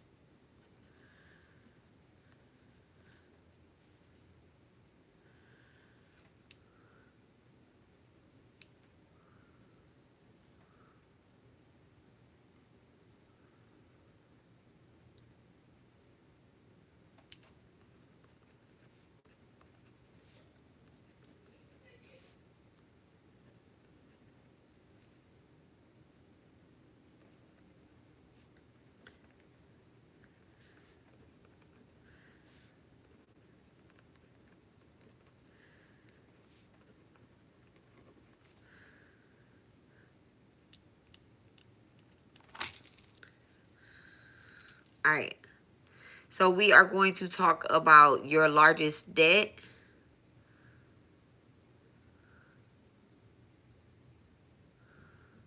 So your largest debt, and we're going from the largest to the smallest, okay? Your largest debt is to the ancestors, all right?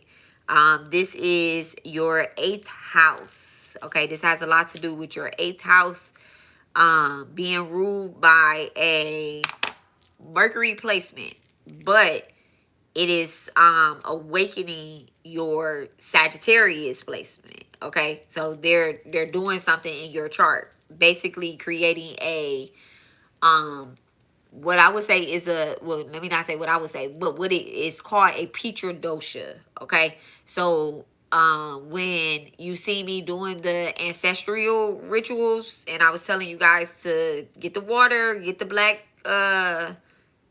sesame seeds, and do a lot of ancestral work.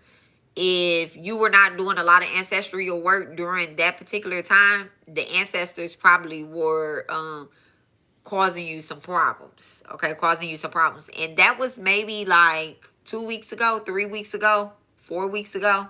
Okay, it was during the week of September the 8th to like September the 22nd.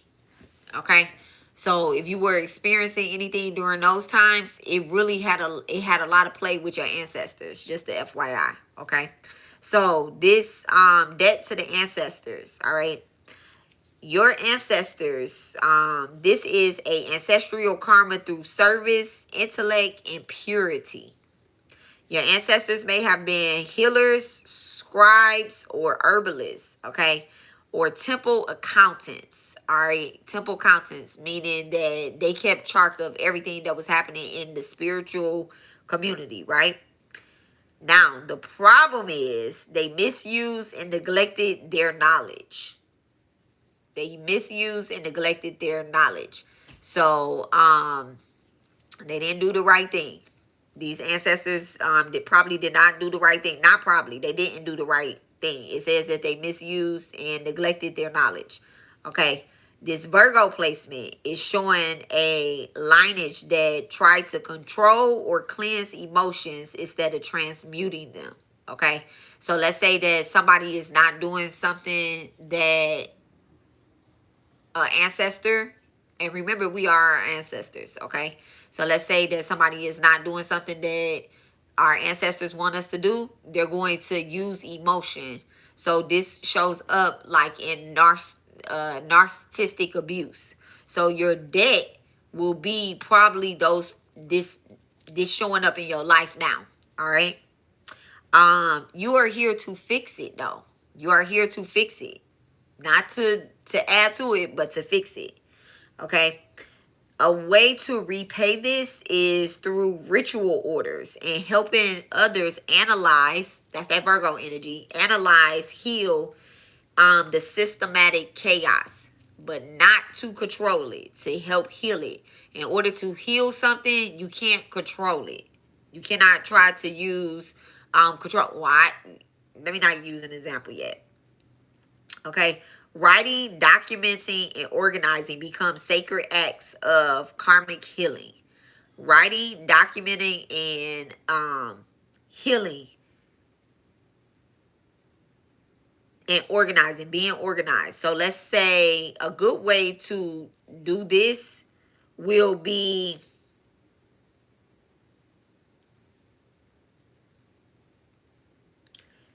speaking divinely openly. Okay, speaking about the ancestors openly, as opposed to like hiding ancestral veneration. You know, if you live in a house where where you don't have an ancestor altar, you need an ancestor altar. And people need to walk past the ancestor altar and look at it and see how upkept and organized it is. Okay, it don't need to be there to try to control the family either. You can't say, you can't have certain people on your ancestor. You can't have, let me first say that, you can't have certain people on your ancestor. Everybody don't need to be on your inside ancestral altar. You might benefit from having an outside ancestral altar as well. You're someone that probably needs to have two ancestral altars, one inside and one outside. Okay. They both need to be organized. The one that's outside, if animals come and eat on your ancestral altar, you need not to get mad. Okay. You don't need to be like, damn, a raccoon ate my cousin pear. The chaotic ancestors, is that the word I want to use? That's not nice. Well, they are what they are. The ancestors that maybe are chaotic, like the ones that you would normally call on in a time of spiritual warfare, they need to be outside. Okay, because you need to do a lot of elevating with them. All right. They were very controlling. All right. It's very funny that this breakdown actually mentions a curse, ancestral curse. Okay, so there is a ancestral curse that's on your bloodline and it's coming out. This is a big debt that needs to be taken care of, and you were actually born to break this ancestral curse. All right, you're one of the people that's in your bloodline that was chosen to break this ancestral curse, and it has something to do with speaking divinely, openly. Okay, and it being the truth, not what you want it to be. So if someone is saying that, here you go, I can't give my ancestors, I can't give my ancestors pork, then why are you putting it in your body as well too? We are our ancestors. So whatever you doing for yourself, you need to do for your ancestors as well. And you need to be honest about it, and you need to share it with your family. You got to share it with your kids. You got to share it with your mom, your dad, your auntie, your uncle, and stuff like that. I'm not saying you got to pick up the phone and say, hey y'all, I put up an ancestral altar. But if somebody comes to your house, and normally you will have a candle burning, you need to have a candle burning. If you don't normally have a candle burning, don't burn an ancestral candle then, just because these people come to your house. Do it authentically. Okay, do it authentically, because you invite the other people that have this same, you're not the only one that was cursed in your bloodline with this. You invite the other in, and curse sounds so harsh. It sounds so harsh, but it's important that we acknowledge this. We acknowledge it for what it is. Okay, it's about taking accountability this lifetime too. Okay, so let's say in a past life somebody actually did curse you, and did curse your bloodline. You probably just like laughed at them, like, you probably was like, they think they could curse me, da da da da da. Then boom, you born into this life again, and you experiencing a karmic, ancestral debt. Okay, and so let's go back to, it says ancestors may have been healers. Okay, scribes. Okay, those are people that keep a record of things. There is I'm seeing an Egyptian scribe, but I can't think of her name. But I'm seeing an Egyptian scribe, and I'm also seeing a turtle as well too. But I'll just, there we go. A temple of, now I'm not saying that she misused anything, but this is just what popped in my head. Maybe you were someone that worked for a big scribe, and she had other scribes around her, and you just didn't do the right thing, or whatever information that you were writing about, maybe you shared it with your ancestors. Maybe you shared it with your family. I'm gonna use the word family here. Maybe you shared it with your family, and y'all wasn't supposed to be privy to that information. So this is you finding out something in a sacred type of way in a past life, or your ancestors finding out something in a sacred way. So I'll just use a really easy example. You were at work. You knew that the numbers 1, 2, 3, 4 were going to fall out in the lottery. You knew that, right? You know that the lottery is fixed, and 1, 2, 3, 4 and you know that the person that's in New York City is going to win this lottery because it's going to fall out in New York City. So you call up your cousin that is, you call up your cousin. Yes, I can. Just click the link that's pinned. You call up your cousin and you say, hey, you in New York? You need to go play the lottery and these are the numbers. Okay? Not knowing that you took a vow at your job not to reveal these secrets. Okay? Not to, you're not supposed to call anybody, say that, but you did it. So you technically stole somebody's inheritance. That sounds so crazy and it's so simple and so easy, but you stole somebody else's blessing. As easy as that, boom, it was taken out. That person did not win without you leaking information. So this is some misuse or neglecting of your knowledge. Okay, that's how it can be. Easy. You calling somebody up and telling them the answers to the test, so that a test, they don't even normally play the lottery. But they know that you work with the lottery system, and and maybe you felt as if you were doing the right thing because you're tired of your family being like this, or you tired of your family, and then they share it. Now your whole family rich, okay? Now your whole family rich. You said I have a ancestral altar is in the room, not in the open. It needs to be in the open. I talk about it, but don't show it. My family misuse voodoo to control outcomes sometimes. Yeah. They misused. You put ed in past tense. You need to have the ancestral altar in front, like where people can see it. Okay? It's not letting you. If you take a screenshot, a screenshot of it and then copy it in Google, like, take the picture, hit that. If you have an iPhone, hit that up button. You can, even if you have a Samsung, you can copy it into Google and you copy that word. If not, under my community tab, Barbella, under my community tab, there's a actual link that you can click. Okay, I did try it. It's a link. It's in blue. All right. So, Empress, you said that you have an ancestral altar. It's in the room. It's not in the open. All ancestral altars need to be in the open. They do. They need to be in the open. I put misuse past tense because I heard stories about it before I was born. I'm going to put it out. Okay. Yeah.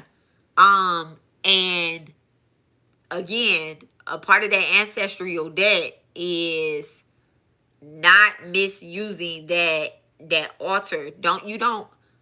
My ancestral altar, I do no godly work at that altar. I don't do any other type of work at that altar. I simply have my babies there. I have my ancestors there. I make offerings on that altar. Even the petitions that I write to my ancestors, I burn them up and I send them with the ancestral money. That's and I don't do that in the house. I do that out there. I pay debts back out there, outside. When I'm saying out there, I say outside. So you don't need to be standing in front of the ancestor right there, because of the misuse from the past. All right. And the ancestors, the debt is so large because it was always a take game. It was never a giving back to the ancestors before. So generations back, they never gave back to the ancestors before. It probably was a lot of rituals going on, but not. It was a lot of feeding going on, but not a lot of give and take. Not a lot of give and take. Like when I just said about that ancestral, that clearing the ancestral debt, that cycle, you can do that anytime. You can do that anytime, but that was just a big open window. All right, that was a big open window when it comes to certain things. I'm gonna break down another debt for you too, because this goes in line with the debt to God as well that you have.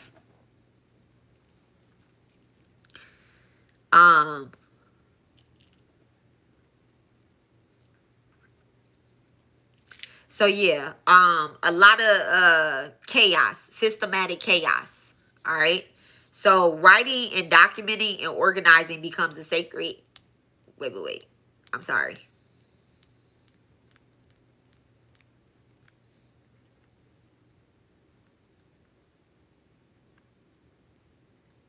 Okay. Yeah. I have to make sure I'm at the same thing. I told you we all have some very similar placements. So when I just started saying that, I'm like, wait, am I reading somebody else's chart? So yeah. So writing, documenting, and organizing becomes a sacred act of karmic healing in this particular placement. Speak to the ancestor. Speaks to your Mercury that you have in the 12th house. Mercury in the 12th house. Hidden secrets and practices and stuff, a lot of hidden knowledge. And like you said, your family is tied to voodoo. Voodoo is a lot of secret knowledge and stuff, and you have to be initiated to get some of those secrets. All right, but think about it like this: if you're not initiated into the voodoo practice, why are you hearing about the secrets that was supposed to be said amongst the family? Even just speaking about them is wrong. Okay, because they were supposed to keep those secrets. This is exactly why Ursula Dontour had her tongue cut out. She didn't have her tongue cut out. She chose to have her tongue cut out so that she couldn't um tell those secrets to other people or whatever. All right. So the way that she communicates is with that Mercury placement that you have. Okay. If you have ties to Ursula Dontour or you feel called to connect with that mother, Ursula Dontour, it might be because like certain things, the healing is gonna come through here. Not like from other people, because who else in your family is doing the work? That's a big thing too when it comes to this ancestral debt that you hear. Okay. You are the healing. You're the one that heal others through analyzing and bringing the chaos the right way. I mean, not bringing the chaos the right way, but like healing the chaos in the right way. Okay.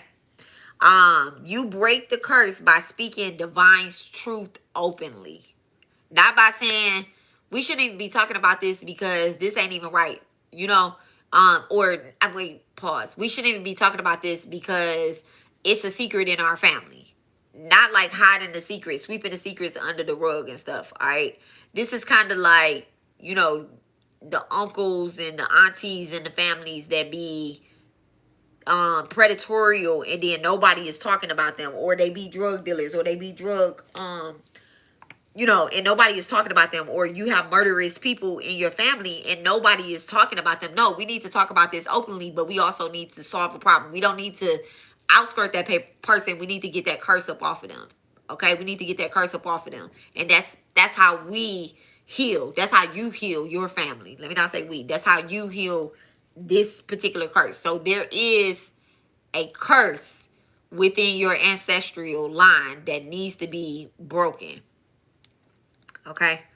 Now I'm going to go to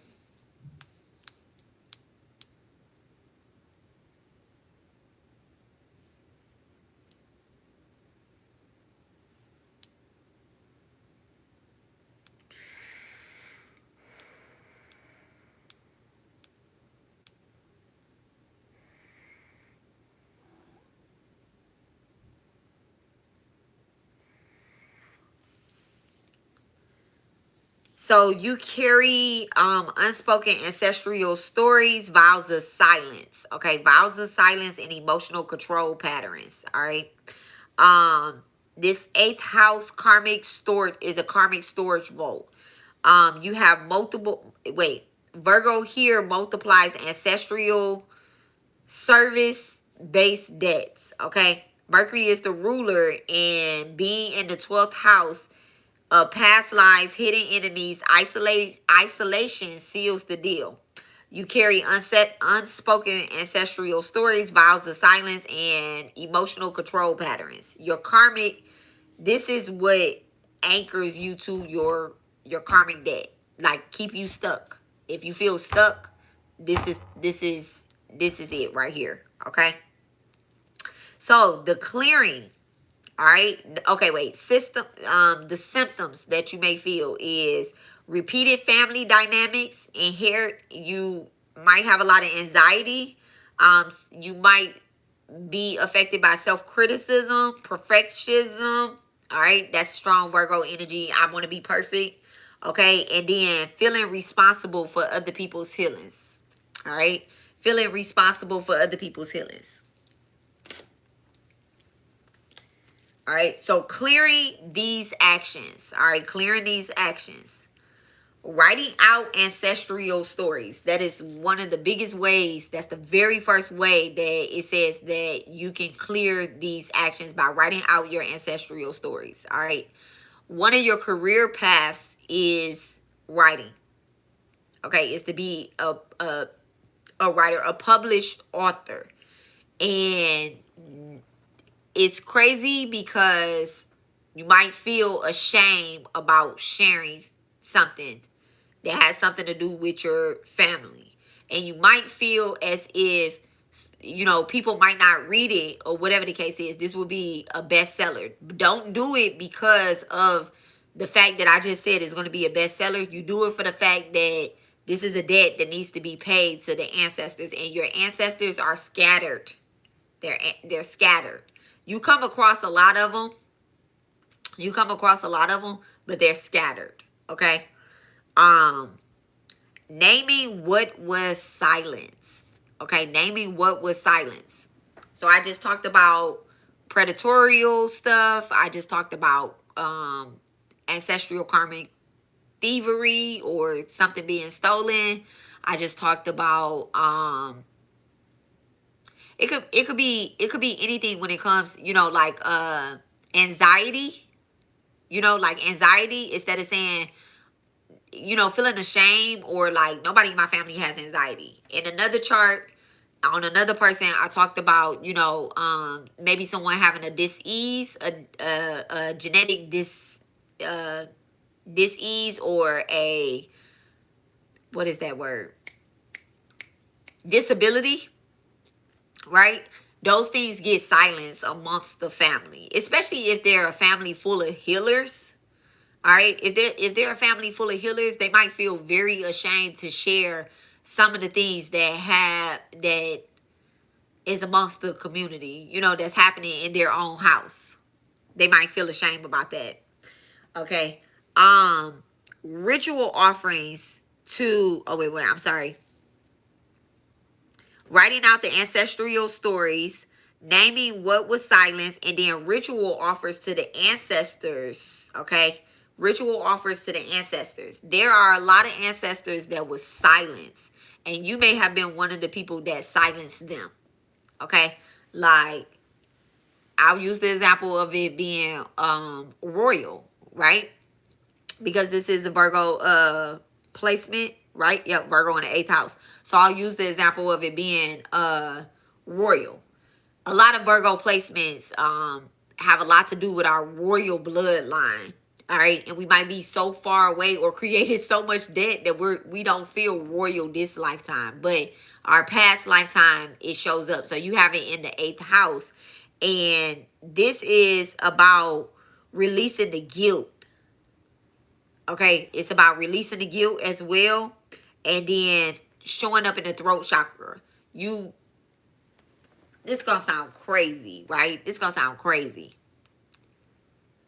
This is about to sound crazy. Let's say that you had a brother in the past life, right? You have a brother in the past life, and it sounds like I'm using like hella dramatic examples, but 2025 is calm as fuck compared to our past life. Okay, 2025 is calm. This lifetime, this cycle, and we going through some shit. But can you imagine being born in another country? I feel a call to a royal family in India, okay, in Asia, and I feel a very royal, a very. I don't know how to explain it. But I don't know how to explain it. But anyway, so let's say you were a queen, right? Let's say you were a queen or a king. Let's say you were a king, right? And your brother comes and he's not the king. You know, he's not the king. You have children, somebody's, you know, your kids are going to inherit the throne. He's just the brother. But then he tries to tell the secrets of the royal family. And you slice his head off. You don't have no remorse about it. You like, nah, our family secrets gotta stay our family secrets. That shit sound dramatic. But this is what happens. When charts sound like this, perfectionism. Okay? Feeling responsible for healing others. So now you got to take care of his kids. You got to take care of his wife. But nobody is talking about you're the one that actually sliced off his head. Because everybody knows not to speak out about the king. If the king do something or have somebody killed or whatnot, maybe you did it in secrecy, okay? Maybe you found out that the brother was going to be telling something and you did it in secrecy, all right? And you had him taken away or had him silenced or whatnot. But you playing nice in front of his wife's face. You like, oh, you just lost your husband. I lost my brother. Oh, my God, da-da-da-da-da. Now, your closest allies, they know. But they don't tell anything. You know, your right-hand man, your guard, they know, but they don't say anything. You know, they don't say anything. And I use the king as an example as opposed to like voodoo or hoodoo or anything like that because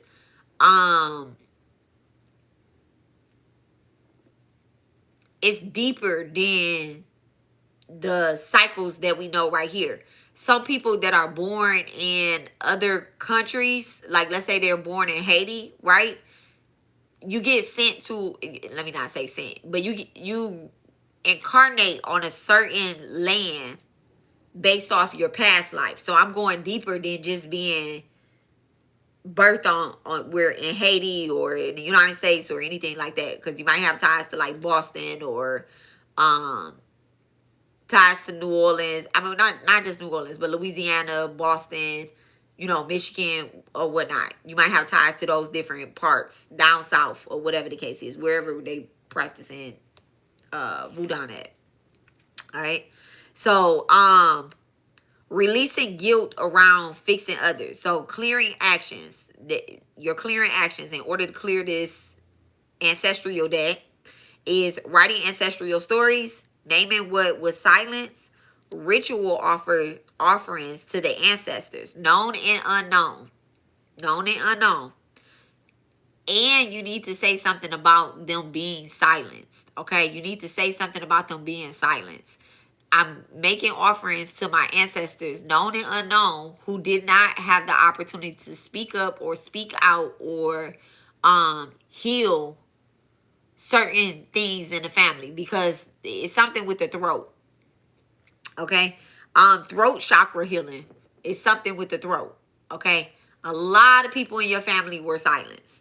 Okay? A lot of people in your family were silenced. Releasing guilt around fixing others. You have to release this guilt around fixing others. And you're only going to be able to release that guilt if you release control. All right. Why this is number one. The 8th house plus the 12th house ruler, heavy ancestral karma that must be transmuted for the entire bloodline. Okay, your entire bloodline. All right. So that's your first that's your largest karmic debt, is a debt to your ancestors. Your second one, all right, your second one is a tie to humanity, a debt to humanity, okay? This is your Cancer placement, all right? Your Cancer placement. In the 7th house, the house of partnerships, emotional karma, okay? So 7th house rules relational contracts, okay? The moon.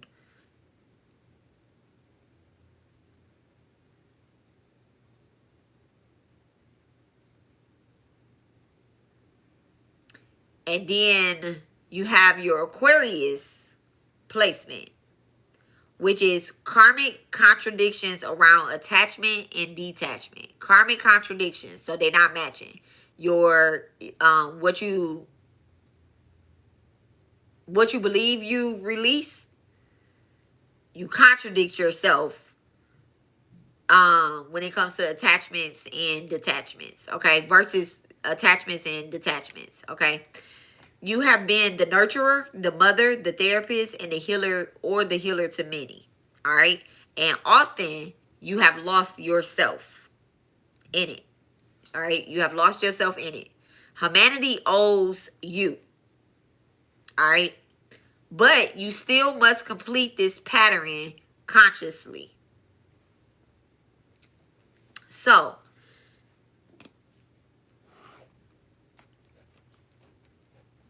now we talked about the ancestral deck, right? We talked about the ancestral deck and that being your first one. And then the next one is humanity. And it says that they owe you, right? They owe you. And so you have to do this without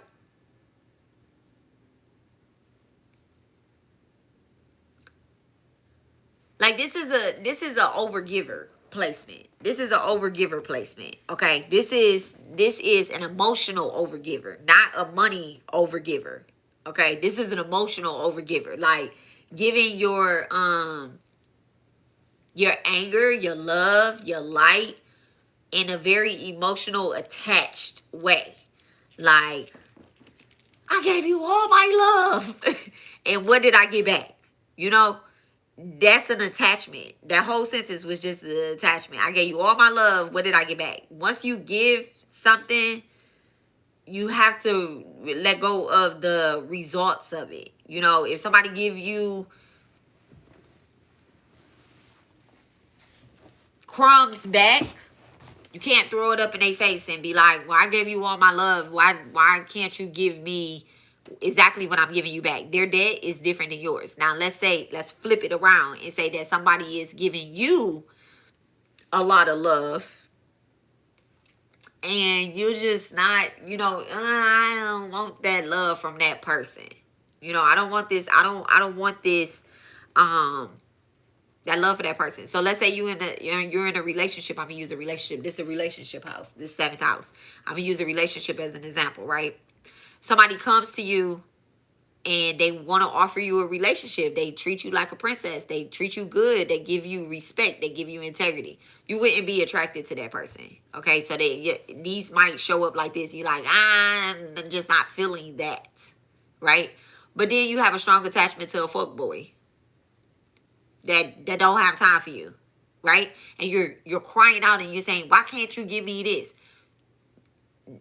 God already sent you the person that absolutely wants to give you this. Now, you didn't miss the opportunity. It'll come back around because this is a debt.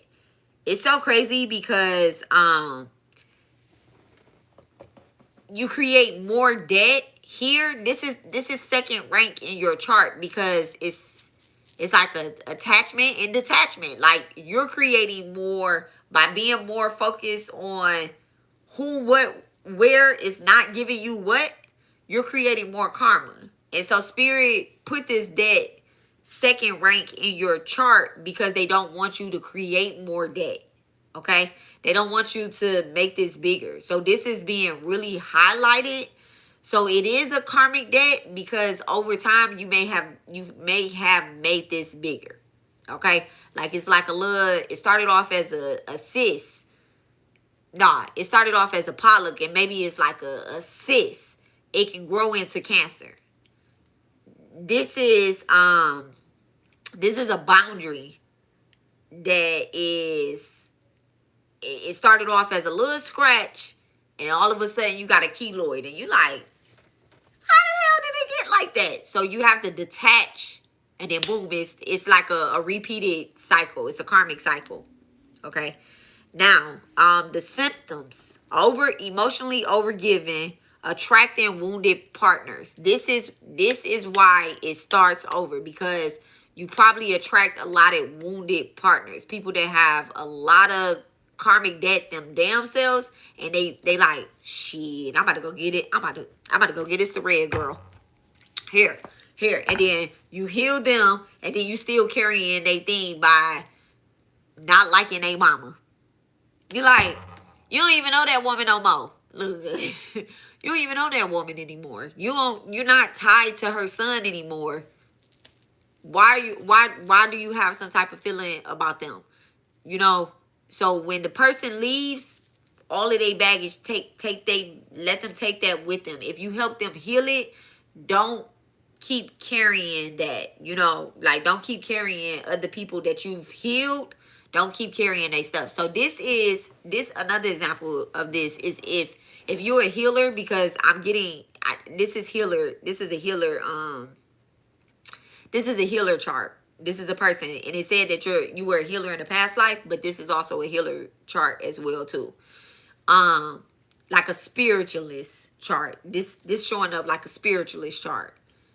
We attract wounded partners, right? So let's say that, and when I'm partnerships, let's take the love out of there, right? Me and you, right? I have a karmic. All right, I have a karmic. The wench come on my page. They attacking me and all that stuff, right? This is how you don't pick up this karmic debt from me. You love me. You like me, right? You watch me. You support me. You don't want nobody attacking me. You pick up the karmic debt by going to that wench page, and you start doing the same thing that she doing to me. Now you picked up my karmic debris. When I'm over here, I'm clearing it out. I'm good. We're not acknowledging them no more, you know, because I'm over here doing the magic. I'm doing the magic. You know, I'm doing the spell work to clear them out of the community. But you don't see them anymore. But you're still going to that person page and feeding and bothering them. You get what I'm saying? So you picked up that karmic debris. All because you love me. So attachment and a detachment. I detach from it. You attach to it. Okay? So you need to make sure that you're not doing that. Okay? Now, clearing actions. Practicing sacred boundaries. This is how you clear that. Okay? And this is the relationship as well too. I gave you the example of the mama. You know, his mama abused him. You helped him heal his inner child, but y'all not together anymore. But you like his mama is abusive bitch. Why are you talking about his mama? Why are you talking about that? You're a healer. You're a healer. If you're a real healer, you don't talk about anybody's mama that, even if he still got that wound, you detach from it. When that person detached from you, you detach from them. Okay? After a doctor cures the patient, next patient roll in. Okay? The next patient roll in. But they're not still sitting there like, dang, I wonder if this person died 5 years from when I had sat here and diagnosed them with cancer. I wonder if they died. No, you gave them the diagnose. You gave them the test results, and that person's job now is to leave the office and go get their shit together, to start eating right, to start, you know, that's what you give. Don't sit up and worry about whether that person still got cancer or not. They'll confirmation. They'll come back and let you know and spin the block. Y'all, it's a Saturn hour. Okay, it's a Saturn hour. Saturn day, Saturn hour. Okay, so right in alignment with this. So, all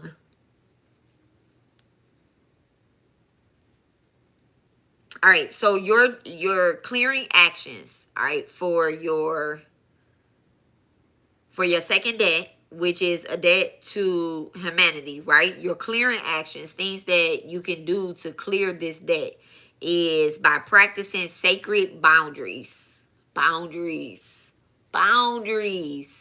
Sacred boundaries. Not from person to person, from red girl to red girl to red girl.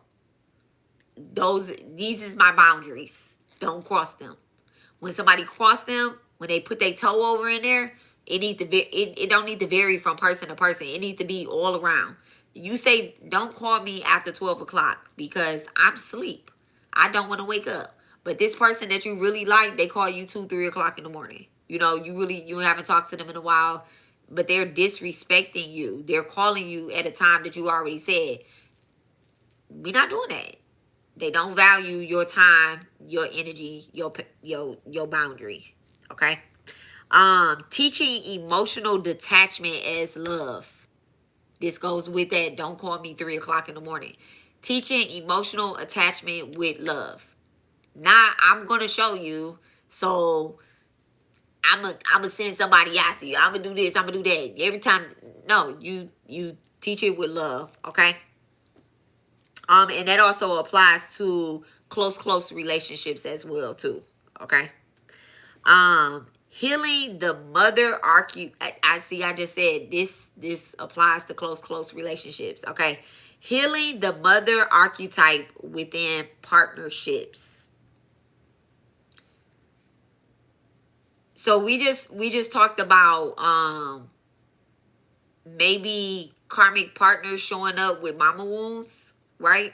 And then after their mom goes away, after they go away, you still have a problem with the mom, right? That's one example. This is the healing part of it, right? Let's say you attract a friend who did not have a good upbringing with their mom, right? You are to be the mother archetype. So if you want to be around moms like you, be an example of the moms that you want to be like, you know? And so how you treat your kids, you need to treat the other kids that are around too.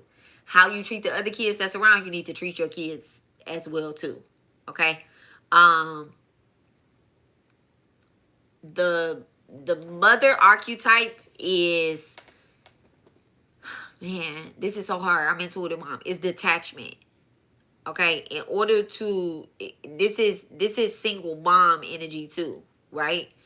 You're raising kids to go and build a household, not to have control over them, not to keep them, dependent on you. They call you like, Mom, how can you come cook this rice for me? No, I taught you how to cook rice. Now, come on. I taught you how to cook rice. If you don't know how to cook rice, baby, look, here, I'm about to send you the best video. Now, you sit there for 5 minutes and you find you a good video, and then you call them right back and you say, did the rice come out right? Oh, okay. Did you put 2 cups of water with 1 cup up, with 1 cup? You can watch the video. You can tell them, you can reiterate, So they'll be like, yeah, my mama taught me how to cook rice all the way from where I'm at. You get what I'm saying? My mama taught me all the way to cook rice from Texas.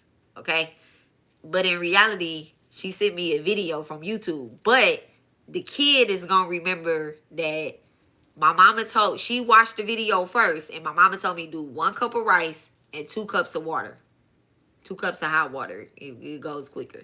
2 cups of hot water. A little pinch of salt in there, okay? And when you throw that pinch of salt, and this is how you do that ancestral clearing as well, too, that you have. When you throw that pinch of salt in there, make sure you throw some salt over your shoulders, and hey, ancestors. Hey, okay? So you do it all at once. And you teach them that as well. If you're doing magic, your kids need to be doing magic as well, too. All right? Your kids need to be doing magic as well. And they can, you teach them cover the pot. The video didn't say cover the pot, but cover the pot. And be like, and y'all need to write this down. You need to tell your family members as well. When I tell y'all stuff, y'all need to write this down. Y'all need to write this down. Or you write it down and you start passing your what I just tell y'all at the beginning of this live.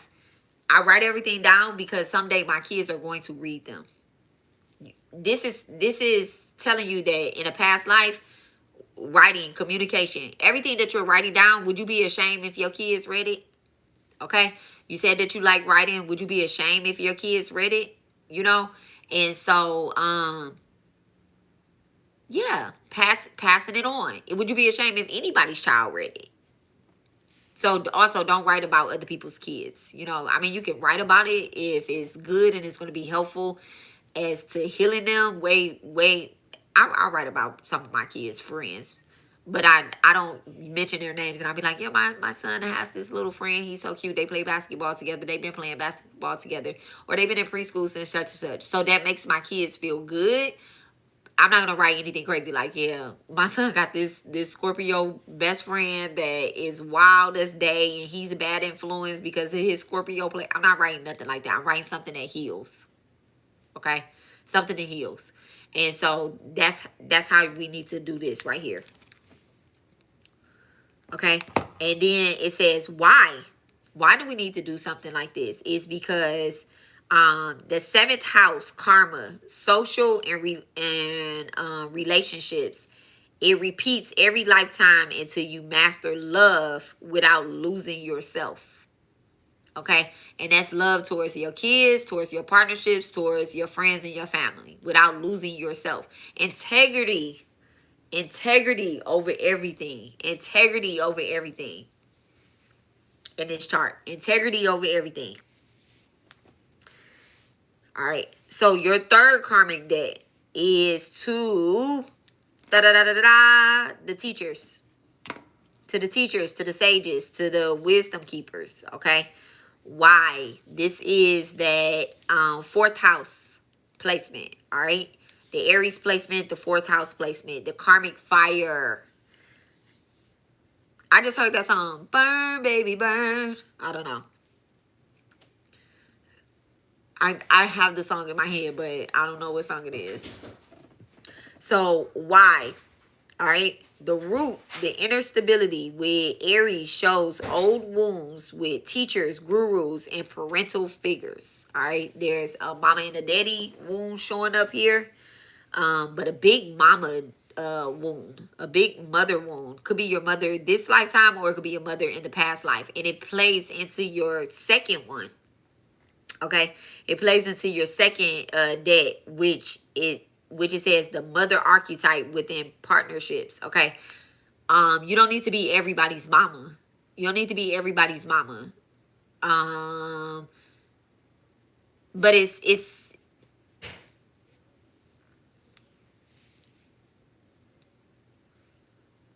you need to respect it though. Respect the mothers. Okay.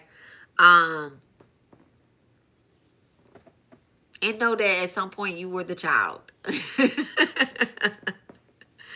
You were the child. This is a old wound that shows up in your teachers, your gurus, and parental figures.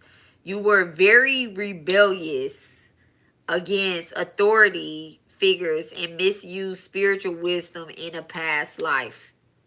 All right. Misused spiritual wisdom in a past life. You definitely went against your mother figures, the people that taught you the very thing that you need to clear your first debt, which is your ancestral debt. You rebelled against them. So this isn't about your family members doing something. This is actually you being a reincarnated ancestor. Okay, you being a reincarnated ancestor. All right, you have Mars and Sagittarius connecting this to truth telling. All right, you are paying this back by teaching others what you have learned the hard way. This is such an annoying debt right here when it shows up like this. Let me not say annoying debt, but this is all my life I had. This is the wounded healer. This is the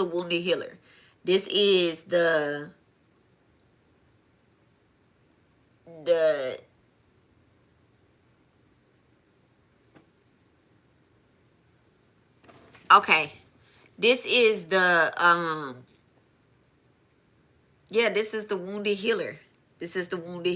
I don't know how else to put it, and it's also recognizing that you're the wounded healer, but not using it to I'm the leader because I've been through this. I know you know, like I don't know how you talk. If you, instead of saying, you don't need to say you've been through it. You get what I'm saying? You're going to tell your story. People are going to know you've been through it. They know that you have this trauma. but you don't need to use it to control or to be a leader. That makes you a dictator. That makes you a dictator by saying, I've been through this war. I've been through this war, and this is how it's gonna go. This is a whole new war. You teaching a whole new generation of people. All right.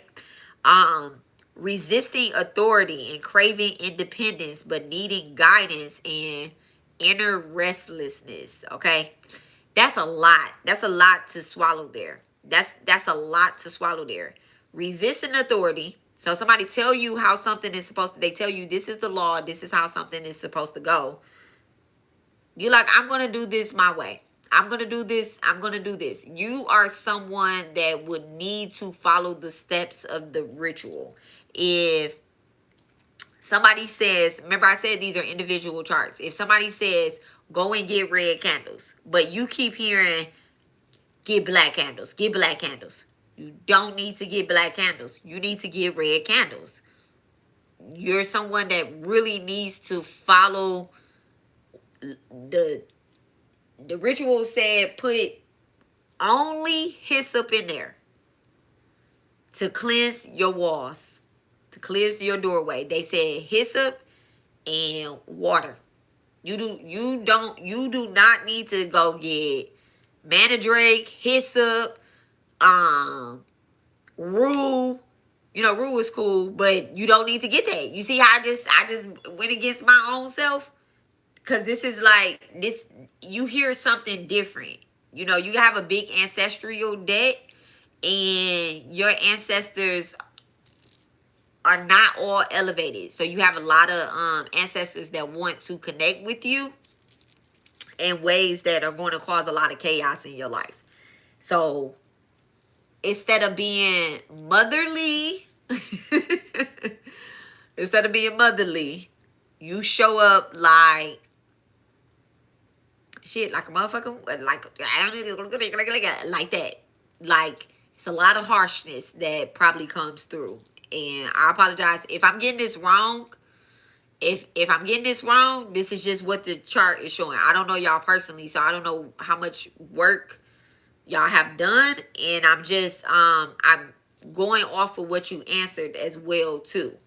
That's why I said I want y'all to do the answers as well too. When it comes to stuff, answer honestly.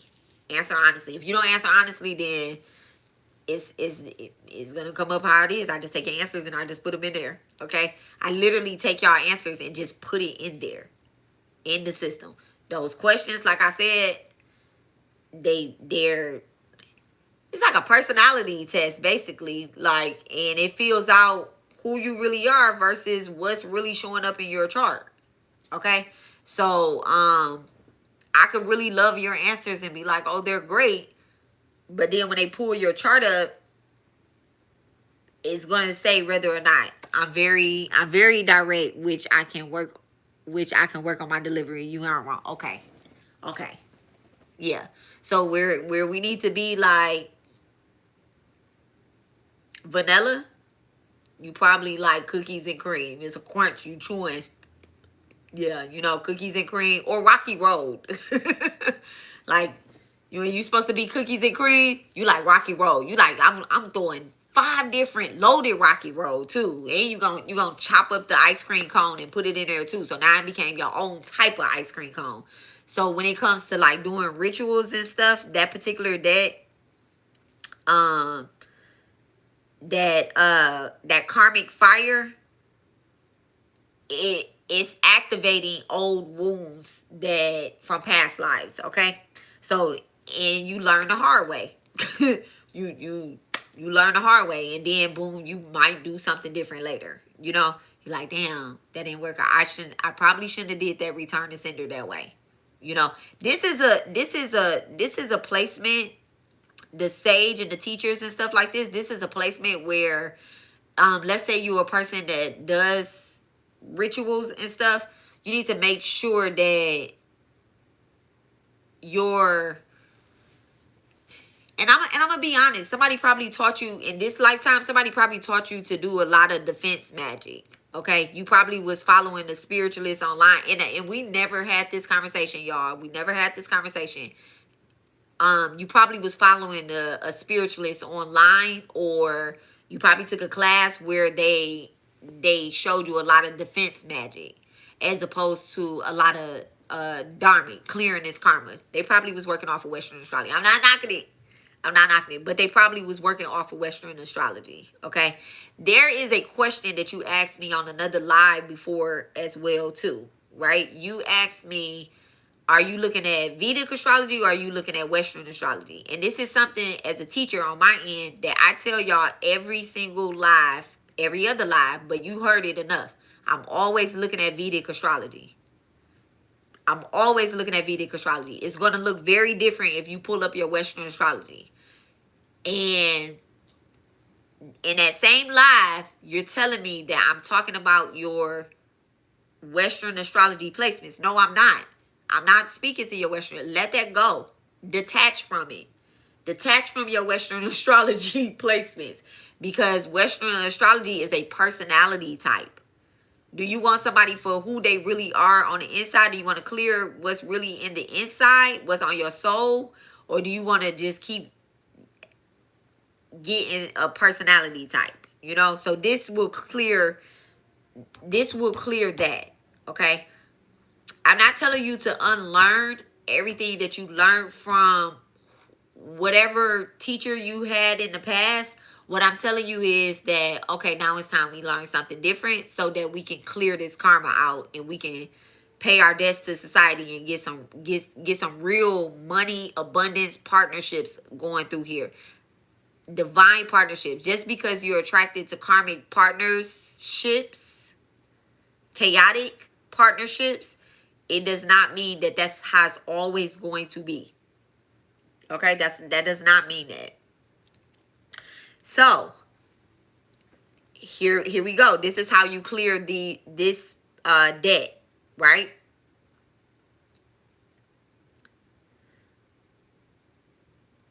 Teaching, write this down. Teaching through your lived lessons. I was about to say live lessons, so maybe doing like live lessons, but teaching through those. Not just to your family either, okay? Your second debt is to a collective. It's to the collective. It's to the people, all right? It's to the mothers. So there are other mothers out there that really need your teaching, okay? If you have grandchildren, your child is now a mom. So you might not get through to her like this. Like I know I don't sometimes get through to my kids by talking to them one-on-one. I don't get through to my husband sometimes by talking one-on-one. My man watch my videos. He don't watch all of them, but if I send a certain video to him, he will watch it. Okay? Like he not watching this because this ain't got nothing to do with him, right? But if I send him a certain video, he gonna watch it. And that's how I get through to him. I be like, oh yeah, in the Aquarius reading, this came out and I felt your energy. But he gonna go watch it. So this is how you do that. Okay? So you might need to go a different route with delivering certain things. But this is why you have to be truthful. When I show up here, I can't be people know me in real life. I can't be on here talking about, yeah, I'm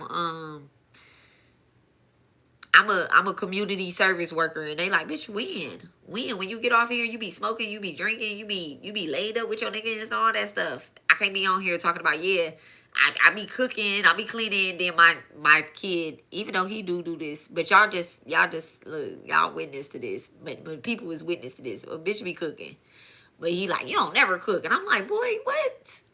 I cook breakfast, lunch, and dinner. What are you talking about? Y'all not missing no meals, you know.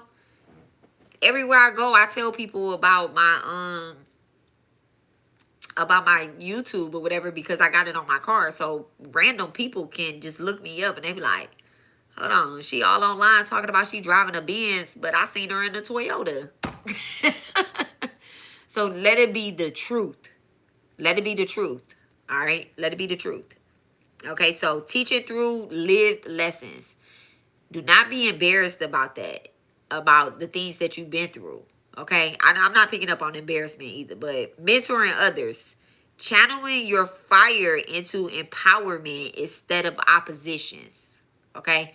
Into empowerment instead of oppositions. Why?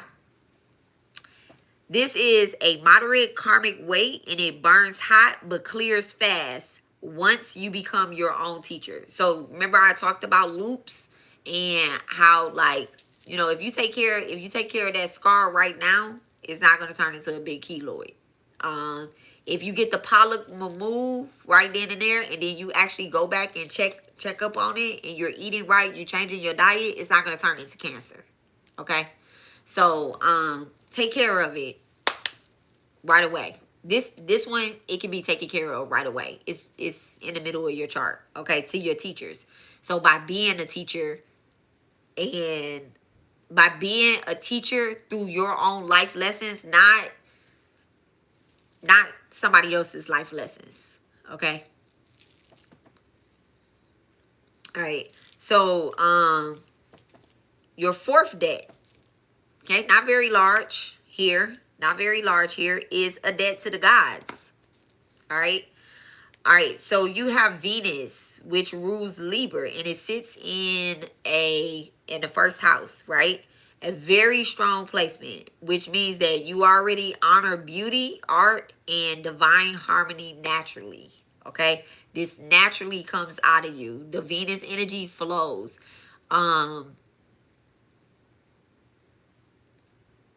I just seen like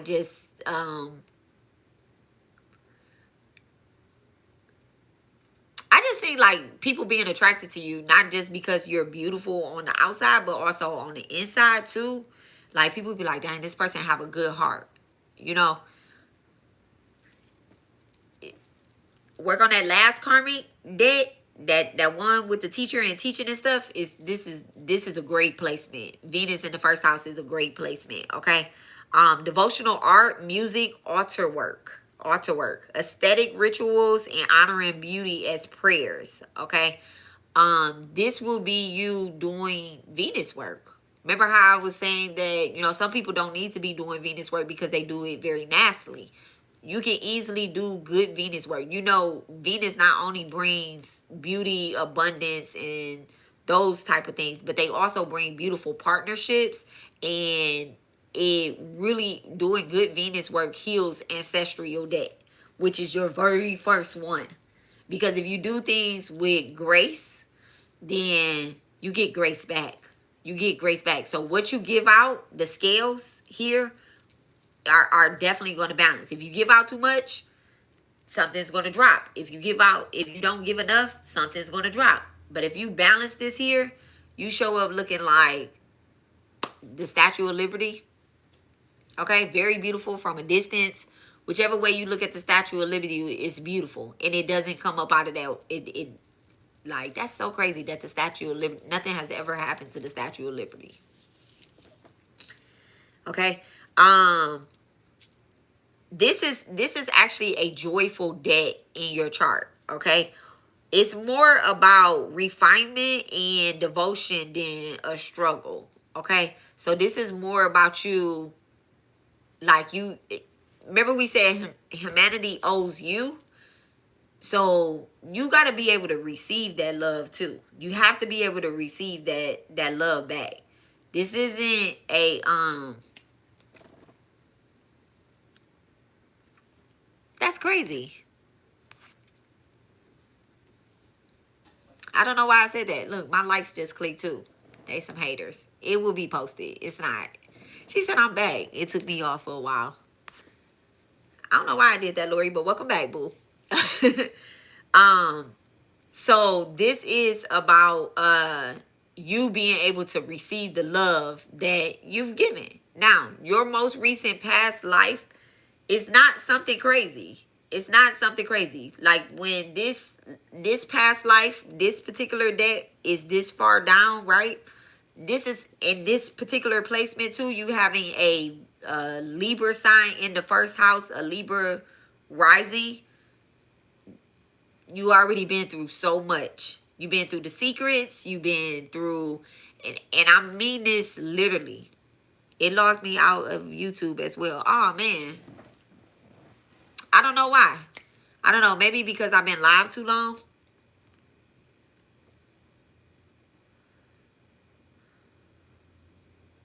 What time did we start, y'all? I think I could be live 7 hours.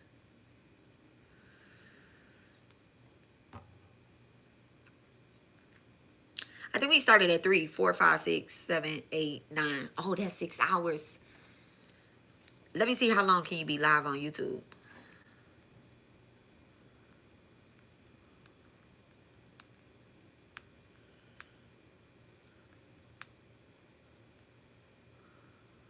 Oh, it says no limit. But any stream longer than 12 hours won't automatically archive for later. Won't be automatically archived for later. For streams to be viewable on demand after the live event, the stream must be less than to be viewable on demand. If you want a continuous live experience for viewers, such as 24-hour stream, you can achieve this by broadcasting pre-recorded videos in a loop. We're not going to be on here live 12 hours, but we have been live for 6. All right, but we're doing everybody's chart, so it's working out. You can be live for hours. So I think I started, my intention was to start at 3:33, but I started at 3:36, I believe. I believe it was. But my intentions was to be 3:33. Okay. But yeah, so this red girl, look, Empress. Listen, I don't call you Empress because we know it's Empress, okay? This is not a bad debt here. Okay, this is something that is about refinement and devotion. So your spiritual debt, a lot of it is about love. A lot of it is about the love that you give and the love that you receive back, but also not having an attachment or control over that type of love that you receive. This is a mother chart here. This is a mother chart. I wouldn't be surprised if you have a lot of kids, a lot of grandkids, a lot of great grandkids, or a lot of little bodies that come to you like, get your little self on. You know, like maybe you want to be me. Maybe you want to be me, but like spirit keep bringing that mommy archetype out. You like, why is kids attracted to me? Why are the animals attracted to me? I don't like animals, you know, but I think you do. Cause your next one. Okay. So you have the lightest debt ever is a debt to humanity, right? To nature. This is Gemini in the 6th house. This is daily karma, right? Daily karma. Why it is in the 6th house of service and routines, right? This adds a mental and a communication flavor. Your ruler, Mercury in the 12th house, right? This is a subtle karmic cleanup. So basically you're doing a lot of cleaning up that ancestral debt. That big, it's a big ancestral debt, right? Like, let's just say the ancestral debt is on 100. Your debt to God and your debt to nature is probably like it's very small. You know, it's very small. Actually, like, yeah, it's very small. Let's just put it at 20. Okay? That don't mean that you need to forget about it. It doesn't mean that you need to forget about it. It just exists in your day-to-day things, right? In your day-to-day things. And based off the way that you, whose chart are you? I'm on Red Girl's chart.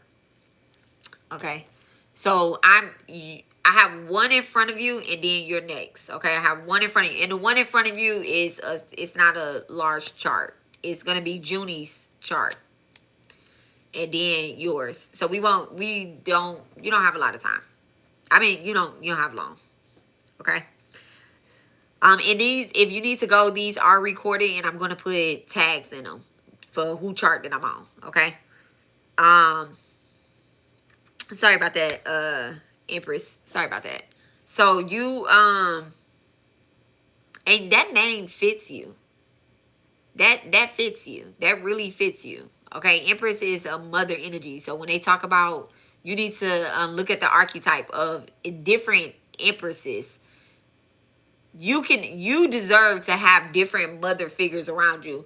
When it comes to this particular placement, you probably have a strong connection to mother figures. You just have to get out of the dark feminine mother figures. Okay, get out of the dark feminine mother figures. That doesn't fit you. Those dark feminine archetypes, that's not for you. You can go into the light a little bit, boo. Okay. The one you can ask Oshun to help you open up your throat chakra, your airways, your love, your heart, heal those past cycles. You can talk to Oshun. You know, your family has a history with voodoo. So Urzali Dontour will be a great one. You know,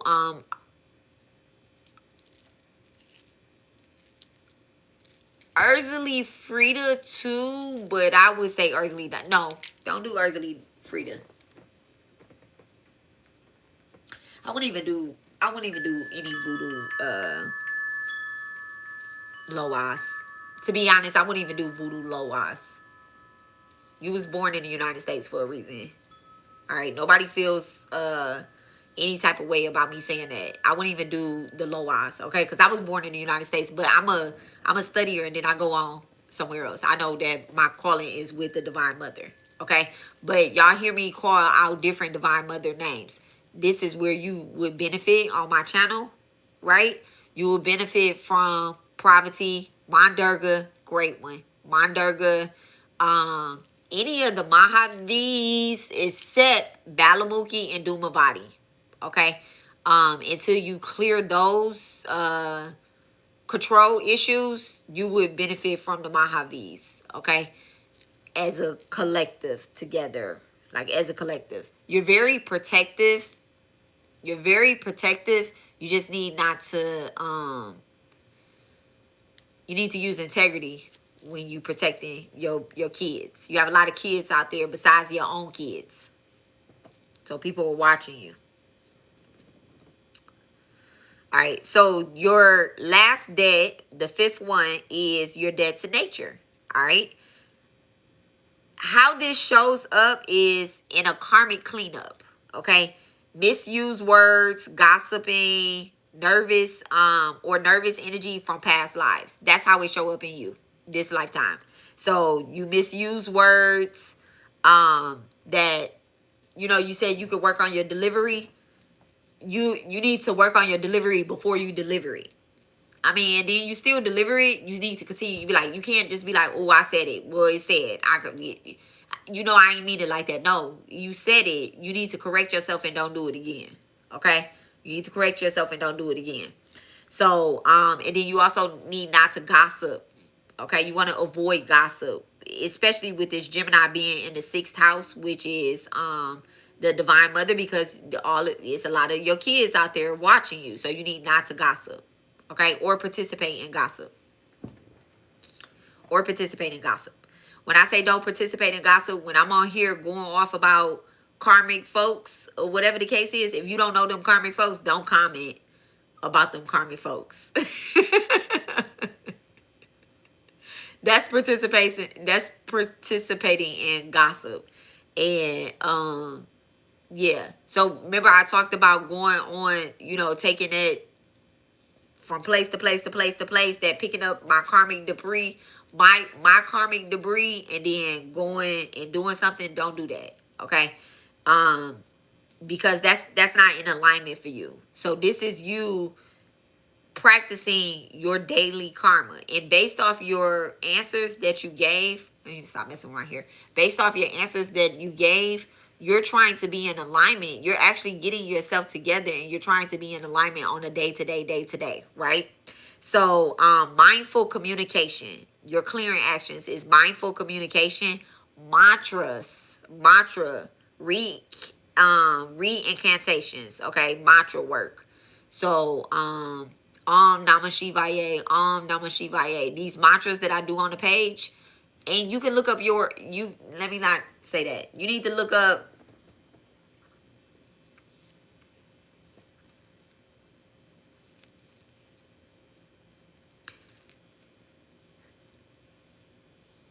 so based on your answers that you gave, right? There are people that that you look up to, right? They're healers online that you look up to or in person, right? Respect what they're saying. Okay, respect what they're saying. Don't go digging deeper. And that's so hard for me to say that because I be telling y'all, go deeper, go deeper, go deeper. But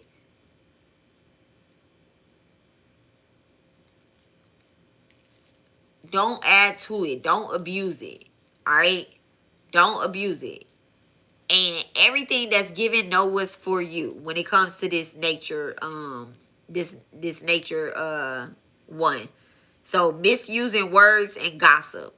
All right. So mantra recantation, don't create your own mantra. Every mantra that I give y'all, I don't create my own mantras. They're online the way that they are online. So I'm not saying Namah Shivaya, Doom Durga Diya, Diya. That's not it. Om Durga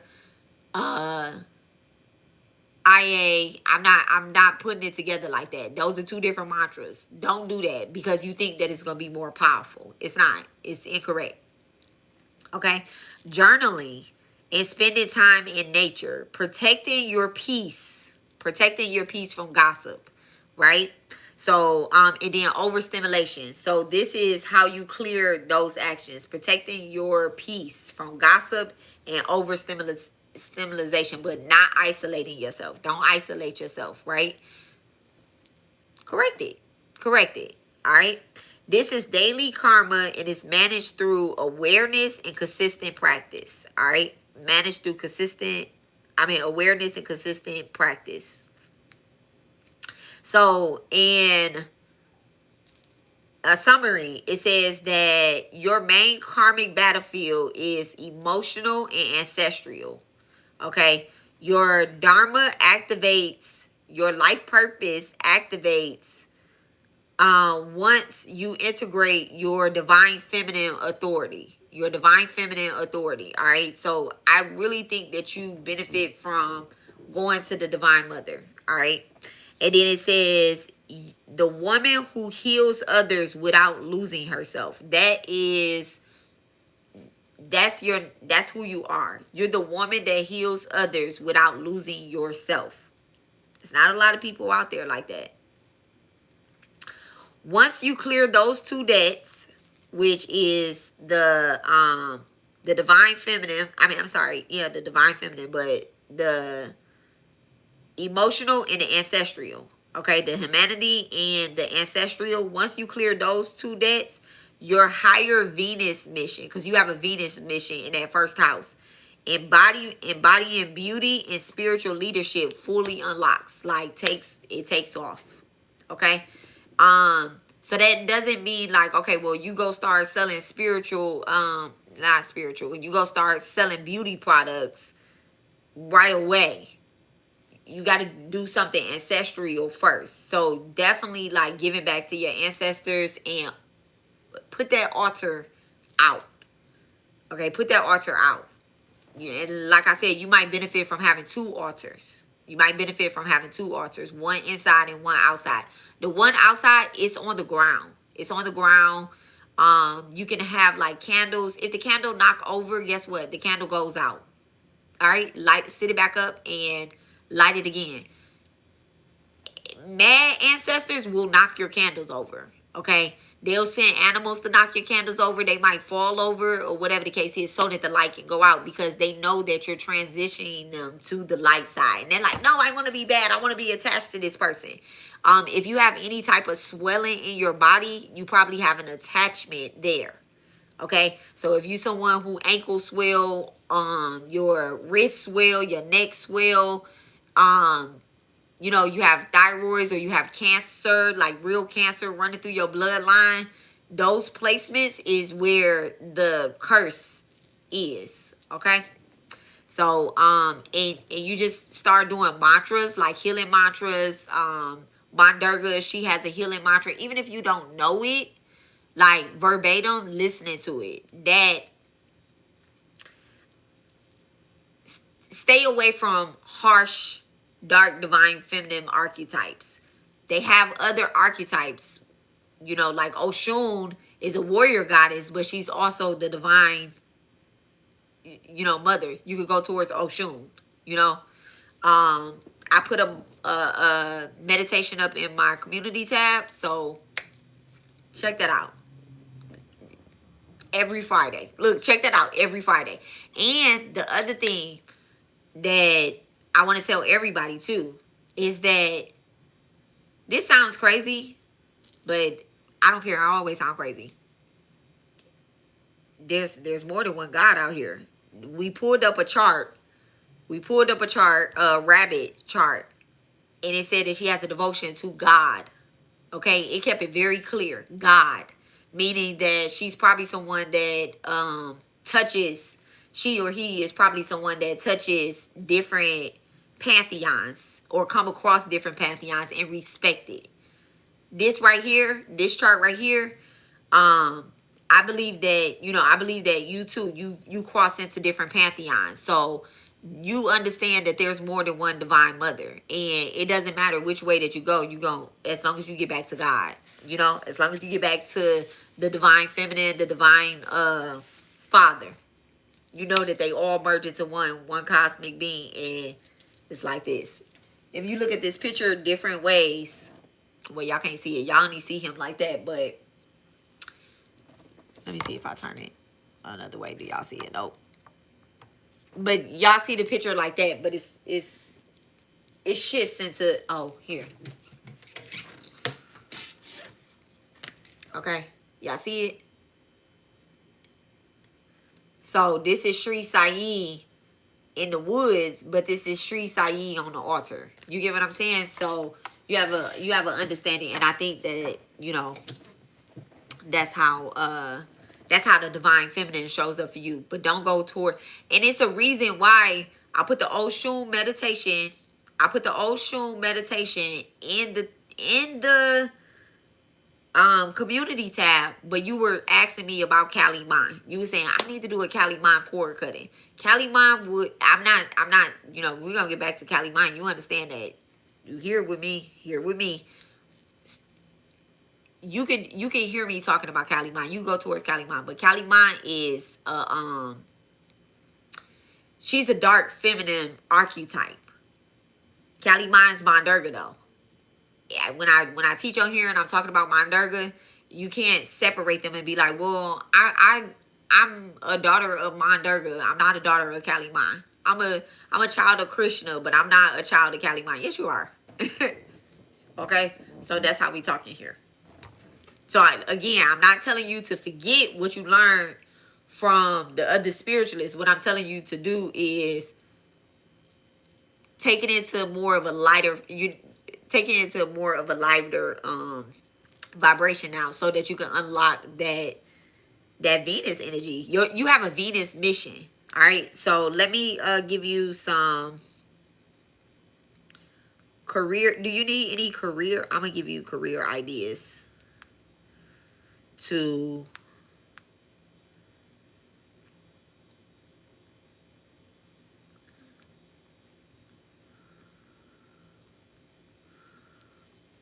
fulfill your soul's purpose. I'm gonna give you career ideas to fulfill your soul's purpose. Okay, so the very first thing that came up is that you don't have a job list. Based off your chart, you don't have a job list. Okay, your job, your purpose, your career ideas is not normal things in your life purpose. So you might be a person that you might not have a consistent job. You move from place to place because you have ancestral debt. So you might be meeting a old brother or old sister from different bloodlines at each job, and you feel called to help them. Remember, detachment, attachment. Don't. I've never, listen, when I leave a job and I help them do whatever they do or whatever the case is, we be best friends. We co-workers, we be best friends. But after I leave that job, you barely hear from me. Okay, you can find me on YouTube because everybody know my YouTube, but you barely hear from me. The detachment is detached. I'm not a person that's like, we're going to be best friends for life. I know that there are seasons, okay? All right, so you are here to merge wisdom, emotional healing, and sacred beauty into something that restores balance for humanity. Okay. So this, you break down the caretaker curse. Okay, that's what you're here to do, is to break down the caretaker curse, to guide others to do the same thing too. So what you, the people that you meet, the people that you heal and you come across, they're going through the same thing. So you could be a person that go to that have had the most odd to end jobs. Like, so you was a bus driver, then you was a cook, then you was a CNA, and then you sold shoes, and then you did what? Like, and then you directed traffic. Like, it's just like the randomest things, you know? So, but the ideal career for you or pathway to heal and be in alignment is a therapist, grief counselor, a trauma recovery coach, especially like um holistic practices, like helping the family after they lose a loved one. Okay. um or something spiritual based. That's the very first, the top notch, get the most out the lesson. Okay. A family constellation facilitator, I don't know, an ancestral lineage healer. Okay. A energy worker or Reiki practitioner, okay, who integrates psychology with spirituality. An astrologer, a tarot reader, a karmic counselor who translate pain into wisdom. A relationship or life coach focusing on boundaries. A relationship or life coach that focus on boundaries, emotional healing, intelligence, and divine feminine healing. So these fields, you carry a deep empathic. So you need to make sure that you, if you work with in spirituality, you need to make sure you have your head covered, especially if you don't have that ancestor altar. Get the ancestor altar right, and then circle back on it. Circle back. If you take long breaks and stuff like that, like if you're a person that be like, well, I'm gonna take a break, I'm going on hiatus a lot, it's because you need to do a lot of head cleansing. You're a person that needs to do a lot of head cleansing. Okay, a lot of Reiki. You can do Reiki on yourself, but you can do Reiki on yourself occasionally, but you need to go see a Reiki practitioner, or you need to be watching a lot of Reiki videos, but not different people. Stick with one person. Stick with one person. All right. You don't need 4 tarot readers. I swear to God, you don't. You don't need 4 tarot readers. I'm not a hater, but you don't need 4 tarot readers. Okay. You don't need 4 Reiki practitioners for the north, south, east, and west. You don't. I promise you, you don't. Not you. Okay, not you. Sometimes it takes a village with certain people charts that we pull up, but you don't need multiple people. Okay? Because once your trust get broken with one, everybody get punished. This is like you having one kid did something and everybody get punished. 16 years in healthcare, the same place, but I started from the bottom, now the supervisor. Okay? Okay. But many different jobs before 2009. Wow. Confirmation on the next move. Life coach. Confirmation. Absolutely. It's in alignment. It's absolutely in alignment. You would probably benefit from getting your Reiki. If you don't already have it, you would benefit from getting your Reiki license. Okay? Get it. Get it. You will really benefit from it. Because we do Reiki just being here. Look, just being here, clearing the energy in the room. And then you cleanse yourself. Okay? You will really benefit from that. And don't think you got to go to some crazy person or whatnot. It's this website called Umedy, Udemy. Just do it. I think it's called Umedy.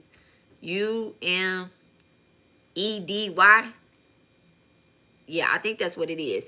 And you go on there, find somebody that, that has good reviews and stuff, you will benefit from that. You can easy. It doesn't cost a lot of money either. It does not cost a lot of money, and you don't need to be spending a lot of money. Okay. Remember, you have a placement where people give back to you. So when you come across deals and stuff, you don't need to go find a higher price thing. You get the deal in the room. You get the deal in the room. All right. So it says that the ideal career: spiritual teacher, philosopher, a yoga instructor, meditation, occult studies, an author or a public speaker on awakening, boundaries, feminine strength, and spiritual balance. A podcaster or a YouTube educator. Okay, educator, not content creator, educator. Her voice is the ministry. Okay, your voice is the ministry. They do Reiki at the churches. Your voice is the ministry. Motivational and spiritual mentor for women, communities in transformation. Okay, that are in transformation. But women. All right, if you're gonna be a life coach, I think you should go towards women as well. Let me not say that. Based off your chart, you have a lot of Venus energy that needs to activate, and you need to clear that. You need to do that. And that mother archetype. You don't need to be a healer for the men line, okay? Probably was a man in your past life. All right? So this lifetime, you need to go towards that women thing, that women, girls. All right?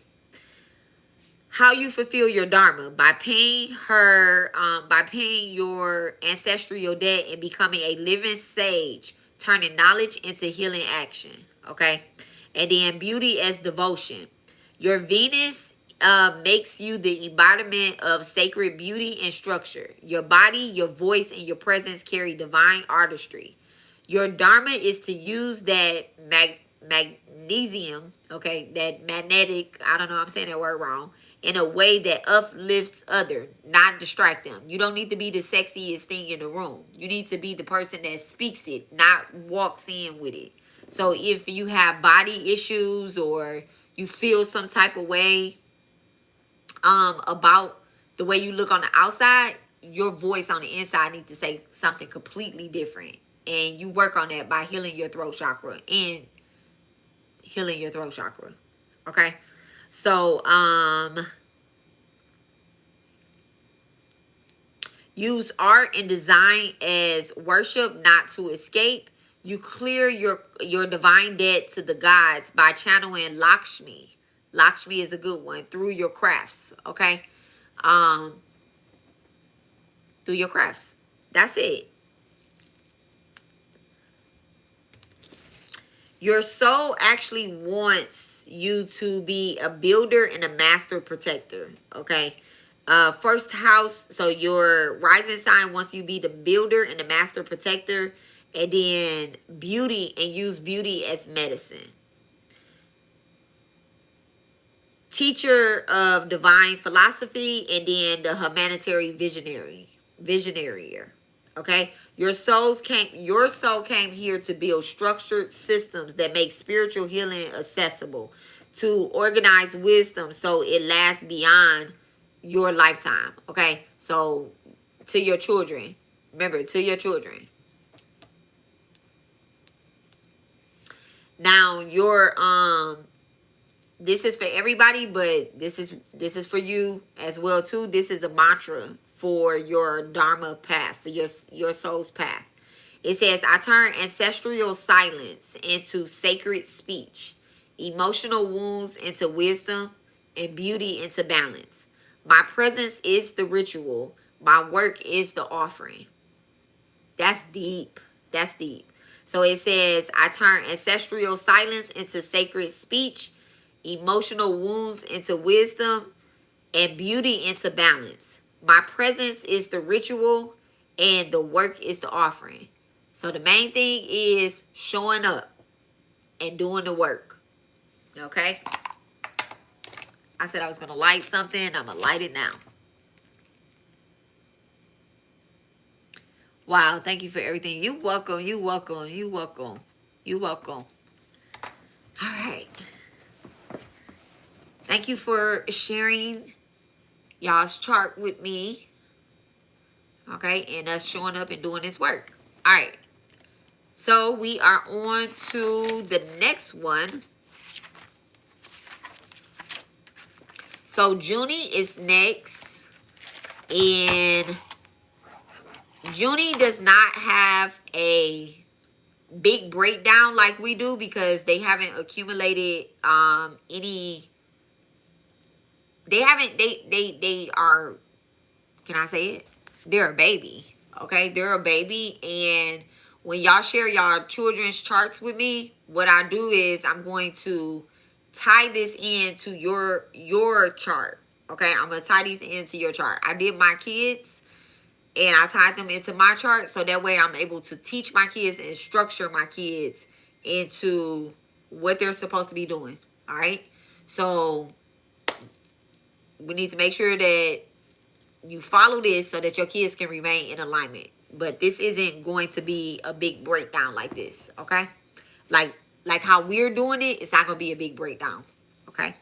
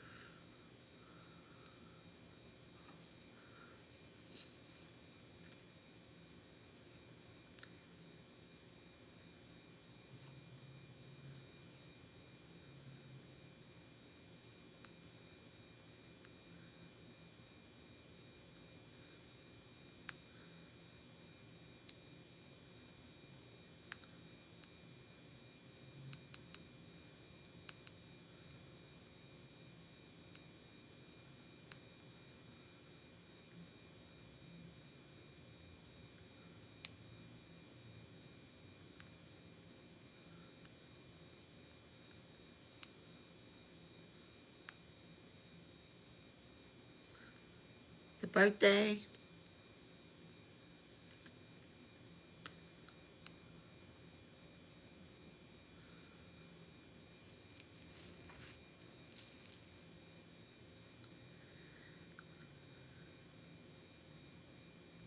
Okay, let me go and put the chart in. Where we put the chart in at?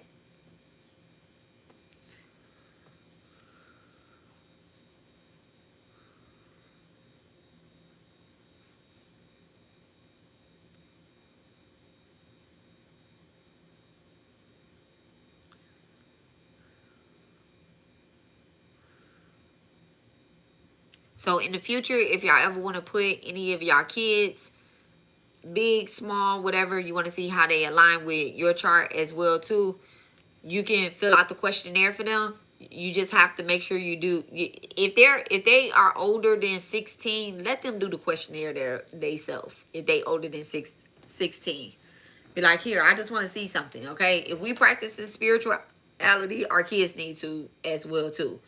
If not, you look at them every day. If they don't want to, like my sons, I did theirs, but I was sitting there asking them questions and stuff. I'm like, so how you feel about God?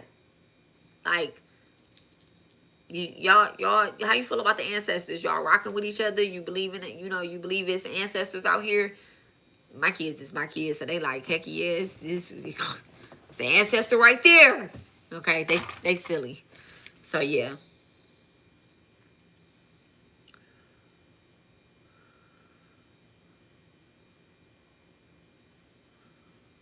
Hey, give me 1 second. They so cute. They wasn't always like that. Like, they wasn't always like that. It wasn't until Sakai passed away that, into our oldest baby passed away, that everybody really just got like this. They like, oh wait, hold on, hold on. And then he started doing little things around the house.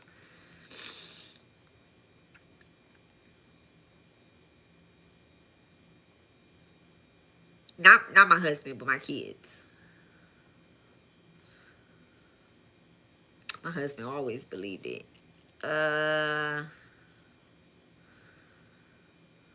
Okay.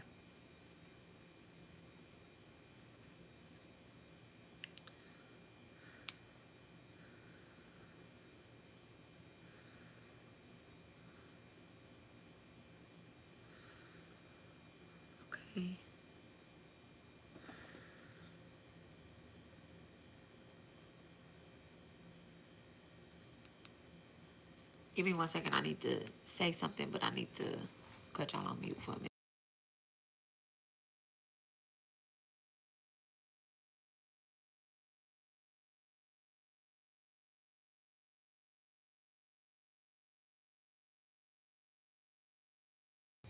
Okay, I can take y'all off mute.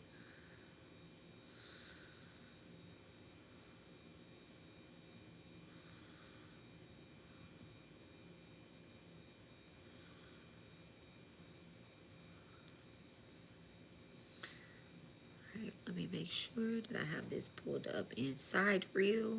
Okay, redraw. Like a little kite.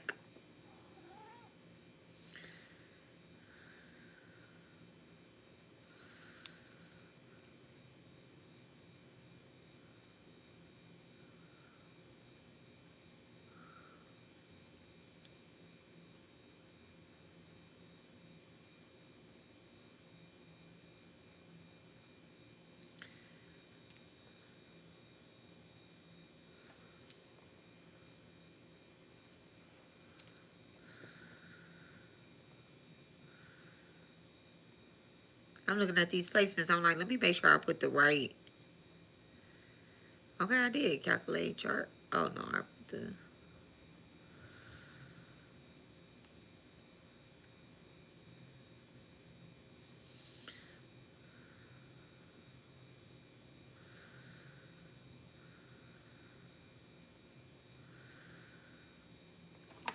One second.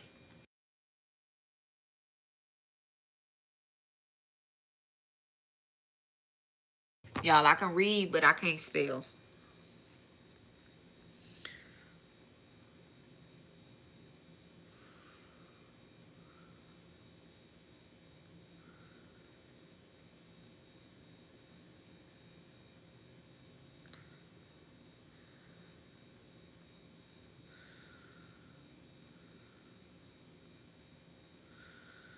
Okay.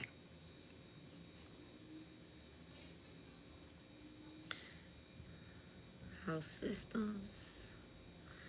Perfect. Calculate chart.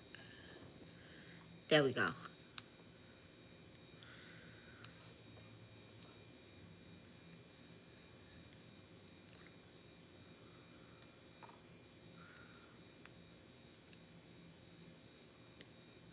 Copy. All right. Now I'm going to take this and I'm going to put this here.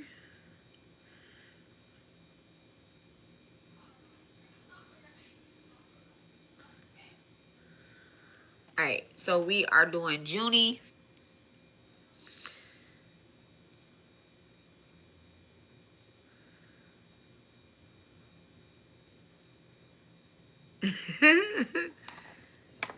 All right. So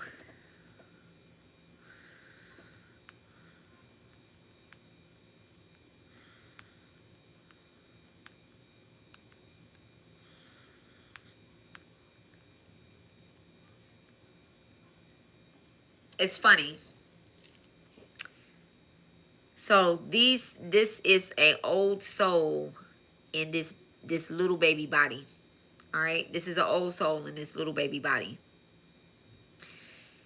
and it's very coded with precision, protection, and purpose. All right, just the FYI, wise eyes, deep emotional, and a very analytical brain. All right, so let's break the debts down, the 5 debts in this child's chart. All right. So going from the heaviest to the smallest. All right. The is the mommy here? Look, is the mommy here?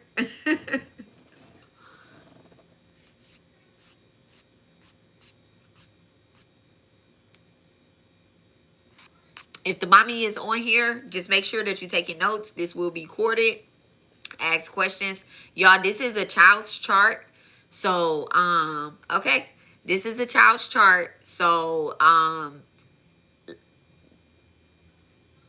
when it comes to like doing your own kids charts, I really hope that, you know, in the future y'all see how the chart is and y'all be, you know, how we about to break this down. This is deep, okay? And I hope that y'all do y'all children's charts as well too. If you're healing, your kids is healing. Your mama healing, your daddy healing, all of that. But you need to know how they play a role, right? So the ranks of this karmic debt, write this down. The very first one is the ancestral debt. The heaviest one is the ancestral debt, right? Breaking ancestral trauma cycles, rebuilding security and self-worth. So this is definitely a reincarnated ancestor, right? Not my words. It's not my words. This is an old soul in a little body. These are not my words, right? So, I'll go ahead and give you while we get in here, okay? So the 8th house, Taurus in the 8th house. Venus and Uranus is here. All right, Venus and Uranus is here. There is a karmic rebuilder of bloodline through stability, comfort, and love. He acts like it. There is a karmic rebuilder that something, okay, this is one of the heaviest debts. The ancestors may have struggled with material, the ancestor debt, you know, like I said, a reincarnated ancestor. So that particular ancestor showing up on him, it would be that he struggled in past lives with material security, sensual shame, and love and loss. Okay, so if there is someone in the family that used to be here, and him being born to you, right? Him being born to you, this is probably somebody that you really know. Now, we all know that the ancestors don't have to reincarnate the same way that they left out of here, okay? Just like I just told the last person that you probably was a man in the past life and now you have to do a lot of devotional women work this life, and Venus being in your first house, okay? Now you got to live the life of being a woman. Okay, so now this person lives the life, this little body, and I'm sorry if I say this person, you know I'm talking about I'm talking about a baby. All right, this person, I did it again. This person, this old man in this body lives the life of rebuilding a bloodline that he probably contribute trauma to. Okay, this is one of the heaviest debts that's here in showing up in this baby's body. The ancestors may have struggled with material security, sensual shame, and love and loss. Okay? The repayment will be through emotional security. Okay, thank you. It will be through emotional security, giving, and I tied y'all's two charts together. You don't want to be dependent on him emotional, but he's going to give emotional security without even asking. So let's say that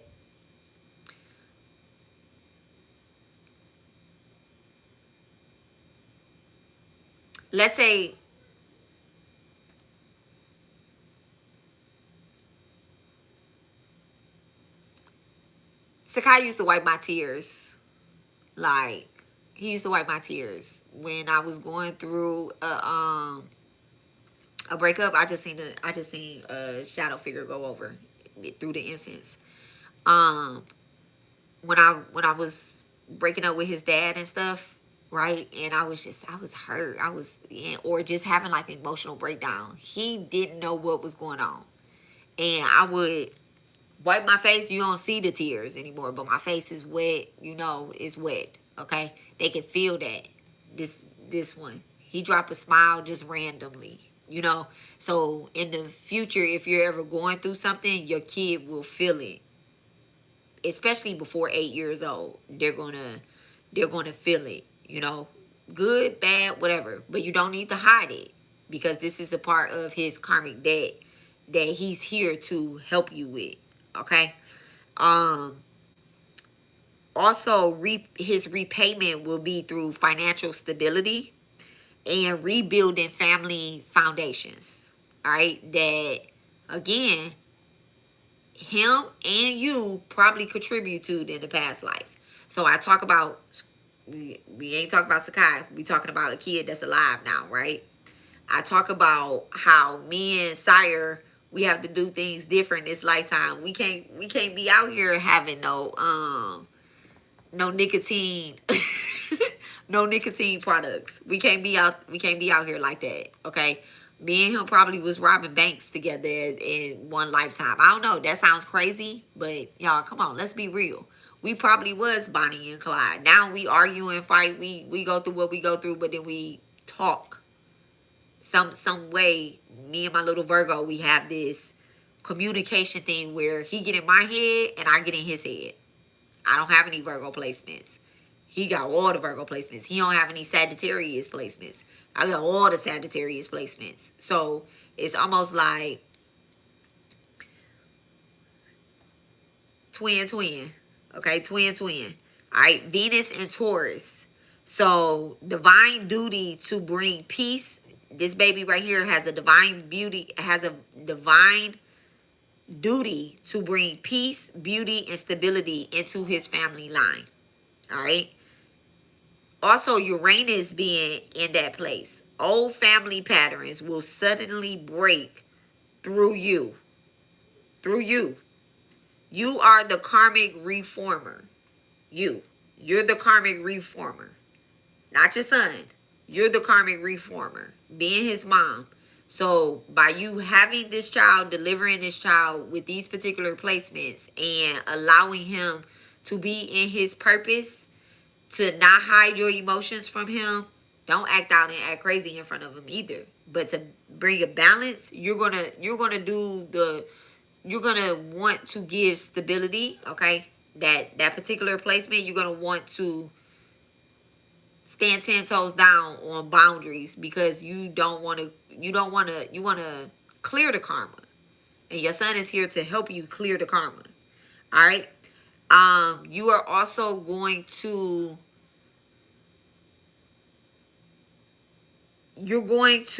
modernize nowadays ancestral values, and so will your child as well. So old ancestral values, I hope this is clicking in your head with what is being said here. This is not nothing I made up. They don't know nothing about the past conversations that you and I have had about anybody ancestral in your family. Okay? Their belief. So this ancestral debt is about forgiving, because you get to now be the mom that maybe you did not have.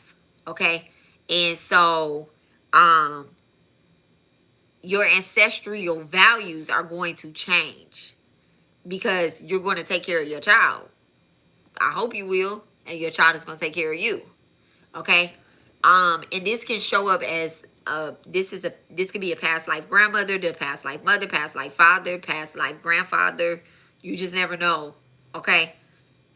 The ancestors is really living through this baby with this big karmic debt. This is a big karmic debt in the front too. Okay? And you finding this out, you want to clear his karmic debt. You see, okay, my baby came here with accounts on accounts on accounts on accounts. Because it's not just you.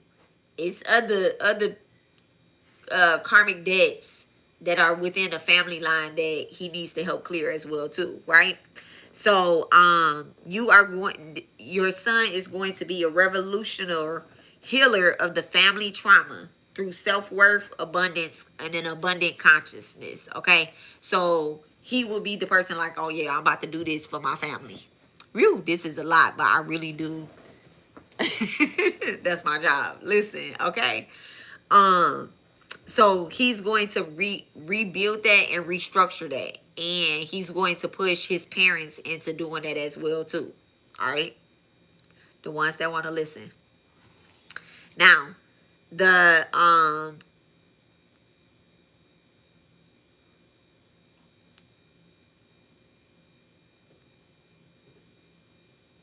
second one, from lightest to heavy. Let me write these down so I don't have to keep clicking back.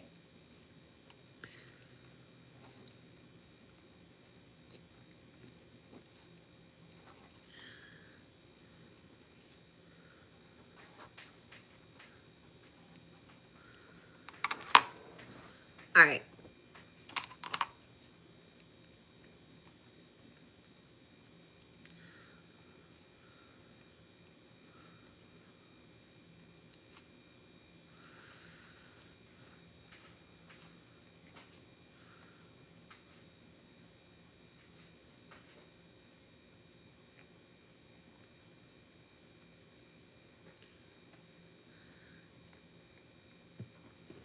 Okay, so the second and the third one, they actually kind of weigh in with each other, because it's the second that highest in the chart, still high, but they weigh in with each other. So he might be a person that is in service, like that does something for the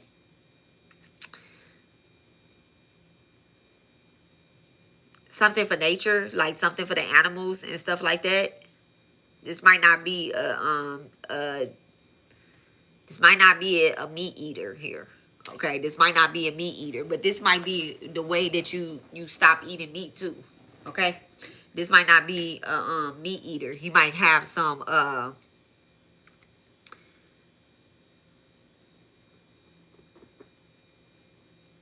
allergic reactions to like fish, or to like, I'm just throwing stuff out there, right? He has a Pisces Aquarius placement here, and it ties into, it's lining up with humanity as well too. Or he might be a child that be like, oh my God, I went to a farm, mom, I don't want to, oh my God, we're killing the animals, let's all stop eating animals. You get what I'm saying? Or, oh my God, I want to do something for the environment. Or he, it's really to help the bloodline. So it's you, and right now it's his parents. Y'all the ones that's teaching him. So once he start really eating food and stuff, don't force meat on him, because his second debt is tied to nature. It's tied to the nature. Okay. And so let me tell you how that's showing up. So it says sacred services and daily rituals. This is your karma and the need to help others heal the system. All right.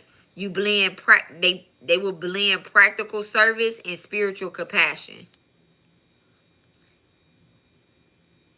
So what you're teaching, they really going to pick it up. If you say, okay, well, we're going towards Mandurga, your kid will be the one that get really deep into Mandurga, probably deeper than you. Probably end up being like a spiritual teacher of some sort and teaching about Mandurga. So they're definitely not going to be, they're going to be the ones that setting up the rituals and stuff like that. So they're going to be eating a particular type of way. And I'm just using Mandurga as an example because I know us. Okay. And it's so funny because I think that they have already been introduced to Mandurga, huh? Okay. So this debt to nature, this points to his North Node energy. Okay. So his sole purpose is here. And the main purpose, the main thing is that his mission is to be a class, to have a classroom. What I just say, like teaching others to have a classroom. So his North Node points to the soul's classroom. So he definitely would be probably very spiritual, very awakened. He's going to inherit the dreams. You need to be teaching him about the dreams. He loves her, right? You need to be teaching him about dreams and, not hiding those things. So you absolutely need to be doing those outright based off of your own chart that we went through. I told you, being on the platform, being like not being in secret, doing things. Okay. I call him his little philosopher. Yes. You right in alignment with that. I just got chills. Not because I'm cold either. Okay. And then his payment, this debt that he has, this is a payment that comes through service of helping communities, animals, and the environment. Okay, so that's a large debt for him, is helping communities, animals, in the environment. He'll blend physical service with spiritual compassion. I think I said that. And then he could grow up to build a healing system, a doctor, a healer, an environment scientist, or a community organizer through spirituality. All right. So he will need grounding and rituals and consistency to avoid burnouts or escapism. Okay. Because he is going to be a dreamer. That's that Pisces Aquarius. So he will need consistent grounding, consistent rituals. All right. So his biggest debt is to the ancestors. On Saturdays, you need to be doing it for him. You need to, introduce the ancestors, in a very light way, not talking about no trauma and stuff, not hiding it, but not talking about just the trauma. You talk about where they are now, because we are the ancestors. So you don't want him to inherit any type of trauma that he came here to clear. Okay? Let him clear it. Let him clear it. All right. So the next debt is a debt to humanity, which it has a lot to do with his Aries being in the 7th house. Okay. Which is Libra house, which is the opposite. Okay. Boundaries, independence, and healing relationship wounds or relation wounds. Let me say not relationship, but like relation wounds. Like, clearing the bloodline. Like that's a big ancestral debt to have Taurus in the 8th house. So he literally came here to repay his debts. And when he grow up and he look at these 5 great debts, they gonna be the same great debts. And he gonna be like, am I in alignment with what I'm doing? So we pulled up the chart of Rabbit. And when we pull up the chart of Rabbit, this is somebody that's in alignment with what they came here to do by doing the ancestral work, by doing that. This baby chart would match Rabbit's. So Rabbit, if you on here, your chart is, the babies are the closest to the ancestors. They're the closest to the gods and the deities, because they're non-verbal with us, but they're super verbal with the gods, the ancestors and stuff. So this Rabbit, your chart match a baby chart matching a person, a healer. You get what I'm saying? I'm not saying like matching word for word, but being of service like this. Okay? So now, a small debt to gods, meaning that, he just came from the gods. He good. It's small, right? It's small because spiritual learning and truthful communication. Spiritual learning and truthful communication. You have to make sure that you don't raise a liar. Okay? You got to make sure that you don't raise a liar. Liars are raised because they pick up what is put down. Okay? They pick up what is put down. They pay attention. So you can't be lying around them, and you can't be like, "Oh, I'm like, let's say for example, right? You take the baby to the store with you. You take the baby to the store, and every time you go in the store, and this is just an example. Every time you go into the store, you go into self. I can't stand a liar, but don't punish, heal, okay? Because this is a testing placement. These are testing placement, okay? Remember that they come from. So don't pop their hand. You teach them about how taking something gets you so far away from God by being a thief, right? Not only do it, but don't use it in a creepy way. Like, oh, your God is going to punish you. God doesn't punish. Then we say that God teaches. So you don't use God as a clutch and say, oh, God is going to punish you. No, they're not. They're going to teach you. And you're the teacher right now of this child. So let's say they go in the store and they pick up something. And this is just an example. When you check out, you said you can't stand a liar. Do you have that same boundary with a thief as well too? So you're checking out, right? You in self-checkout. You scan one thing, but you don't scan the next thing. You know it didn't scan, but they ain't catching nothing. It's only $1. It's only $1. Your kids see you. They see you. Every so often they see you taking. If it's free, give me 3. No. Give me 1. It's only one. It's enough for you. It's enough for you. It's enough for you. It's enough for you. You get what I'm saying? And they see you doing that, or they see you taking extra. They see you taking more than what you need, or being gluttony. Ace, get off my ancestor altar. They see you, getting little stuff here and there, um, taking more than what you need. This is that placement right there. So you just want to make sure that you're not teaching them that. Okay. All right. So this is about the gods. But this is a small debt, so I don't think you're going to have that type of problem. As long as you remain in integrity and the people that are around him remains in integrity, I don't think you'll have that type of problem, okay? The next smallest one is the teacher, which is a debt to the sages and the gurus and stuff like that, right? So they must treat learning as sacred, not transactional. Okay. So if he grows up and be a preacher and he has a church, he needs to know that if he's not feeling well, he don't need to show up and he be like, well, I ain't got no money. I don't have no money, or whatever the case is. I don't I gotta go to the church. Now let's say it's not a church and he is a person that has a job, but he not feeling well. Yeah, he not feeling well. You need to tell him to take a rest. It's okay to take a rest. It's okay to take a rest.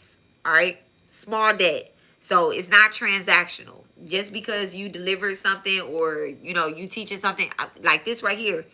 This what I'm doing right here. I'm not getting paid for none of this. This is not transactional. This is something that's very sacred. So this is what he must treat learning as. Like right now, y'all are learning something. Treat this as something sacred, not something transactional. I'm not asking y'all for anything. Okay? When this debt is cleared, Junie becomes a spiritual bridge. The student becomes the sage. So in his lifetime, he is actually going to become like a sage, like that people go to for healing. Not just his family, not just his bloodline, but people in general are going to go to him for healing. So he's definitely going to be that's not really showing up as a debt. Just like on the last person, it's not really showing up as a debt. It's showing up as a sacred invite, a sacred initiation. So this is his lifetime to initiate. What a wonderful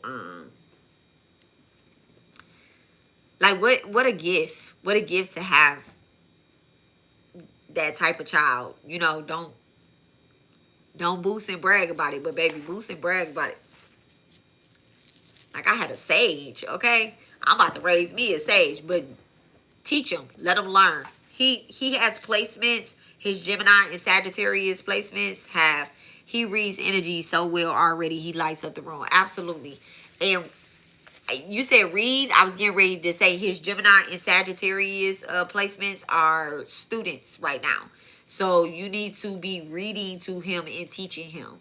Like he'll be that kid that will probably be talking early, communicating very early. So much to say here. All right. So the life path, the spiritual purpose. Okay. This soul came here to speak clarity into confusion. They grow into someone who teaches, translates, and heals through both logic and intuition. Okay. The Virgo rising and the Pisces node, this is service, healing, and discernment being in the purpose. Okay. They're destined to have a public role in communicating truth. All right. If your baby grow up and become famous, it's going to be like a healer type famous, and speaking truth. Being a teacher or even a child prodigy and writing in media. Okay, that sounds like an actor to me. The moon, the second house placement. This is deep emotional intelligence. They will use this in their voice and in their art to heal emotional wounds in others. Okay. Beauty and love transforms pain. They are likely to inherit. Stop. They are likely to inherit your creativity and your healing and fuse them together. Okay. They will be a very bold activist. They have that energy. They can lead causes for justice, creativity, and other children. So, career paths, professions when older is very clear. It says when older. Writer, speaker, podcaster, teacher, astrologist, therapist, energy healer, a medical researcher. I don't know what NGO is. It says, look, non-negotiable, but no. NGO, Nancy Gordon Oliver. I don't know what that is, but it says NGO work, animal welfare, and sustainability. Okay. This will fulfill the North Node energy. Help your baby move into the North Node. This is giving back to the environment or humanitarian services. And then it says art and expression, poet, musician, or dance. This will fulfill the Venus and Taurus and transform emotions into art.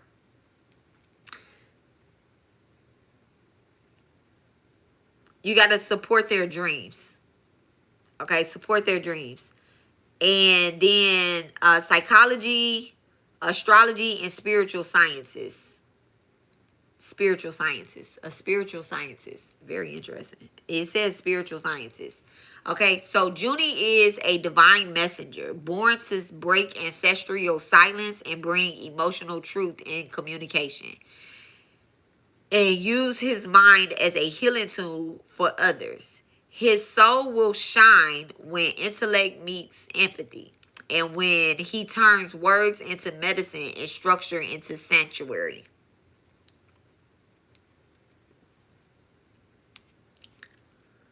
And that's it.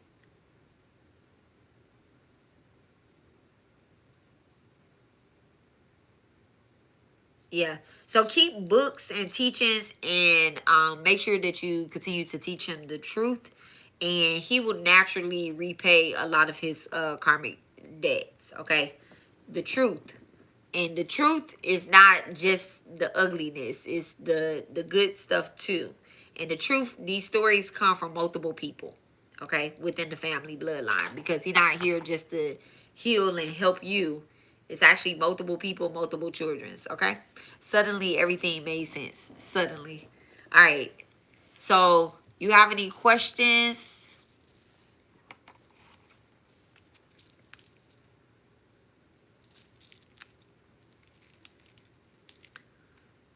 All right.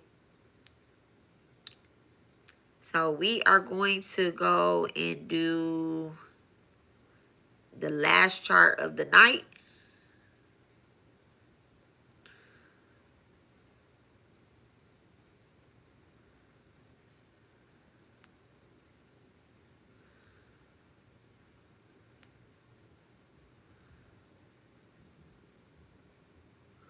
Okay.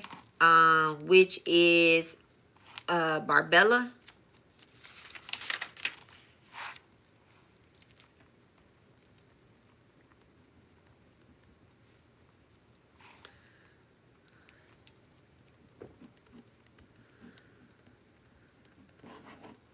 Okay. So Barbella, if you're on here, you can say it's yours or whatnot. Now, based off your questions that you put or whatnot, it goes off of that. I don't know if I explained this before, but I'll explain it. I don't know if you was here when I know I explained it before, but you're very new to my page, I think, right? And so I'm gonna break your chart down, but I'm using Vedic astrology. These 5 great debts are Vedic astrology. Okay, I said that multiple times in here. So these placements, they might be completely different. There's a 23 degrees difference between Western astrology and oh, that's okay. I don't need your real name, but we can say Jermaine. Okay, that might might be better than me trying to sit up here and pronounce Barbella.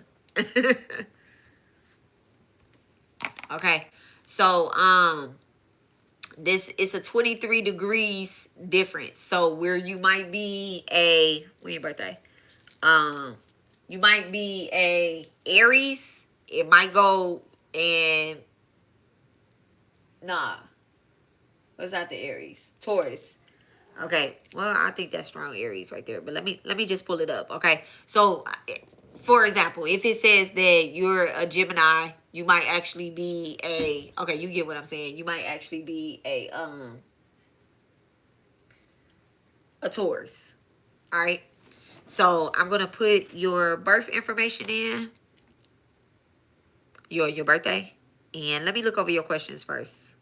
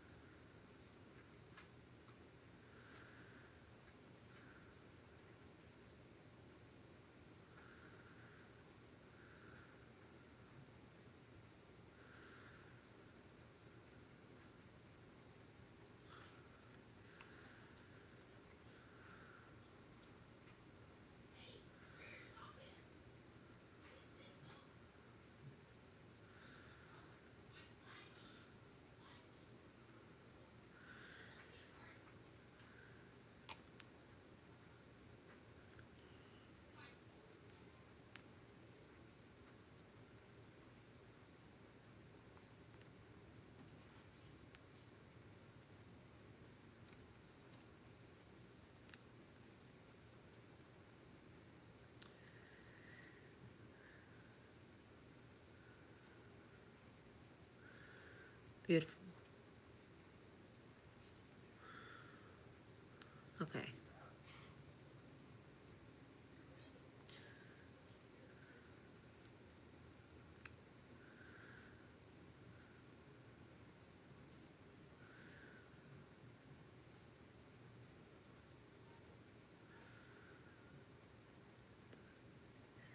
I'm just looking over your answers.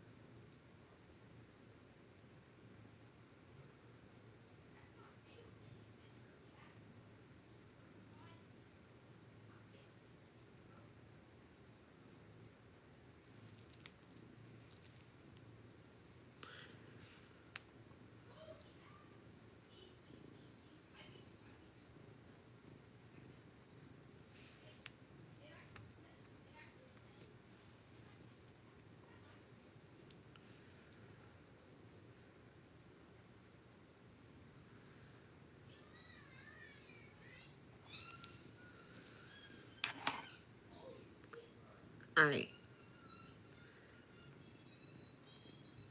Really? Okay. So I am going to put your,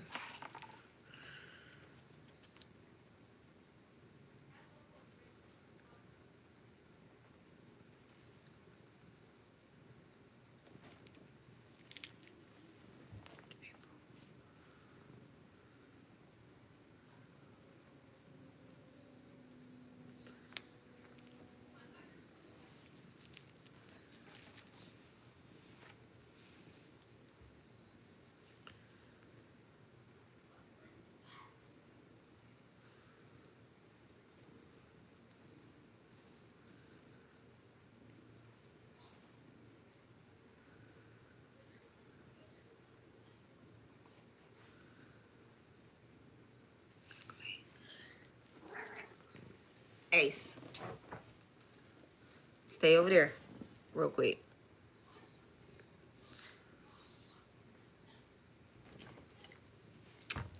Crazy, Ace. A sperm.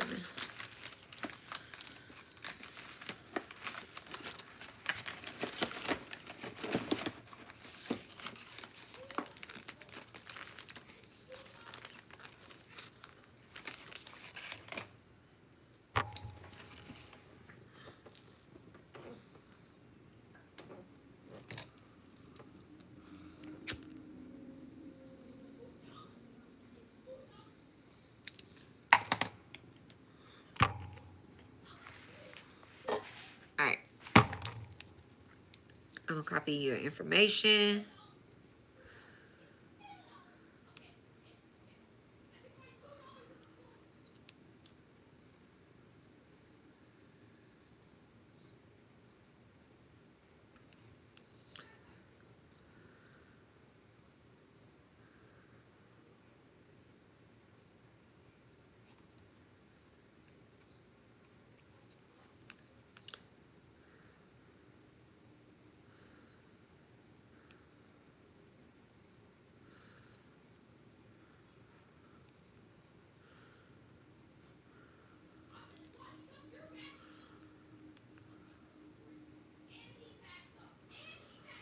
Nice. Hold on 1 second, okay?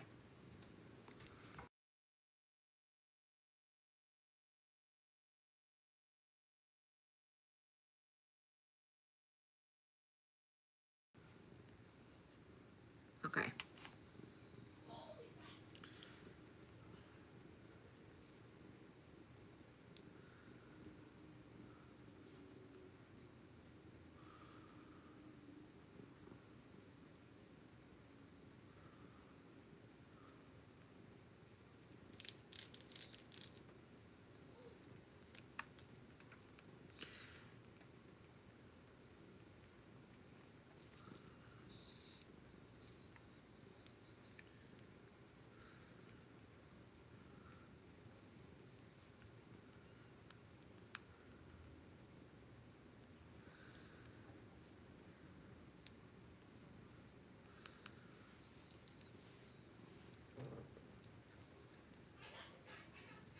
Hold on 1 second. Let me go tell my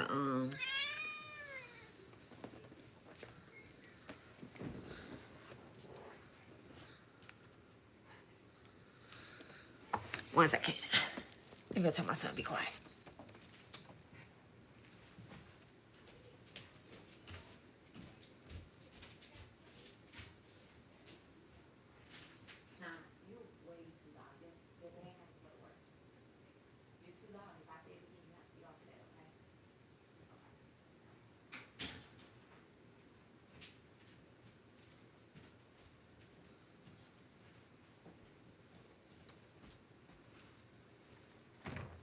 All right, let me.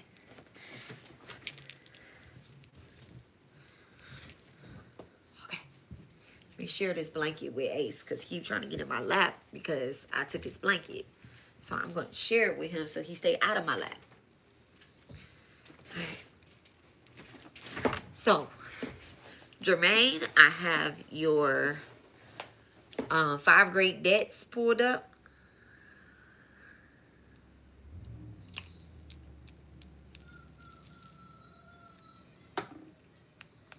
Okay, I hope you have a pen and a piece of paper, and let's get started. Actually, I want to take one of your answers, not one, but I'm going to take your answers like I did everybody's. And I want to put them into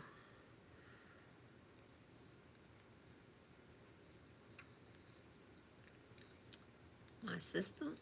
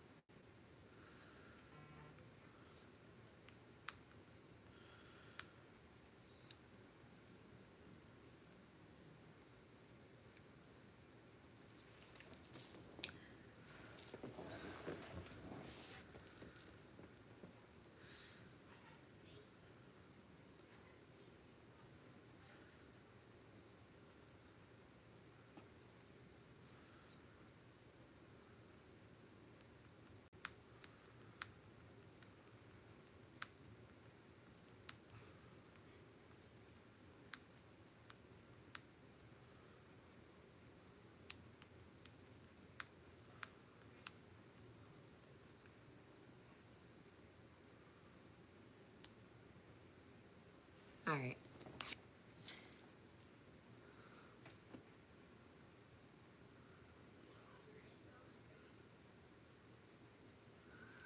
Okay. All right. Thank you. I love that.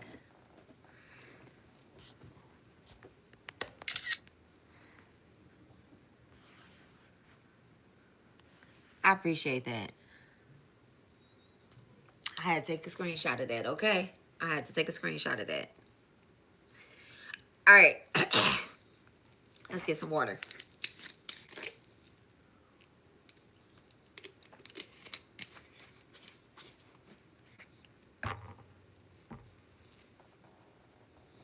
Okay. So, Jermaine. So, from top to bottom, all right, your answers are very mercurial. Beautiful though. Beautiful. Beautiful. I like your answers. Okay. Um Now, from the heaviest to the smallest, your heaviest debts. I'm sure you heard me say we have 5 major debts, right? So we're going from the heaviest to the smallest. So your heaviest debt is a debt to the ancestors. All right. That's the heaviest one. Heavy. All right. Deep ancestral control. Um, that's what they focus on. And we are going, let me go back to the top of your chart. Oh, let me write these in order so that way I don't have to scroll back through.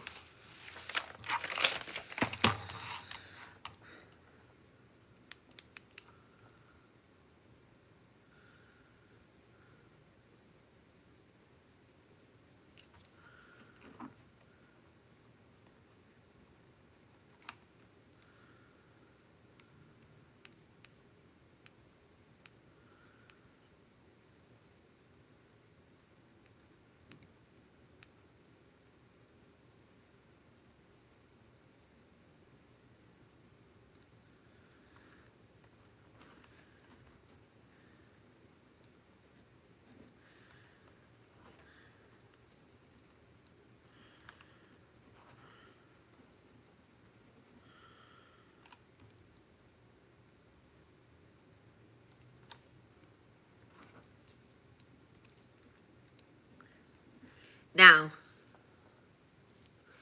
your answers are your answers that you put. Okay? This is why we ask people to be truthful, because if they're not truthful, you don't want to be gaslit into it being something different. Okay? I don't know you, you don't know me, but over here we don't gaslight. Okay? We don't gaslight. I'm just telling you based off what your answers say and then based off your chart. If you're in alignment, if your answers show it's alignment, right? It's in some placements this shows alignment. But if your chart shows something different, then work on that. Okay, work on that. All right.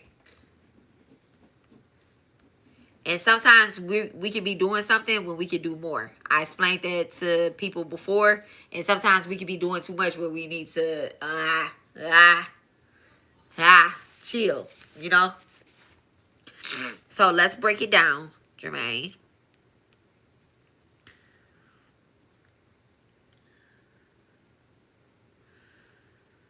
So ancestral debt is your largest one.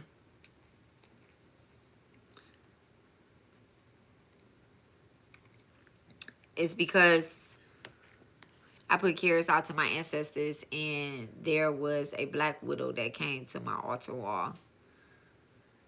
I put carrots out for my ancestors, and there was a black widow that came to my ancestral wall to accept it. Good job.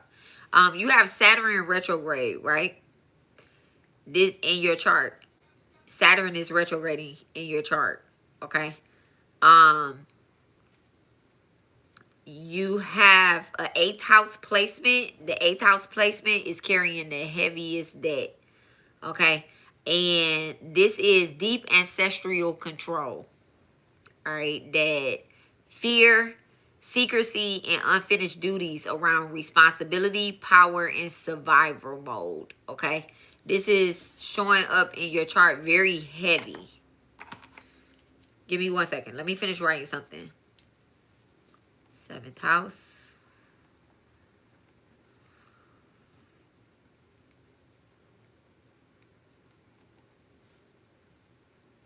6th house.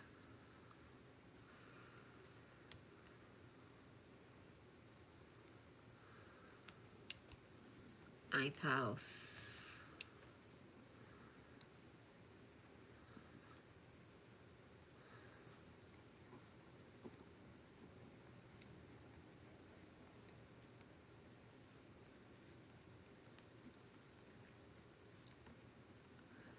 And that great Virgo placement. All right. All right, let's go back to the top. No. No, no, no, no, no, no. No, no, no, no. All right. So 8th house. 8th house and your debt to your ancestors. That's where your debt to your ancestors are, is in your 8th house. And this is a heavy load. Saturn retrograding in the 8th house binds you to a lot of unfinished business. So we talked about people being reincarnated ancestors. Bam, here you go, right here. Okay. A person that is older, a grown up here, that is a reincarnated ancestors, and I think you feel that as well too, right? This binds you to a lot of unfinished business and around control and fear. Your past life echoes ancestral abuse or abusing the system of power, silence, shame, and financial secrecy. Okay. The karmic signs is generational trauma, and father figure tension. Okay. Father figure tension doesn't mean that you have a bad relationship with your father. You can have a bad relationship with your brother. You can have a bad relationship with an older male teacher. Okay. Older uncle, older cousins. Doesn't even have to be older. It could be somebody that's younger as well too, and you're a father figure to them. Okay. So father figure tension. Pressure to hold the family together. Okay. But this falls into being in the 8th house. This falls into a control issue here. I said what I said in this. And then it also is tension with the finances. Tension with the finances. I'm not sure if like your family are dependent on you financially, maybe, or if people are dependent in order for you to help them. It's like, well, if I loan you this $5, you better buy some food with it. If you loan somebody something, you got to release that. Okay. That's a part of you paying that ancestral debt, because in past life, you did the same thing, same type of control issues. Okay. And then also releasing the pressure to hold everything together for everybody. All right. So how you repay this is discipline, transformation, therapy. I'm sorry, I didn't say it. The computer generated this. Therapy. Okay. Shadow work. A lot of shadow work and honoring the elders without repeating their restrictions. So 444 up there as well too. Okay. 44414 is up there. So honoring the elders without repeating their restrictions is really like, well, dad raised us to be like this, so this is how I'm going to do it as well too. When you have kids, you don't need to probably be as disciplined. Like, let up a little bit. Let go, release the control a little bit. All right. If you have kids or if you do. Okay. You clear this karma by becoming a structure for what your lineage lacked in past lives. You have a big ancestral debt here. Okay.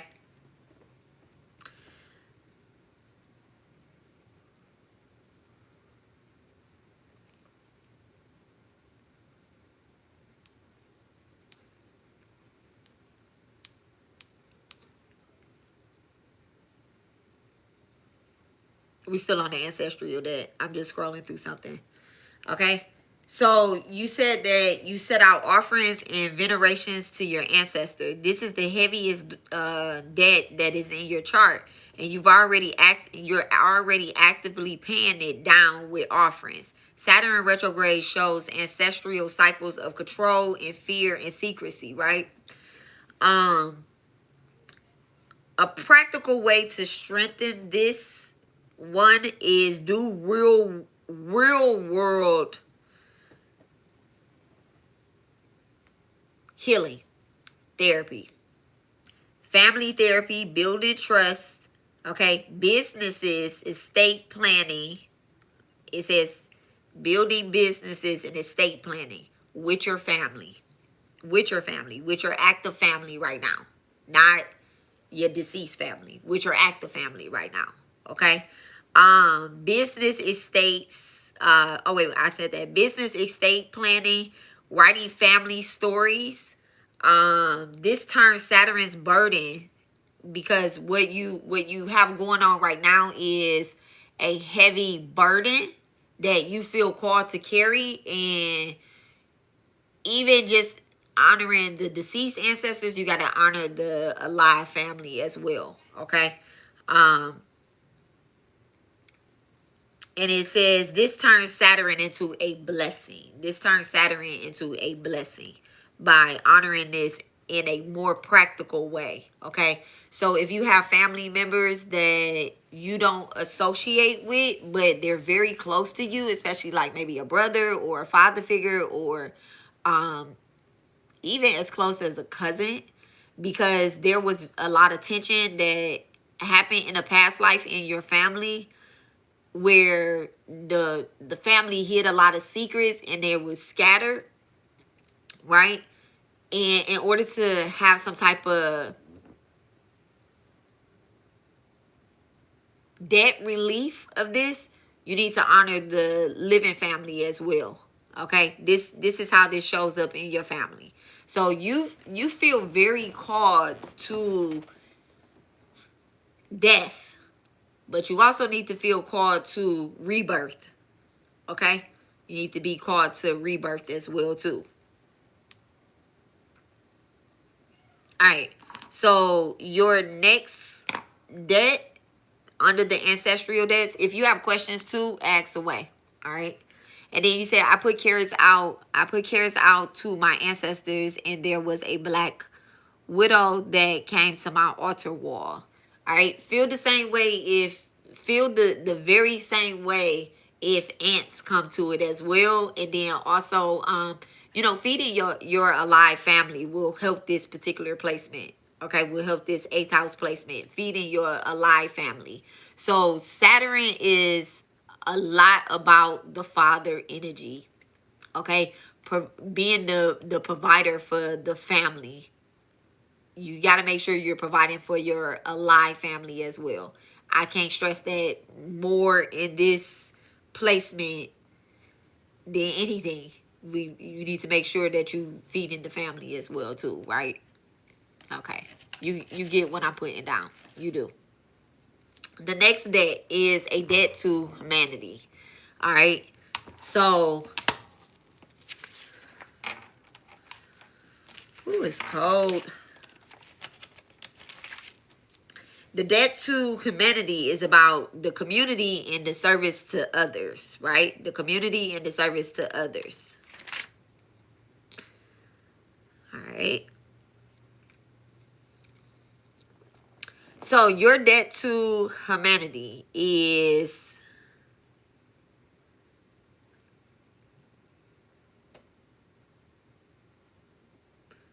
let me look up what this word means.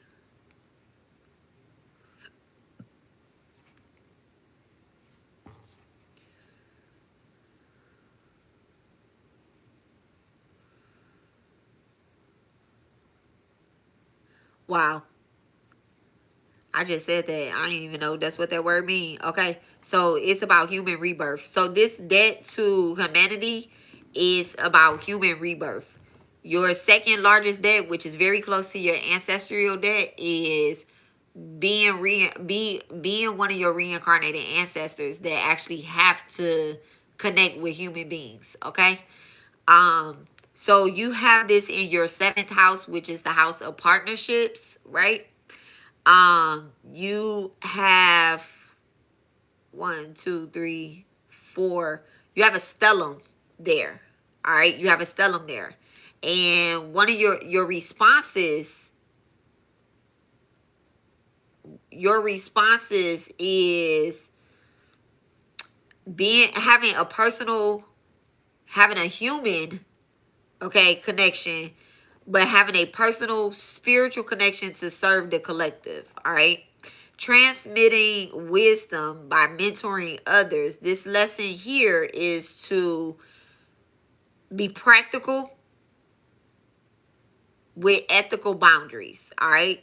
So that you don't overgive or slip into being Captain Save a guy, right? Or save it like, oh, I'm here to save the day. That's not how you repay this debt.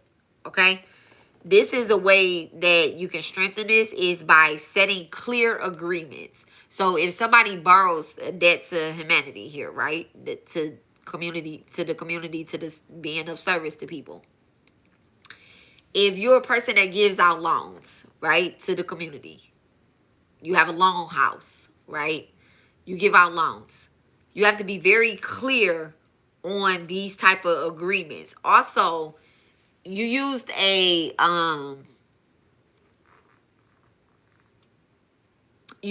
energy in your response. I'm gonna say energy, right? I looked it up. I see exactly who you see. The very first word, the very last word that you put on the page is Shakti energy, right? And the way that you use Shakti, that's the very last word that's on your response is the word Shakti.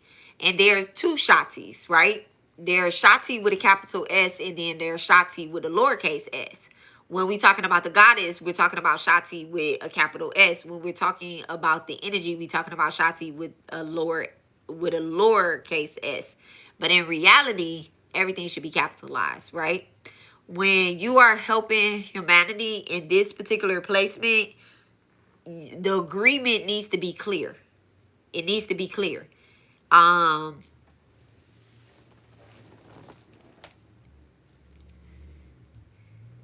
For example, if I'm doing a ritual, right? If I'm doing a ritual, I'm very clear when I'm helping humanity, the other humans around us, right? I'm very clear if I'm using Mandurga. I'm super clear.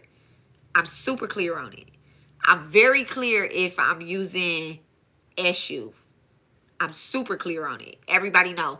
So that if that person who is rendering my services, right? Because you're rendering services here. Your second debt is to render services. But this is a karmic debt that you have to pay back because in a past life, this is I don't want to use the word abuse, but this is something that you ranked up and you keep being rebirth. You keep being reborn with these same debts because you have to clear them. If you don't clear them, you're going to come back and you're going to do the same thing. You're going to do the same thing. I also don't want to use the word humble, but I don't know another word to use with this humanity debt. But humble is almost as if I'm telling you, like, humble yourself, and I'm not. What I'm telling you is you belong right where you at. You doing it. You doing the work. You're supposed to, if your answers are honestly what you're doing the work. But the agreements, the spiritual agreements that you tie people into, it need to be clear. You need to make sure that it's clear. Okay? Or you're racking up more karma. This is a large debt that you have here. And even though you're paying, you feel, my ears just started ringing. Even though you're paying it off, the agreements need to be, because other people have this debt as well too.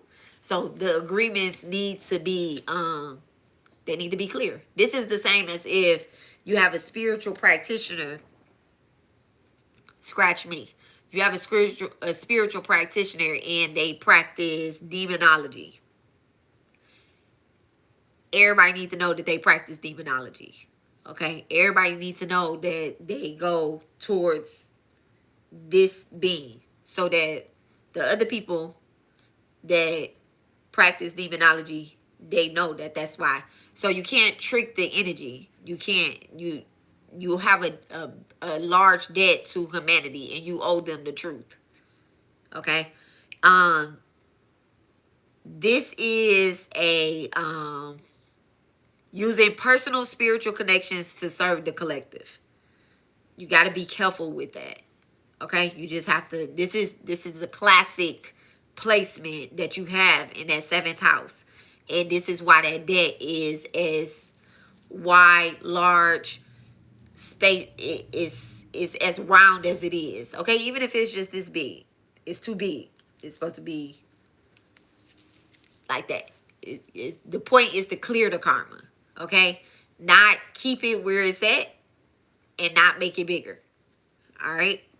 So a practical way to strengthen this debt is to set clear agreements with those that you guide. Avoid draining relationship models that cause you to depend on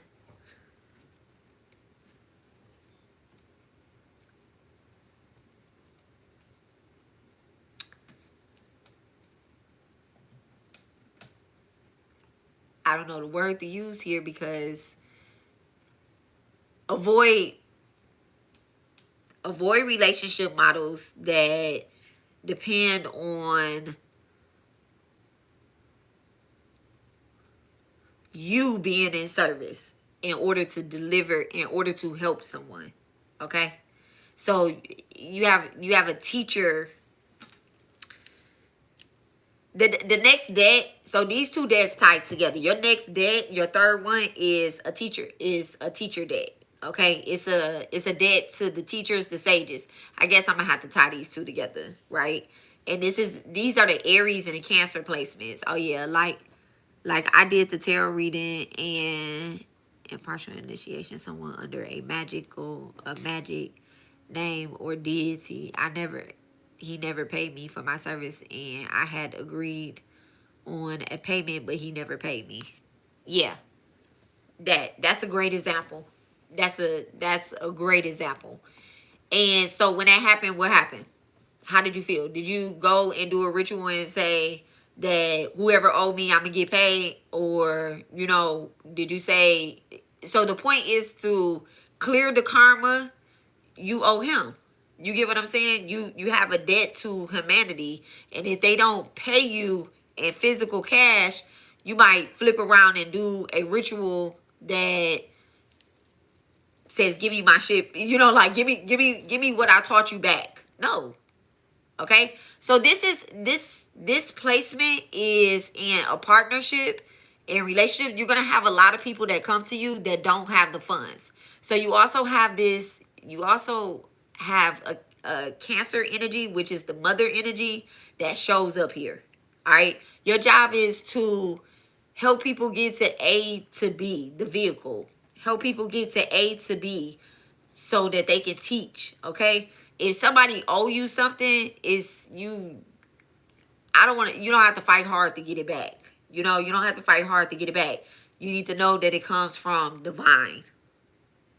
Okay. You need to remember, it comes from divine. And then also like,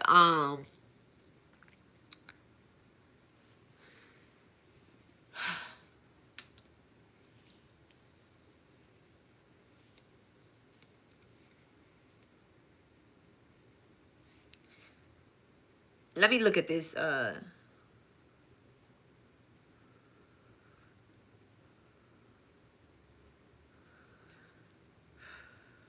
me go to this third deck.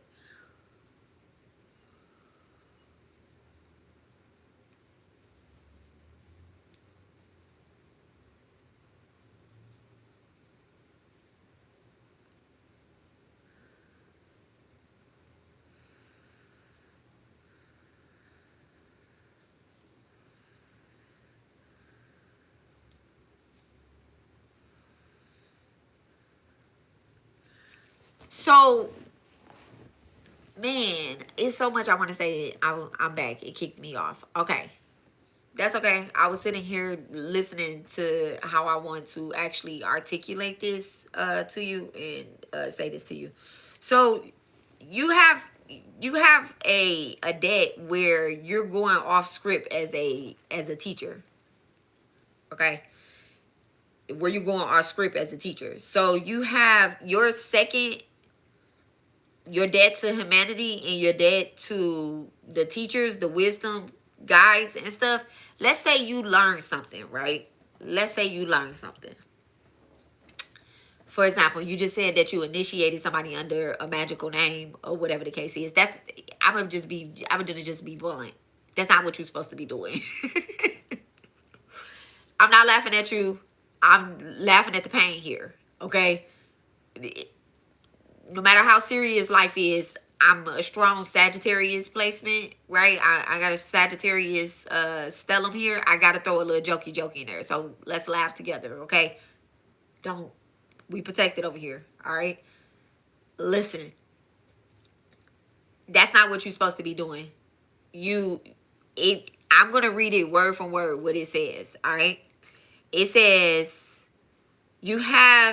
okay, your response. This was your response. Actually, I'm not even going to read what your response is, right? This is the debt to the sages, to the wisdom keepers, to the teachers that have taught you something. Not just this life, but past life as well, too. Because in this life, you might feel as if you already know everything that you might be feeling like. Not that you know everything that you need to know, but you need to know to be the student and not the teacher here. In this particular, you don't have a this isn't a teaching this isn't a teaching not a spiritual teaching chart here. This is a big karmic debt. What you did in the past life, you showing up and doing it this life as well too, right? So you have a couple signs that's retrograding badly, and not badly, but they're retrograding. So that means that they want to get the results from the previous house. And when you have a lot of signs that retrograde in your chart, it talks a lot about ancestral debt, like what you came here to do, karmic placements. You came here to clear karma, and by you expressing yourself in almost 80% of your answers included a divine being, but not in a way that is divinely. It's actually a little bit controlling, right? Like, huh? Can I get the corn up? Yeah. Do I have to warm it up? Yeah. How long? Like 10 seconds. So this talks about like and then I warm it up and bring it here so bring it here and bring a knife bring a knife so I can cut that part off at the top. Okay. You get what I'm saying? Okay, you get what I'm saying. I ain't gotta explain it.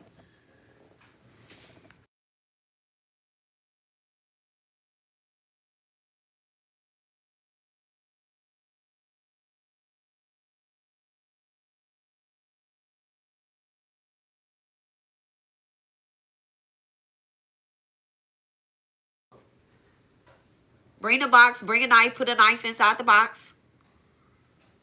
And you can warm it up in the box too. So, and this is a lot, not just the retrograde, but this is a lot with the Aries placement as well too. You know, Aries want to be the leader and all that stuff. Give me 1 second.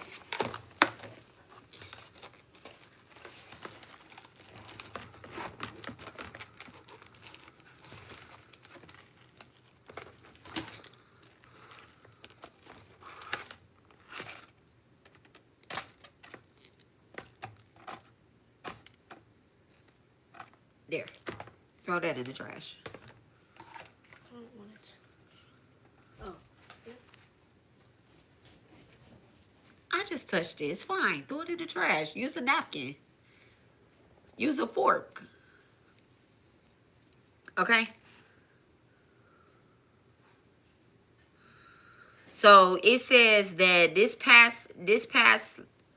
past lives as a seeker or teacher who went too far off the script. So you have past lives where you did the same thing, you know, and you're going too far off the script. And then it says that you draw wisdom from your inner nodes, and it says Mercury retrograde equals inner teacher and venerates primordial beings. What does this mean? This means that Can the wooden stick be put in there? Yes. How long again? 10 seconds? Like 10 seconds.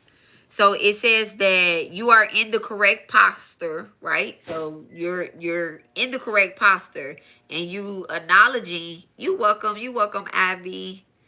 Acknowledging invisible teachers, but Mercury retrograde in the 11th says that you must now share that wisdom clearly and practical for communities, not just mystically. Okay? For communities, not just mystically. And the communities are like close people, communities. You build with them. So also, if you are not going to acknowledge, like, let's say you are a tarot reader, right? Let's say you are a tarot reader. You can't be one of those tarot readers that have 990,000 followers, right? And then you never get back to anybody's email when they have follow-up questions after you taught something very heavy. You know, like, that makes you mystical. Nobody really knows who you really are. It's time that you get very, like, you know, say who you are, talk about who you are, not in a egotistical type of way either, okay? That Mercury placement.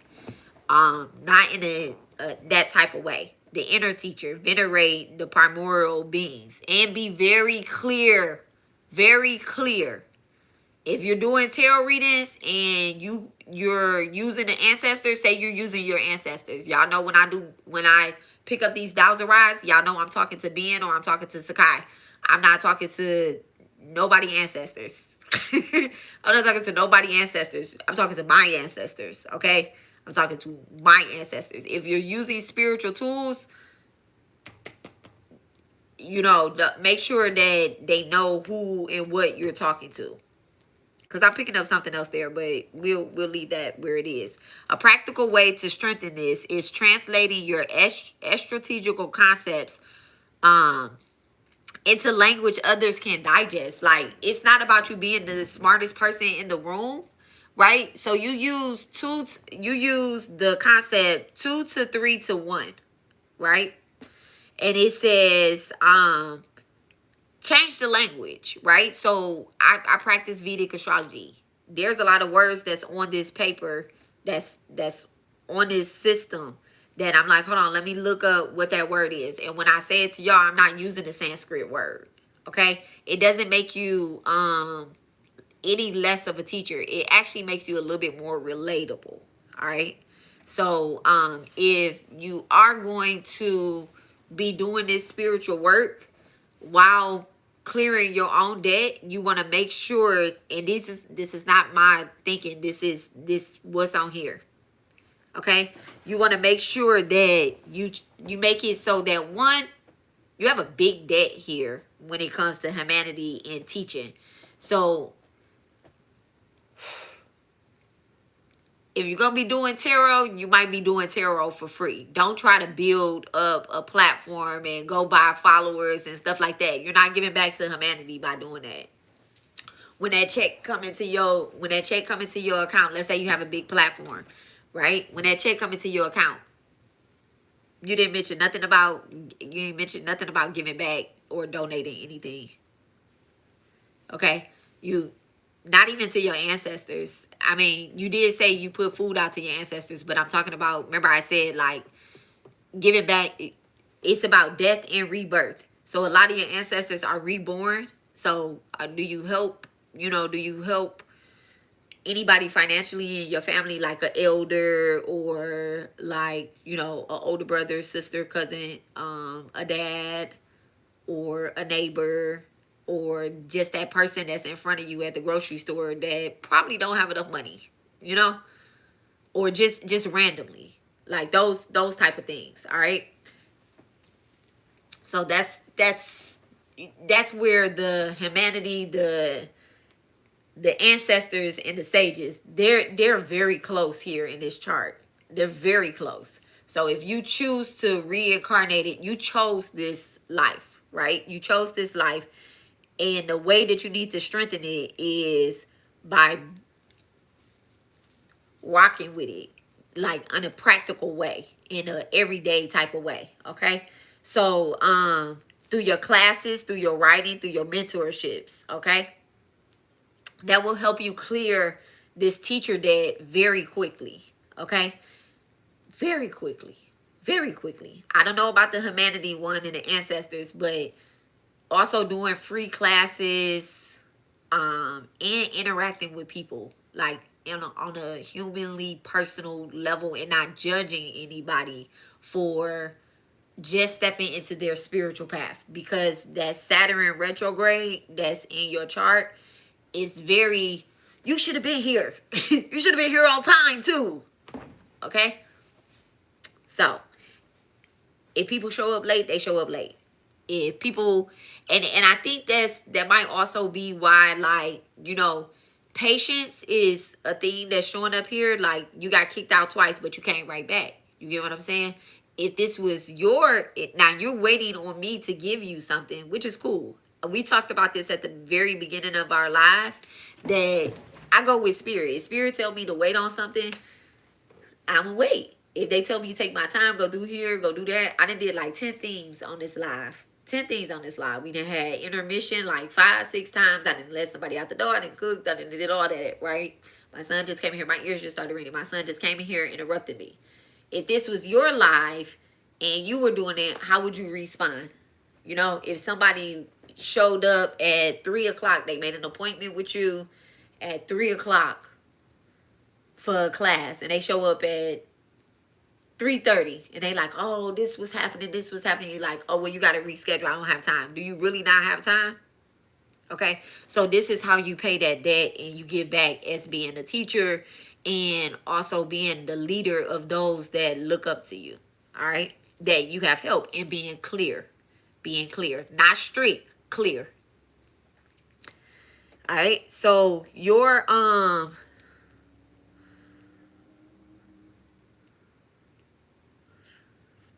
next debt is a debt to the gods. Okay. The debt to the gods.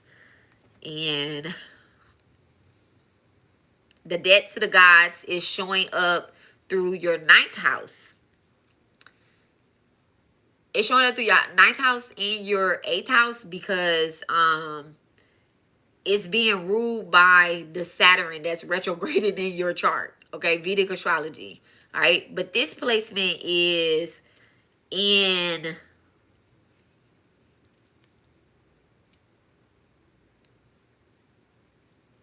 humanitarian work, which is your second largest debt, right? So based off your answer that you said, I'm not gonna read what you said. You can always go back and look at it, okay? And because I don't want to like give people answers on here, I said I wasn't gonna read y'all stuff out loud. Okay.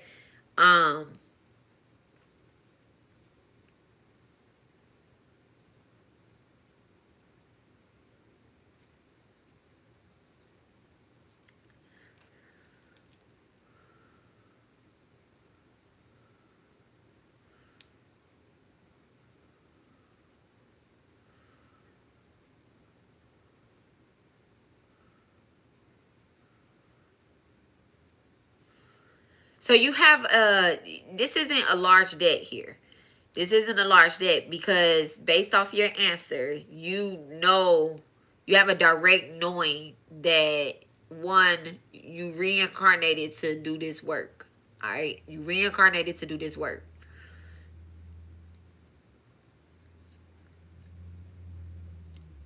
You would really benefit from some past life regressional readings. really benefit from some past life regressional readings here. Your task now is to anchor this experience in rituals and consistency. Okay, rituals and consistency. You are already repaying this debt by embracing mystical unity rather than blind tradition.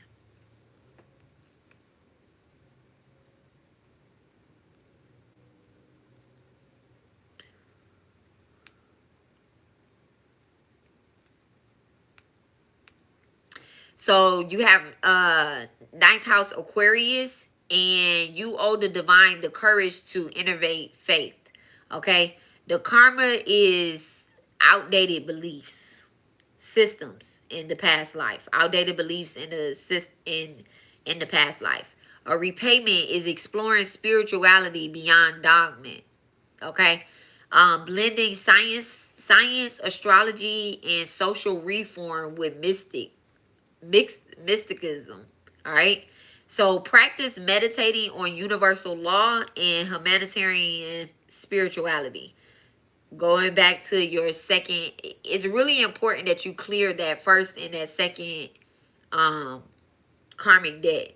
Those first two ones, if you really work on those two, and you are, based off your answers that you gave, you're doing the work. Okay, you're doing the work. Continue to do the work, because you gave some great responses, and when I put your responses in with what you're supposed to be doing, you're doing the work. Continue to do that.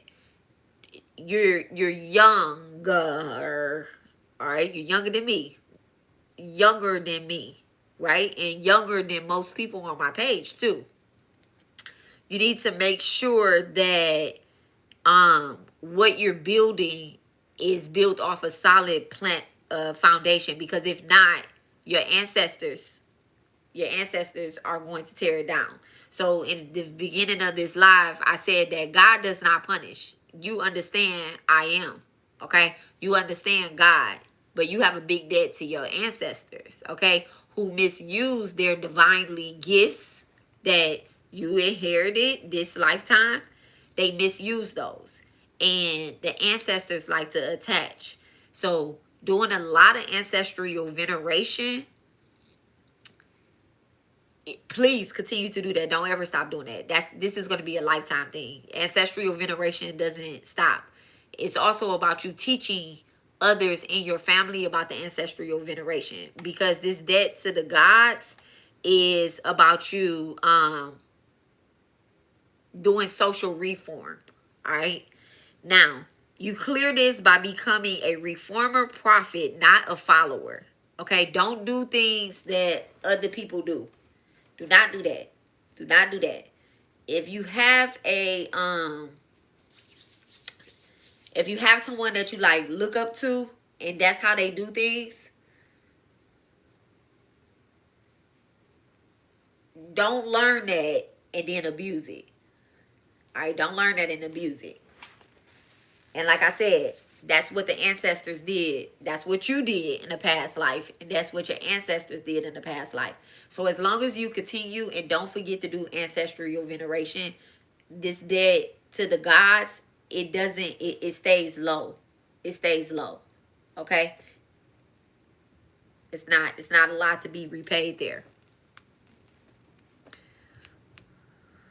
So don't walk around like, I don't owe God nothing. You already know, because you're already in service. So don't ever get the big head just because somebody that you look up to in the spiritual community, because we all have teachers and gurus, just the FYI. But your debt to the teachers and gurus, so I see that, I could see with your Aries placement, you probably took some classes and learned some stuff. That particular placement, you looked up to somebody and they taught you some stuff. But also in a past life, you did the same thing in the past life before and abused it. This life, we're not doing that. We're not doing that. Okay? So, this debt to the gods, you need to make sure, instead of worshiping outside, you identify directly with source and continue to do that. Past life patterns, keep them clear. So a practical way to strengthen this is daily structured offerings, candles, mantras, Over here we do puja. You know, we do work. We might light diyas. We do we light candles. We light mad candles over here. Okay, candles lit on the ancestor altar continuously. Okay, daily. Even if it's not the full ritual every day, you need to you got to make sure that you thank God every day. Okay. Um and then it says become a lived devotional practice and not just a not just doing it for the internet, not just doing it for those the people that's online. Okay. I don't know why I'm picking up that, you know, you might be like a spirit, like a spiritualist online. You know, I don't know why I'm picking that up, but it's in your chart though. If you're not, it's in your chart. You just need to make sure you have balance there. Okay.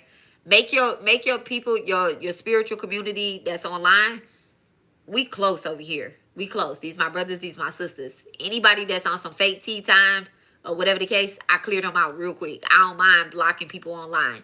You need to get like that. If the people come, do not block them because you want the following. No, you don't care about that. You don't care about making money online. That's not, you ain't doing nothing with that money like that. You know, you buying stuff for your ancestor altar, but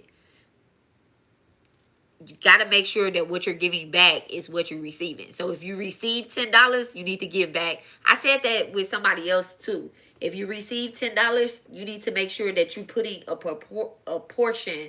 It was in somebody else's chart thing. You need to make sure you're putting a proportion of actual physical money back into humanity. Okay? All right?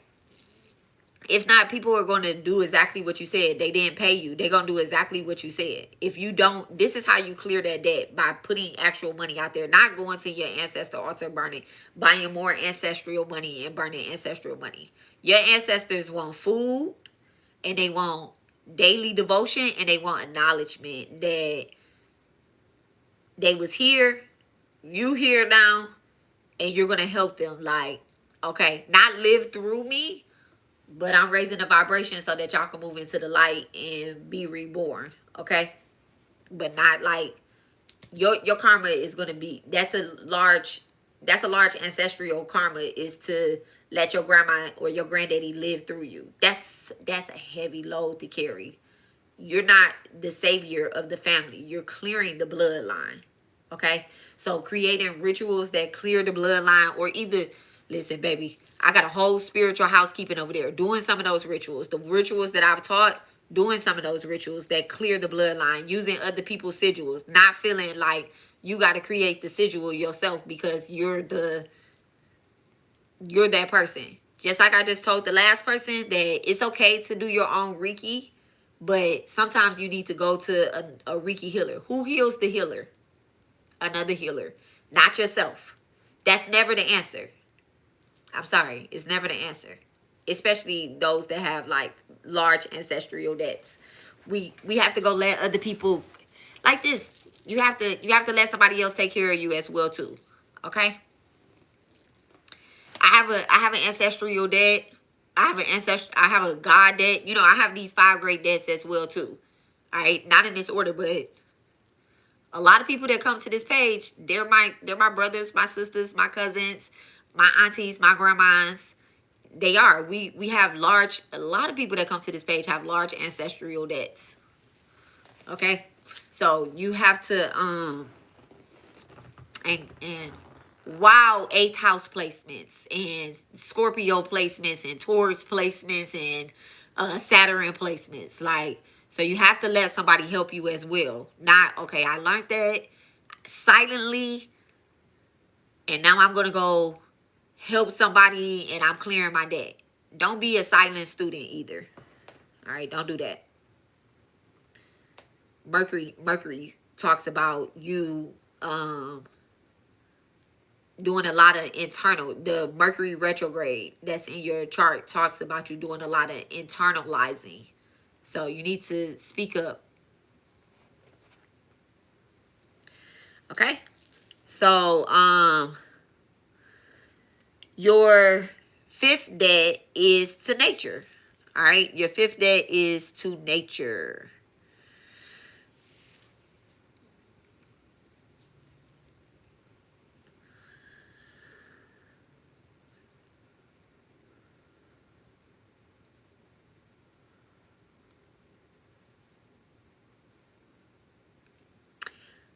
Okay.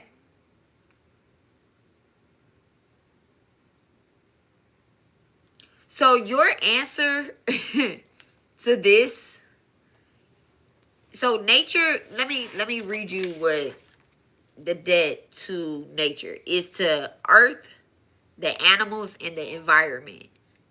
And your answer is about people. So this is your humanity debt coming into your where we supposed to be looking at the animals and the nature and the environment, okay? Like recycling. Your answer tied in here. And it's because of the sixth house placement that you have, which is a Lilith placement, okay? Um your answer is giving very personal, okay? So you guide souls upward, but the thing here is you're supposed to be guiding souls to the grass. Not to ascend, not to ascend in that way. Remember how I talked about being relatable and practical and more about the rebirth? You put the word ascending in here. Ascend, who wish to ascend and towards theirs, right? This placement, you need to help people ground. Okay, you need to help people ground. And you're fulfilling part of it. You are fulfilling part of it. I don't know what type of spiritual work you do, but let's say if you was like a yoga teacher, right? No, that's not what I want to. That's not a good example.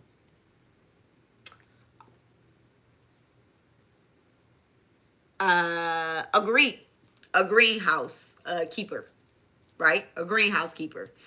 Um,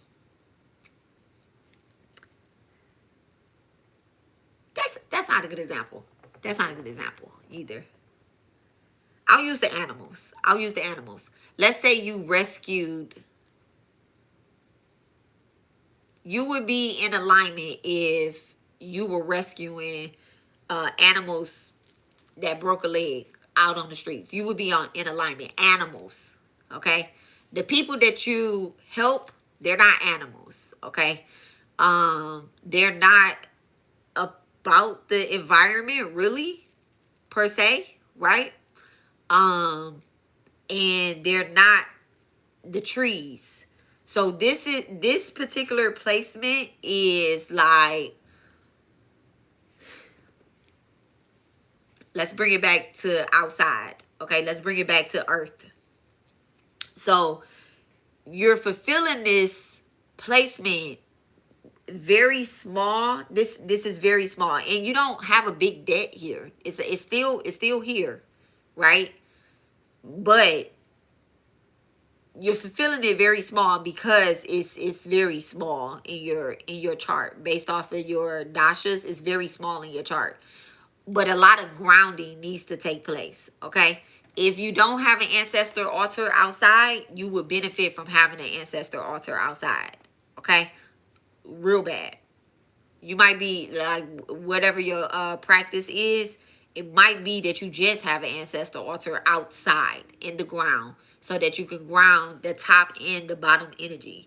Because the way you guide people, a lot of people are going to be attracted to your teachings and the things that you do because you have a strong past life that shows up a past life energy. You are very close to, not like close to death, like, oh, you about to die, but you're close to ancestors. You're close to, like, if you wanted to do mediumships, I wouldn't be surprised if you were a person that did mediumships. But when the spirit comes through, you need to use discernment. Okay, you don't need to, when you do tarot readings, you need to use discernment. Everything that the spirit tells you don't need to come out your mouth. It doesn't need to be said, because you have to use wisdom in this place. All right. So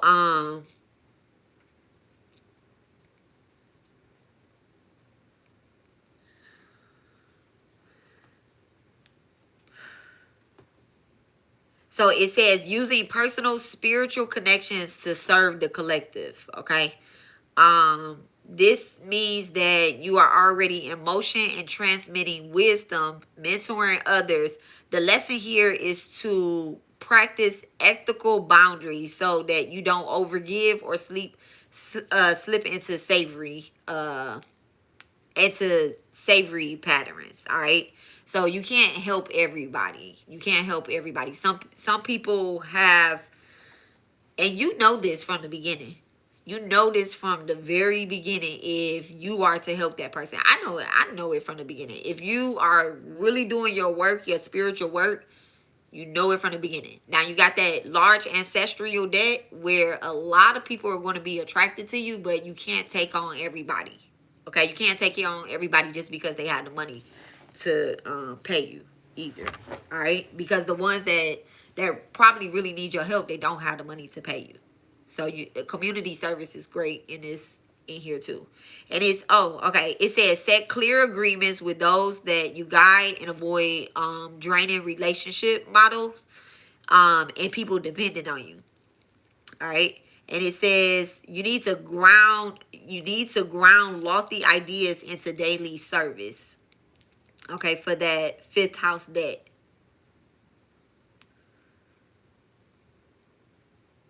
All right. Let me see. Am I missing anything?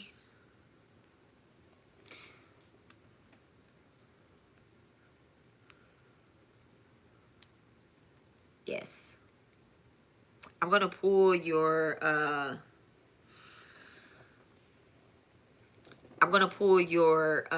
purpose, like maybe like some career purposes for you. And so it says Jermaine's true career Dharma. And this isn't based off your answers. This is based off your chart, right? It says that your true career Dharma is not about what you can do for a paycheck.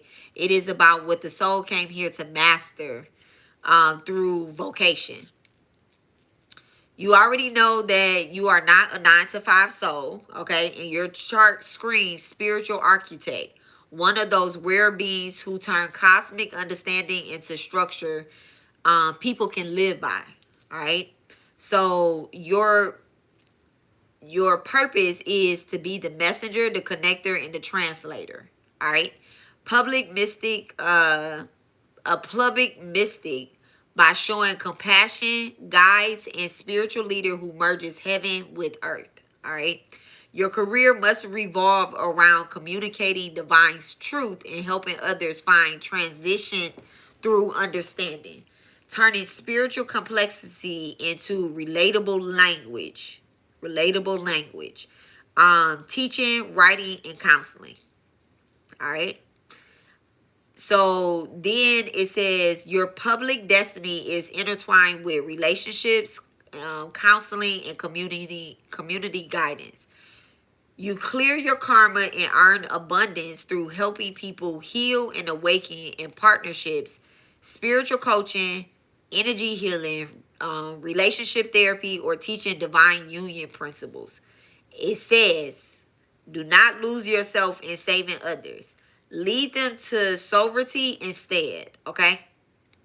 Now, your Saturn retrograde, you are the ancestral restorer, and the spiritual philosophist. So it says this placement gives a lifelong calling to explore shadow work, trauma, taboo, death, and rebirth. Not as darkness, but as transformation. Your career through shadow work.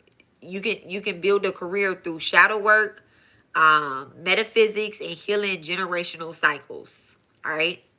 The teacher of the underworld. It says think. The teacher of the underworld. A therapist, a counselor, an astrologer, an occultist, energy healer who helps people face what they fear most by healing what you have feared most. Deep. Mars and Gemini and your Mercury retrograde, it says a spiritual warrior energy. You fight unseen battles through prayer, ritual, and service. Downloads from spirit must be shared with humanity. Okay? No gatekeeping. No gatekeeping. No gatekeeping. No gatekeeping. Gatekeeping is you showing this is spiritual gatekeeping. I'm gonna just say right here. Spiritual gatekeeping is okay, you have a dream, right? You share it with your collective. Somebody in the collective relates to it. You need a way that you communicate with divine to know that they're not just trying to attach to you in some weird way, in some ancestral past life debt type way. You need a clear communicator with the ancestors that they're not trying to attach to you, and then you need to converse with them. Okay? So, for example, I had this person that I was gonna work with. Okay, I was gonna be doing some work with. Not work with. Let me not use that. We were going to be partnering up, right?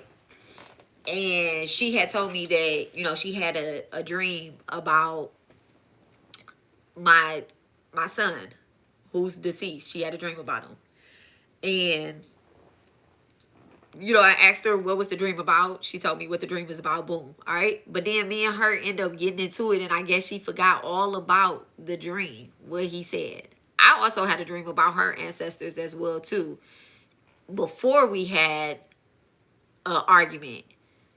And I told her that her ancestor had asked me if it was a way that we could work this out. And we were talking in the church, right? So and we didn't have them dreams at the same time. I didn't forget about it. I forgive. I move on. She ain't blocked, but on her end, I probably blocked. I know I'm blocked. You get what I'm saying? I ain't never reach out back to her, but she's supposed to be a healer. She's supposed to be a healer, and based off of, shit, the debts or whatever the case is, like, all right, you need to remember that everything that comes to you, it's not for you. It's not for you, but you have a big debt to the humans, okay? To the humans. So those people that are going to help you, your destiny helpers that are going to help you, they're going to communicate with you, and one of your jobs is to communicate back with them, not for a payday, not just to get paid. So if somebody say, hey, can you break this dream down for me or whatever, you might need to be doing it for free sometimes, because it'll make sense to a dream that you had as well that you didn't share at some point. And so this is about you being that type of messenger, okay?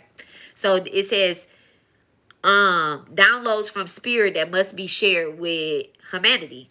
And it says you are meant to use your voice, writing, and digital platforms to teach hidden wisdoms and speak for the voiceless and build a conscious community. Okay? You can't build a community if you're the only communicator. Okay? And then Jupiter in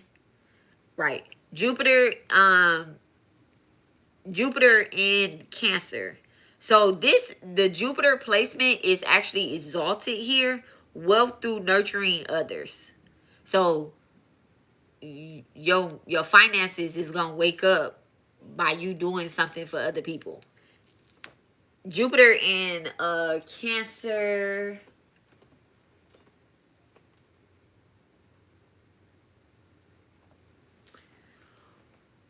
this month, October the 18th, Jupiter is going into, it is going into Gemini, right?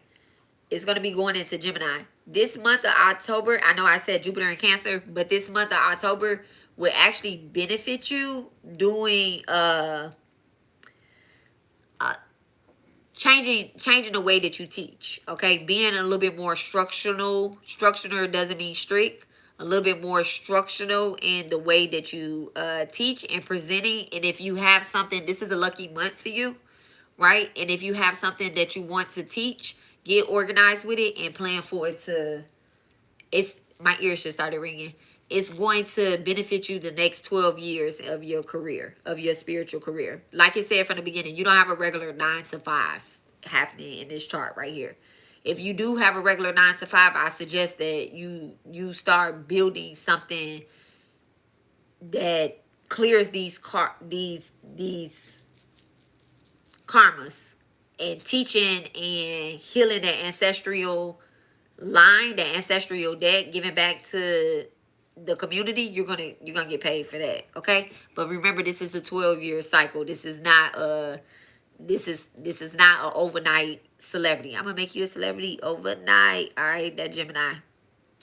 Okay, where he up, anything that comes overnight, like overnight success, it comes from a lower level God. I'm not calling God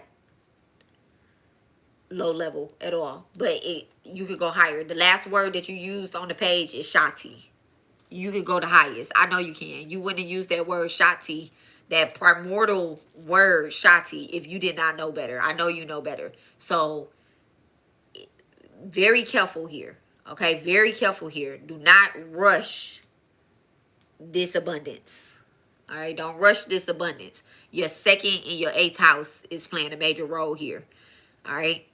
So, and remember, we talking about Vedic astrology. Okay. So when you uplift others emotionally and spiritually, money flows to you naturally. All right. So just because somebody doesn't pay you right then and there, or whatever the case is, don't start saying, well, you know what, my ancestors are going to pay me back. Because now you're calling in those ancestors that's like, yeah, I'm the motherfucking bill collector. I'm a bounty. Okay. So just be careful with that. All right. All right, so it says that you are here to combine Piscean mystics, which is faith, with Capricorn structure, which is discipline, turning divine downloads into systems, rituals, and teachings that help people ascend while staying grounded. Remember I said, by staying grounded. When the teacher is chaotic, the students are chaotic. The whole class is acting up. Okay, the teacher coming there like this, like they've been fighting battles all night. That Piscean energy, right? This is Piscean energy. You're like, oh my God, I'm so tired. I haven't slept for days. Why are you on here teaching? People are going to pick up on your energy. And then that's what makes you a spiritual vampire. If you're not getting enough rest after you do your rituals and your cleaning up, your veneration, you have to make sure that you're resting. Another thing you will benefit from, and my whole collective, everybody listen to this, all right? Everybody listen to this. Another thing that you will benefit from, right? So, Lakshmi. I think I mentioned Lakshmi in this build here. I think I mentioned Lakshmi. I'm not sure. But I mean, I mentioned Lakshmi tonight, right? The Divine Mother Lakshmi. And here we go. So this particular full moon is, let me turn my camera.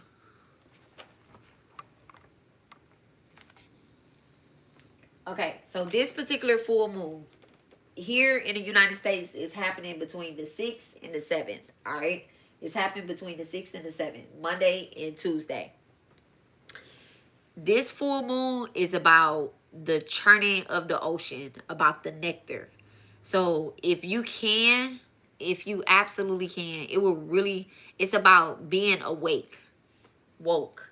Not just like eyes open, but like mind, body, soul, awakening, ascending. If you can, stay awake. during these hours, because the divine mother is showing up to each and every household. You're giving practitioners spiritual energy. So that means that you have an altar. Okay? You have an altar. I'm not talking about a battle magic altar. I'm talking about a divine altar. If you don't have a divine altar, you need a divine altar. Okay? You need a divine altar. Um and that altar, that divine altar, is not where you do work at. It's not where you build your products at. It's not where you do tarot readings at. It's only where you pray at. There's a space. There's a sacred space that you can go to. You want to, those days, you want to make sure you stay awake. Those that stay awake those days will greatly benefit from the full moon. Okay? And you can't do this for other people. This is you. This is yours. Okay?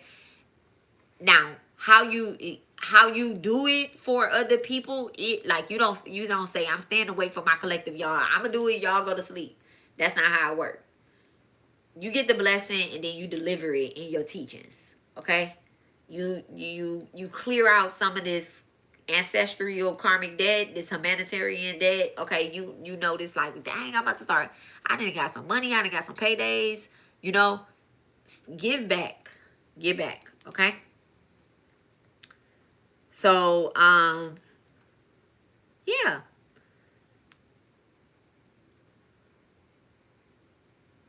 Let me make sure I'm not mixing anything.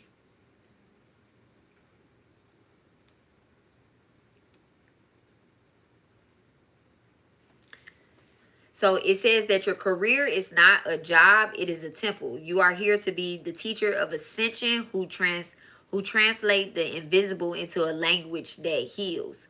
You fulfill your purpose by building bridges between the realms, the body, the spirit, past and future ancestors, and children, and the child. Your work will liberate your ancestors while helping humanity remember its divine design.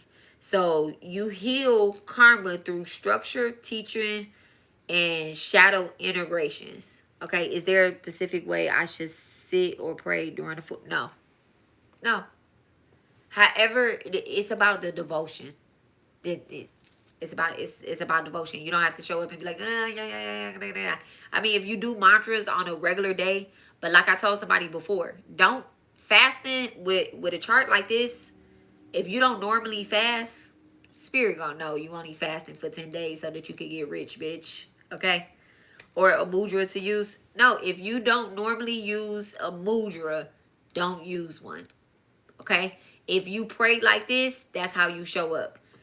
Here we go right here. It says, you expand your purpose through communication, mysticism, and service.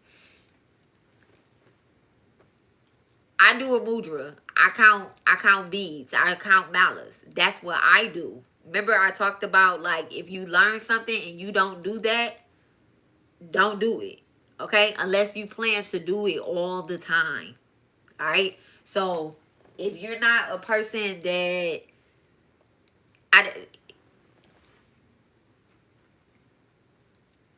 if there's a mudra for the divine Shakti energy that you channel towards, do that mudra. So let's say you go towards Tara. I seen what you put. I looked it up. Okay. But let's say I'm using examples because I said I wasn't telling everybody's business like that, right? So let's just say that you go towards Tara, right? The mudra for Tara when doing her mantra is what you would do. Okay? I have Radashka beads I use with the Sri Yantra on it. The Sri Yantra would actually be wonderful if then use your Radashka beads. This is Goddess Lakshmi that's delivering the nectar. So you know the churning of the ocean and stuff, and how she poured out the milk. This is what this is right here. This is what this is. It will benefit you if you have a Sri Yantra, if it is, you know, the Sri Yantra is the deity. It's the actual deity. So if you have milk or ghee or some type of offering to give the Sri Yantra, that would be great. Okay? That's what you use right there. That's your mantra. That's what you use. And you don't have to say it all night. You know, you can do it the 108 times. You can do it the 108 times. You can do it 11 times. You can do it 3 times. Even if you're staying up doing nothing, that is, I seen it. That's your chant that you do. You do it 108 times. You do it 11 times. You do it 9 times. You do it 1 time. Don't do it just 1 time. You know you could do. You could go big and go home, or go big, go home. But I'm not saying, you know, the full moon is between the 6th and the 7th. So I'm not saying do it 108 times. Do it 108 times. Like I said, do it, go big or go home. Do it 108 times. All right. Also, you would benefit from upping your mantras. Upping your mantras. You do something 108 times, the way your dharma is set up, your purpose is to go big or go home, but in a very mystical type of way. Right? In a very not mystical type of way. That's not it. That's not the word I want to use. In a very enlightening way. All right? For yourself, for your ancestors. My ears just started ringing too. So your ancestors probably didn't practice what you practice. They probably was in a different pantheon or whatnot. And so what you practice is probably something that's taboo to family. I focus on drawing from the mind or will, thought, and sound into my astral spirit form. Yeah. And I'm almost probably sure that some of your family doesn't do that. You know, like probably a father figure in your family, they probably don't do that. And you just have to respect that and still have a relationship with them. Okay? Still have a relationship with them. People have opinions about what I do, my chanting that I do. I still, you know, and that's your community as well too. But you have to be honest about it. You have to be honest about it, about everything. Okay? About everything. Not saying that you're a liar or anything. I'm not saying that. But what I'm saying is don't practice in secrecy away from your family. Don't practice in, and don't use it like, well, I do this, and they be like, well, that's the biggest witch in the family. Like now my family really, when I first started using mantras, it's funny because my mother is like, I call her a Bible beating Christian, right? I love her. And it's no disrespect to the Bible at all. I don't disrespect the Bible at all, baby. Y'all hear me drop a song real quick. Okay? Pick it up and drop it. And I'm a relate it to something in the Bible Gita, okay? But so and people that are here, I cultivate the astral spirit. Teach your family and your followers to do the same, and teach them how you did it. Okay, don't gatekeep. Give them the directions. Don't just be like, give them the directions. If you teach, start having quizzes. Thank you for capitalizing that. Thank you for capitalizing that. All right, so you will benefit everybody will benefit by staying awake during the 6th and the 7th. All right. So if you have rituals that you do them for yourself, do them for your ancestors, do them. You can do them for the collective. Do it for the collective. All right. I have a collective full moon ritual as well, but make sure you tell the collective that, hey, you guys will benefit from staying awake. Just like I just told you that. Tell your collective as well too. Like you will benefit this full moon by staying awake. Okay? By staying awake, because the divine mother Shakti or the Shakti energy is going to be flowing through the air. As she always is. As it always is. But those that really look up to you that might not, might be scared to say something or to ask questions or something like that, they waiting on you to drop more gems, full gems. Like I said, teaching, full class. All right, full class, not dropping little energies. Like let's say you tweet something small and then you never go back to the tweet and it go viral. Nah, you need to have pages on pages on pages on pages, sometimes breaking shit down for free. Because you probably not a responder. Like, I'm going to get back to you in 3 to 5 business days, and then it take 2 months to get back. You be like, dang, I remember somebody asked me that. Okay? So, that is your chart, your breakdown, and that is the last one of the night. So, does anybody have questions? Do you have questions? Anybody have any questions? Whew. Y'all, I'm going to put timestamps on here. Okay?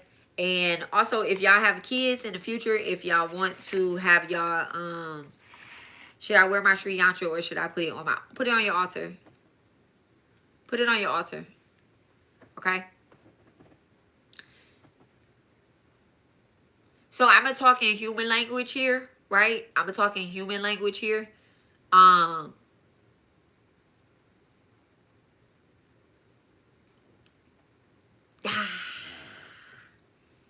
Human language here. Remember it said talking language that people understand, right? So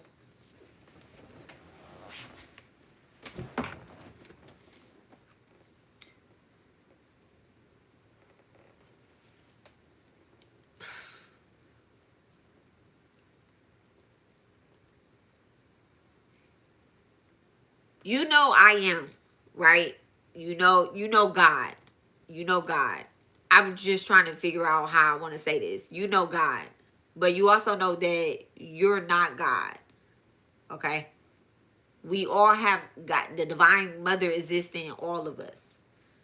But we have free will. So we're human. Okay? So we're separated from that energy. This yantra, you know, sometimes people tattoo it on their body, right? Sometimes people tattoo it on their body. But when you tattoo it on your body, then you have to activate it and you take an oath to, look at that, okay? And then you take an oath to live and be a certain type of way, okay? So you're not, your chart did not say that you are a sage and that you are somebody that has to go into isolation and go into the mountains and chant and do that type of stuff. We went past the chart that was like that. Like, oh, this is gonna be more like a person that is attached. I mean, not attached. That is detached from anything material, right? Your chart don't say that. It don't say that. So you want to be careful about having certain things on your body and living and doing, being a certain way. Okay. And also it's about daily routines and practices. Daily routines and practices. If you don't make promises to no gods, this is how you get that big God debt. Okay? You don't have a big God debt. So don't pick one up. The point is to clear the karma. And karma, you know, karma is not always bad or good. It is what it is. It's a job, right? So the point is to clear the karma and not add to it. So the yantra is the God. Okay? The yantra is the deity. It is the idol. You can have a paper yantra. You can have a 3D yantra. You can have a 6D yantra. You can have a gold-plated yantra. You can have a copper yantra. You can have a yantra that you drew yourself. Okay? You can. It's separate though, right? So the point of your breakdown is not to be not to be God. Okay? Not to be God. And I know that you're not doing, I know that you're not doing that. But you want to make sure that that ancestral debt is not making you abuse that very little God debt that you have and making it like taking out loans and stuff, right? What I just told you, and you don't have to answer it, but I want you to answer it truthfully within yourself. What I just told you, right? Did you already know it, or did I just tell you? If you already knew it, if you already knew what you needed to do, right? Then maybe you will benefit from having the yantra on your body, right? If you already knew it. But if you did not already know it, no, don't. You just learned it. So, no. Okay? Come back again another day. This is not the only time she gives out the nectar. All right? It's not the only time. So just come back another day. It's okay. Remember I said it's not about overnight. I'm gonna make you a celebrity overnight. It's not about that. It's about, and you're good. It's about opening up this 12-year cycle. In the next 12 years, there's going to be another one of these days. There's going to be 12 more of these days. Okay? So, I'll see you next year. We're going to be doing this we're going to be doing this for a while. I'll see you next year. Ask that question next year. Okay? Ask that question next year. Wow. My phone just lit up. Okay? 12:20. All right. So, yes. Okay. So I would suggest that you put it on your altar and you make the offering. Like I said, make an offering of milk or kheer, okay? Or some type of sweetness to it. You can make an offer to it, meaning that you put something sweet around it. You can also give ganja water, not ganja like marijuana, y'all know what I'm saying. Like giving the blessed water, holy water, whatever type of holy water, spring water, just not running regular tap water. If that's not all you have, so I ain't talking to you. That's not all you have. You have some spring water somewhere, or some river water, or either some water from a previous full moon. Okay? So this would really benefit you. All right? If a storm comes through before that day, collect that moon water. Collect that moon water. So we got a couple days. So, and offer that to the yantra. Now, when you offer, let's say you have a 3D ultra yantra, and it's up like this. This is 3D, 6D, I don't know. It's up. You'll put it inside of a copper bowl or a glass bowl, no plastic, a copper or a glass bowl, and you make offerings as you're doing your mantras, okay?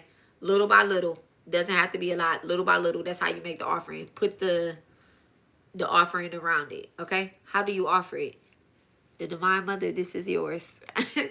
I'm giving it to you as an offering, okay? Like, this is the milk. You're pouring it on top of the yantra. Okay? And then you do your mantras. Okay? You do your mantras.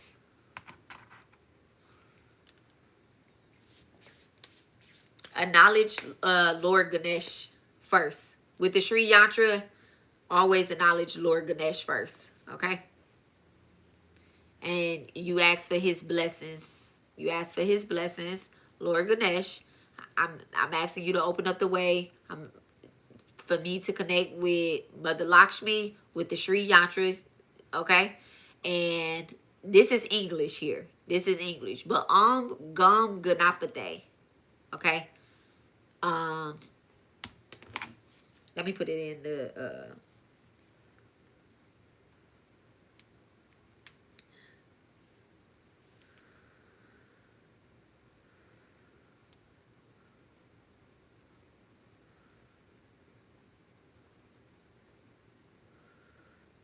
so this full moon is in,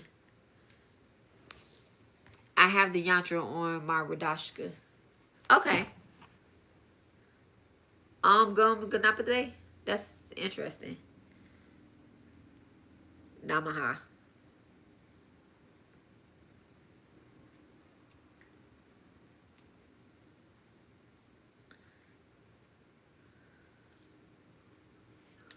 Okay.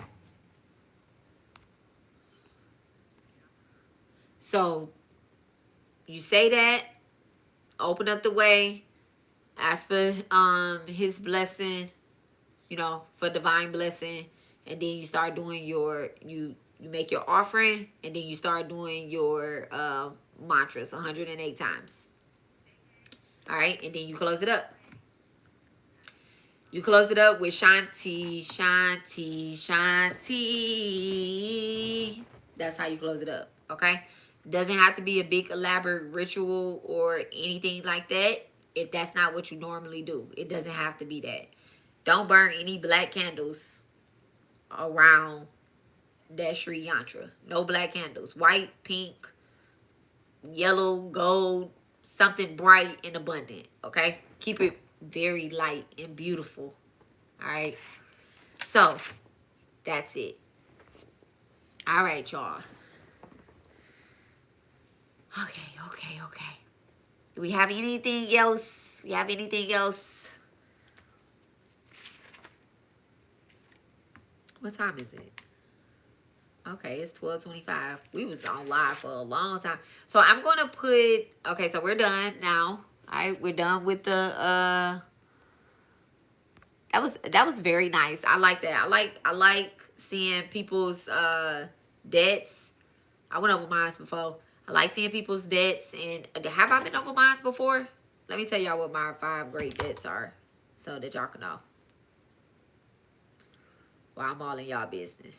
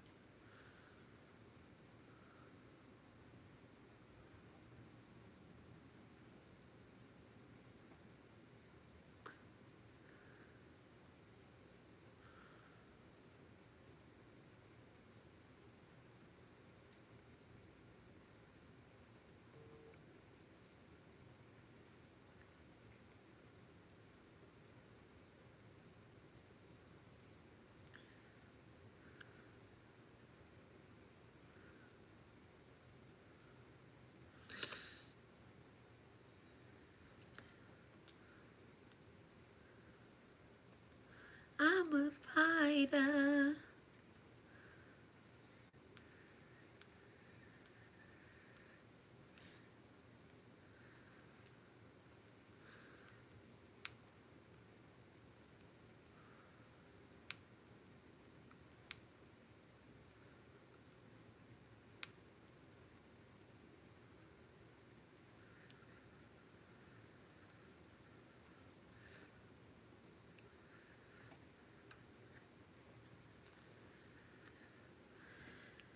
All right.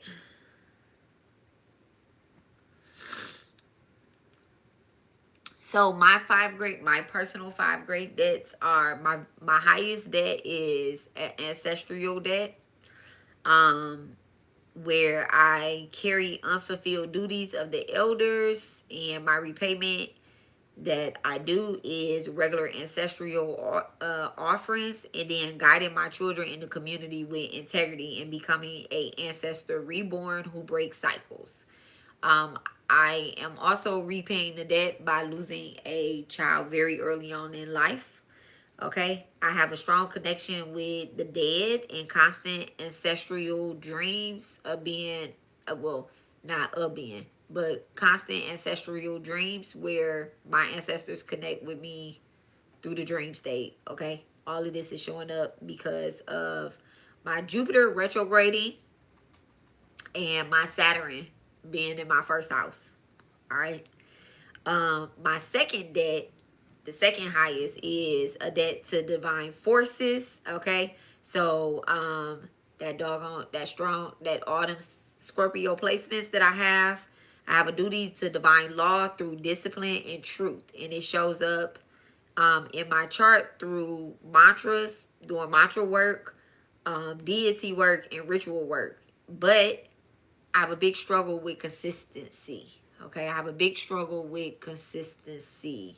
So this is why I carry that debt to the divine forces, is because I struggle with consistency when it comes time to be disciplined.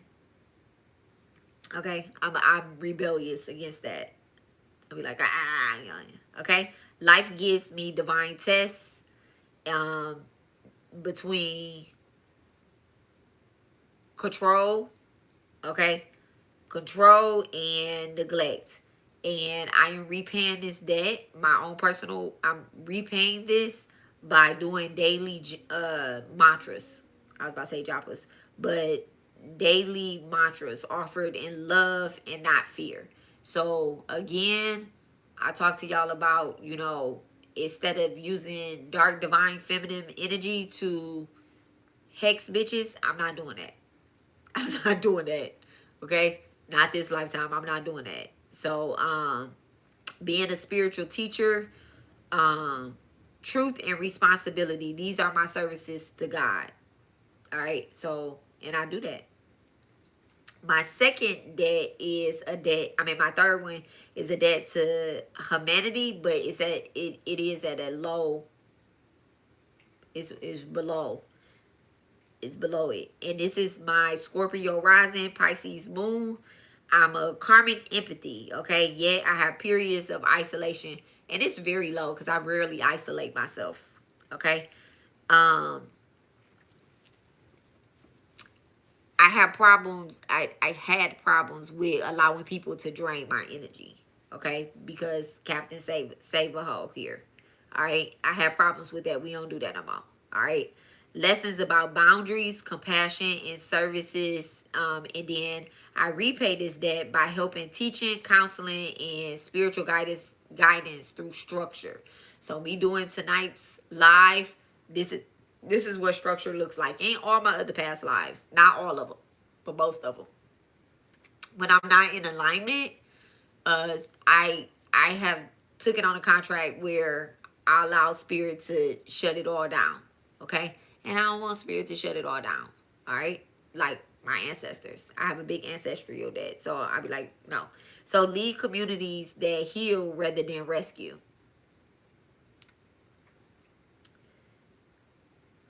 Okay, a debt to knowledge and the teachers. This is a very low debt to me as well. Um, because I am driven to study Tantra and I teach it. Okay. Uh that was inherited through past life work, I guess, that I already did. I don't know how to explain it, but past life work I already did. Was a teacher in a past life, picked it up this life. And now the type of teacher that I am this life is a structural teacher. So I probably wasn't as structured in a past life as I am this life.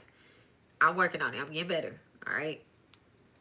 And then it says keep learning, but also publish and teach. And document things.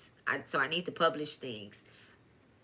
Books on books on books. Writing on writing on writing. I'm working on it. I'm getting it out there. Okay. I'm working on it. I'm getting it out there. Okay.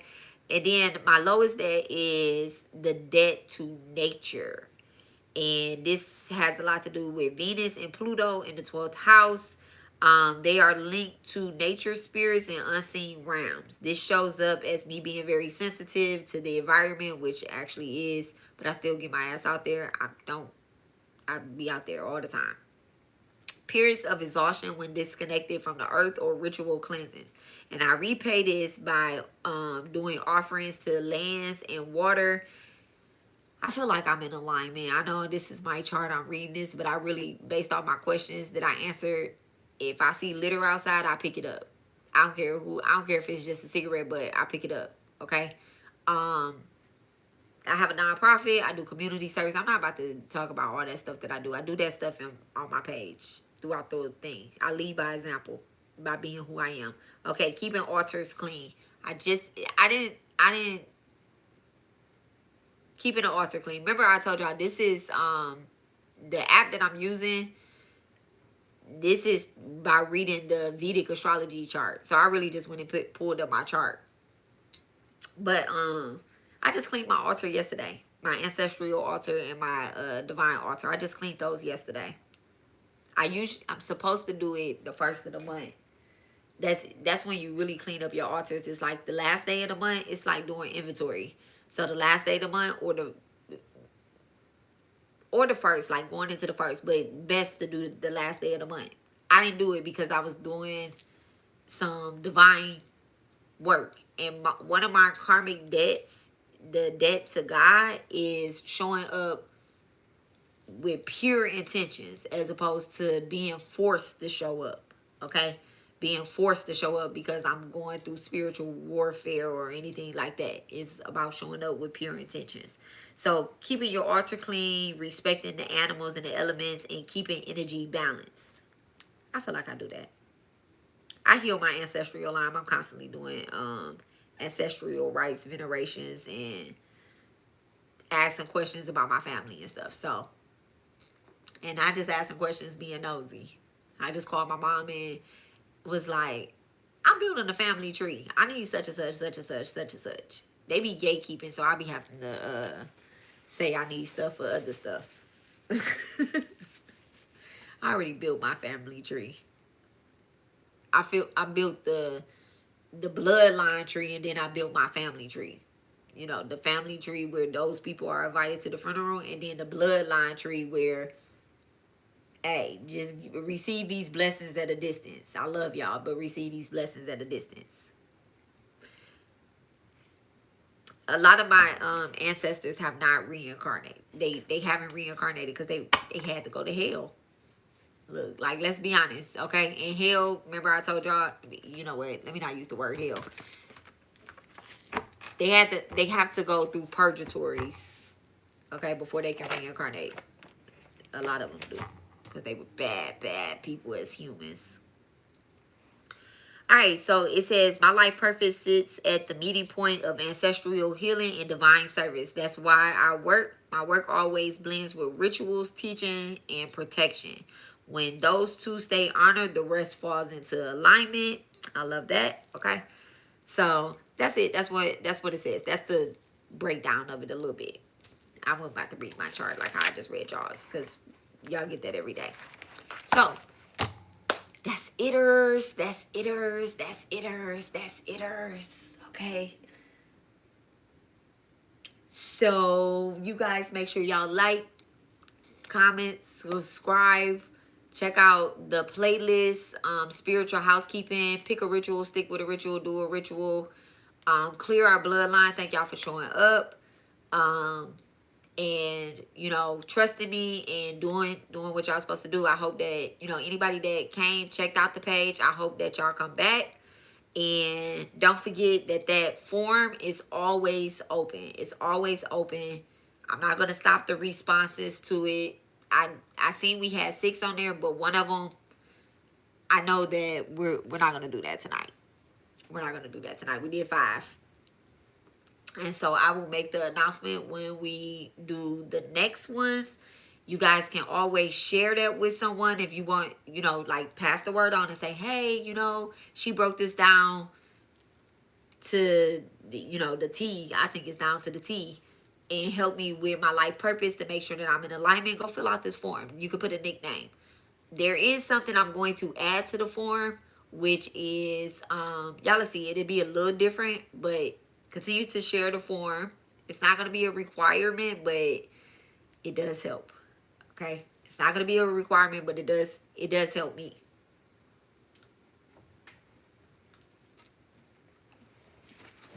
So I love you guys, and y'all have a wonderful night on purpose. Clear, cut, center, and I return all of y'all wonderful energy back to y'all tenfolds, all y'all blessings and everything back to y'all tenfolds, and good luck with everything. Bye. Good night. And thank you so much, Lori, for coming in and moderating tonight. Love you. Y'all have a good night. And thank you so much, Empress, as well, for coming in, moderating, and Urban Alchemist. Thank you so much for moderating. I said Urban Alchemist. I don't know why I said that. That's so crazy. She definitely is not. She might be here, but that's so crazy. I did not mean to say her. I meant to say Amazing Grace. Amazing Grace, make sure that you I'm about to call you real quick. That's so weird. Let me clear that energy. Clear. It said it's done now. There's nothing I can do about it. But thank y'all so much for coming in and sharing y'all energy and everything with me. That's so crazy. I love y'all. Talk to y'all later. And thank you so much, Amazing Grace, for coming in, moderating, and sharing your energy. Okay? Thank y'all.